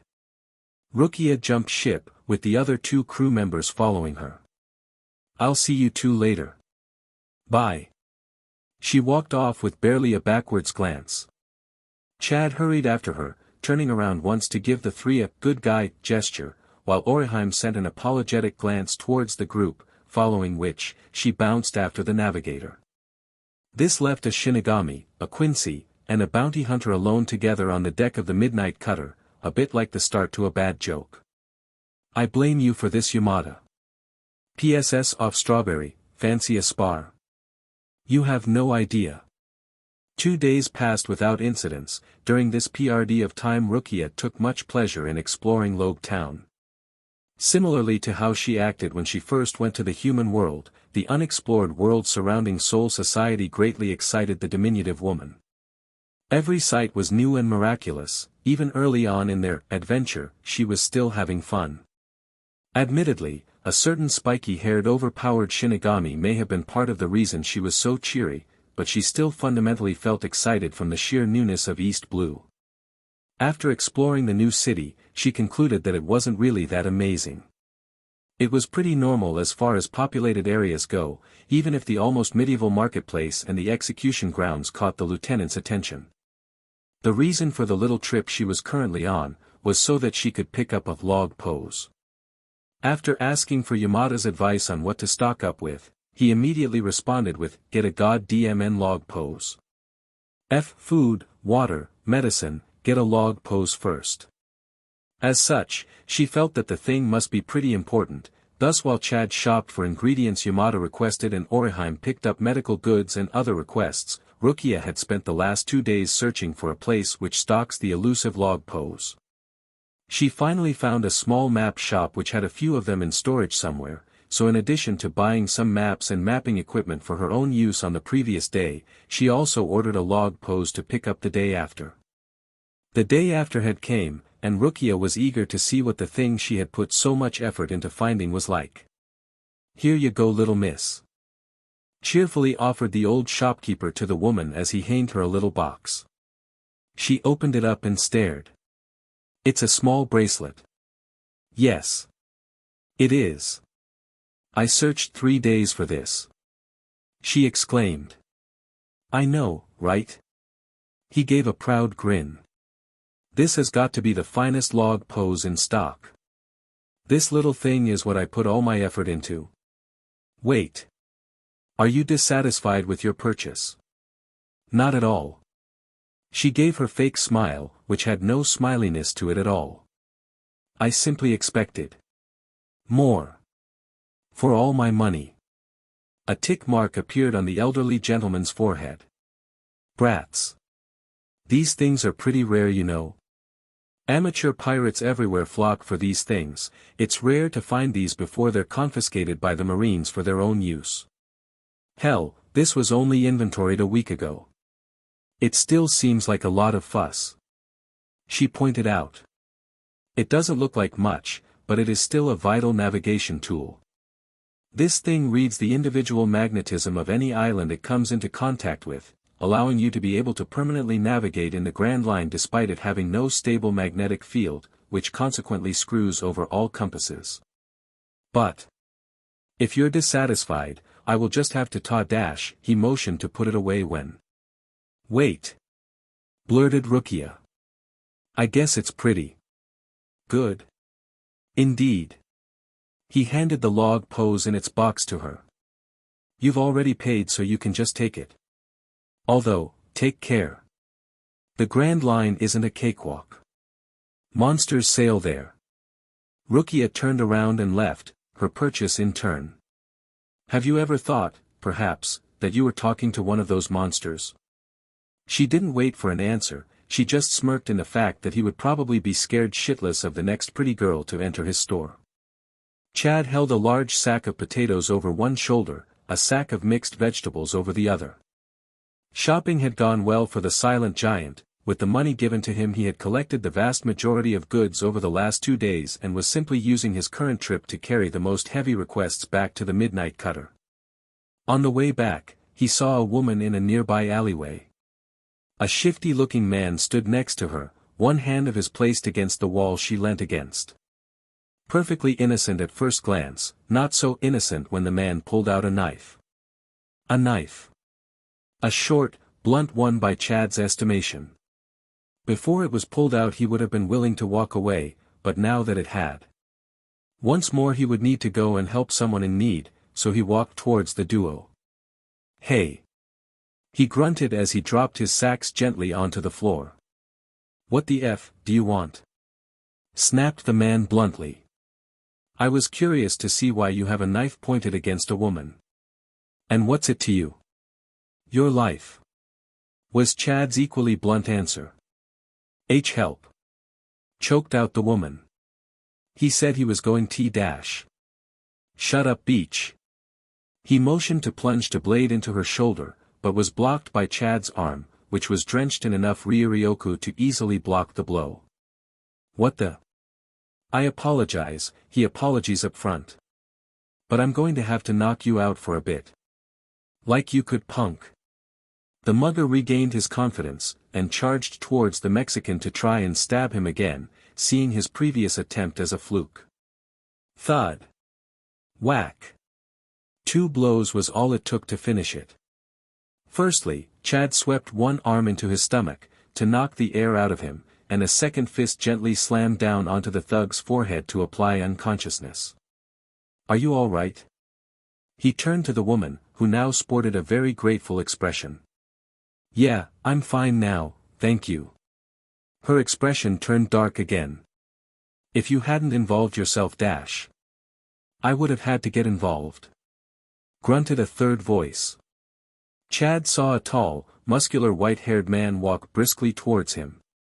His most distinct features were the grim look on his face, the marine coat which he wore open to reveal his chest, his leather gloves and boots, which gave Chad the impression of a general delinquent's attire, and the 2 cigars he had in his mouth. Who are you? Asked Chad. Me. You can call me Captain Smoker. He offered the male a strong hand to shake.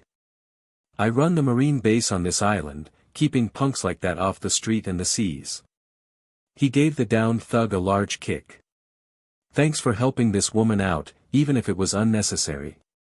I was about to interfere when you acted to protect her. He offered a toothy grin. I still appreciate it. It's okay. Responded the male as he hoisted the first of his sacks onto his back. Following this, he gave his signature, good man, pose, which he was notorious for back home in Karakura. Have you ever thought of joining the Marines? We could use a guy like you on the force. No. I haven't. The second sack was hoisted. Goodbye. A man of few words, eh? Yes. Well, I might see you around sometime. Maybe. Chad left the Marine to tend to the woman he saved and went back to transporting goods to the ship. Meanwhile, Ichigo was training. His Quincy abilities specifically.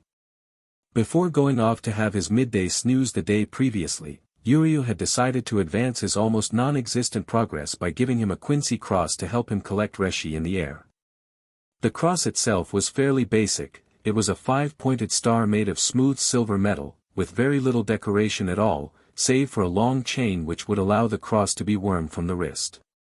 Ishida claimed it was the practice cross he used during his actual training, before he switched to his first proper bow, which he used up until putting on his glove just before the Ryoka invasion. Suffice to say, Ichigo was pleased at first. He still had grand delusions of spamming laser spears like how Okuiora did during their fight. His expectations were dashed. He had gained enough ability after practicing with it, to gather enough Reshi to form a basic, small bow, but was unable to maintain its form. He just couldn't control it properly. The Reshi kept on dispersing after he had gathered enough. He was unable to keep its shape. This frustrated Ichigo greatly. So frustrating actually, that he had got sick enough to switch back to practicing his similarly useless Kido spells instead. He was still unable to cast any of the spells though. Any time he attempted the spells, he severely overpowered them, even with his control exercises. It was just typical. His Quincy training was stuck because he couldn't maintain his bow due to lack of power and control in manipulating Reshi, while his Kido was stuck because while he had finally mastered the control exercises for the lower Kidos, he had too much Ryuryoku so overpowered it. His Kido was basically too strong, while his Quincy stuff currently had too little control and power to work. Too strong while having basic control down. Too weak while having no control. Ichigo snapped up from his spot laying on the floor, snapping to attention at the sudden idea he had in his head. It was suicidal, crazy, unlikely to work, and could potentially damage the ship. No. It can't be that easy. He looked left. No one there. He looked right. No one there either. Chad, Oriheim and Rukia were out, Yamada was inside cooking dinner, Yuryu was sleeping and there were minimal people at the docks, none of them looking at his ship. No one was around to see what he was about to try and attempt. "Let's see if this works, eh?" spoke Ichigo as he clutched his Quincy cross tightly, hoping his idea didn't literally blow up in his face. What the hell happened here? Vocalized Rukia with false calmness as her eyes befell the sight before her. "I'd like to know that too," asked Yamada. "I was just cooking, then boom. I rushed outside and saw what had happened. I too experienced a bang waking me from my sleep," admitted Ishida tiredly. "Nothing much." Sweat dropped Ichigo lightly. "Just a bit of training. Training," roared Rukia like a terrorizing dragon.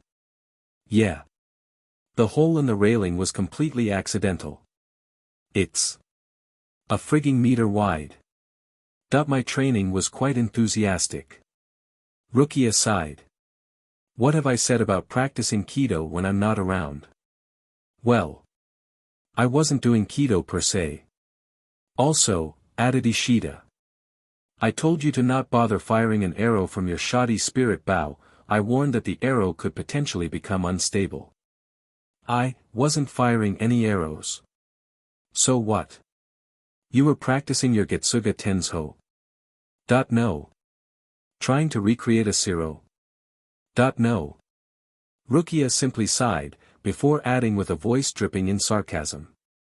"I half think you inflicted that damage by pounding the railing with your thick head." "That seems rather unlikely," pointed out Yamada. "I was being sarcastic." "Well, sorry," complained Yamada in retaliation. He turned around to go back inside. "Deal with this yourself, I have a quiche in the oven to take out." "So what exactly did you do?" asked Rukia with lots of irritation. "I told you. Training." Ichigo tried to sidetrack the question. "I swear to God, Ichigo, if you don't give me a proper answer right now I will castrate you with one of Yamada's butcher knives." "Fine," sighed Ichigo as he gestured to the pointed out damage. "That was a little experiment. You see, my Kido training could not progress because I kept overpowering it, despite having the shitty control exercises down, while my Quincy stuff was the polar opposite, being too weak and lacking in any control." Ishida snapped awake. "Wait a minute. You didn't." The captain of the Reaper Pirates scratched his head awkwardly.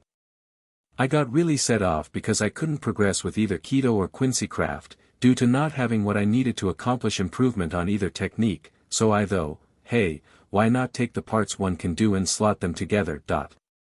You didn't."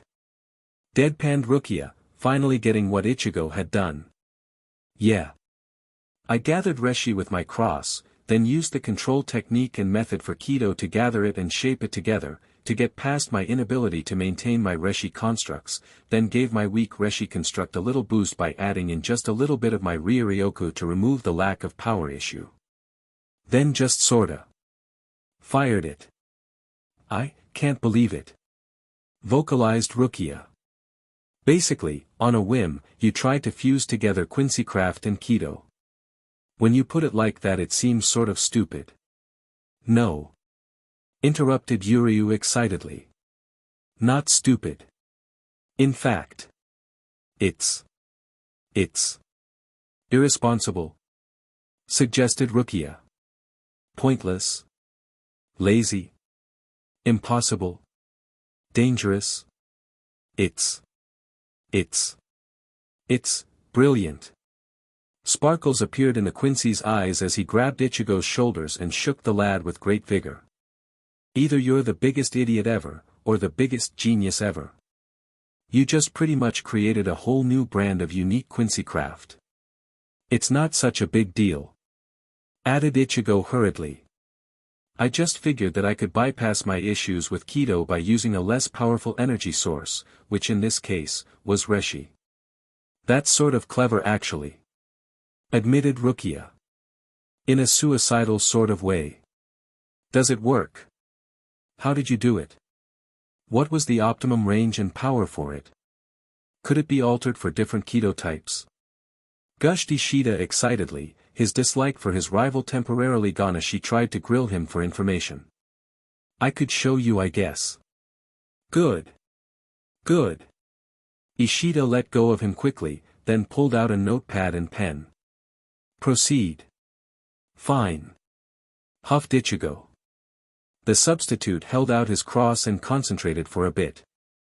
At first Rukia thought nothing was happening, then Reshi began to gather around his fist, fluctuating wildly as it did so. This, commentated Ichigo mildly as he continued to gather Reshi, was when I added the Kido control to shape it. At this point, the Reshi condensed and twisted, continuing to shape and twist as it continued to gather. It settled into a distorted spiral twisting around his hand. I tried to do the technique for Byakurai, twisting your energy and condensing it, before releasing it as a single blast with all the energy targeting a single point, which is how the lightning bolt forms. He looked down at his own spiral, struggling to condense it. I sort of had problems shaping at this stage. The spiral finished distorting, finishing its shaping as a glowing rod, only about the length of a short ruler, which he almost seemed to hold in his palm. While this was going on, I added some of my Ryuryoku to power it up, then Ichigo moved his hand forwards, sending the energy forwards. As soon as it was released it acted like Byakurai, gaining the appearance of a very large, blue glowing lightning bolt, as it soared through the air before him. To show its destructive power, the bolt speared the railing with another huge hole next to the pre-existing one. It continued on, shooting far off into the distance. Wow! Said Rukia. I had doubts. But that was pretty cool. I guess. Shrugged Ichigo. I'm amazed it worked a second time. I half expected it to blow up in my face. As did I. Agreed Ishida with his normal demeanor having recovered itself. Firstly, let me say one thing. I was wrong. You aren't a talentless fop when it comes to Quincy. Thanks. I think. Ichigo took the half-arsed compliment. This isn't conventional, and it needs a lot of work, but still. This is a completely new type of Quincy craft. Sure, we have Jinto, but it isn't the same. You mean that thing where you stored Ryuryoku inside capsules to do things? Asked Ichigo, giving a very layman's answer concerning the practice of Jinto. Yes, yes. Agreed Yuryu, his mind already flashing through various plans and scenarios. This though, it needs lots of work and testing, but it is definitely a revolutionary idea. If we could perfect this idea, who knows where it could lead us. It needs lots of work. Commented Rukia. Indeed. Yuryu clapped his hands together, a grin on his face, all signs of tiredness gone. Then we'd better get working. A fleet of battleships sailed on, the plans of the world government in realization.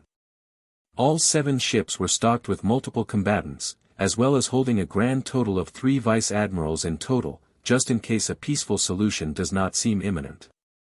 They had great distance to travel, but they were making fast progress despite the frantic start. After all, a second Wano country would be a disaster. 24 days until they arrive at their destination, the Soul Society.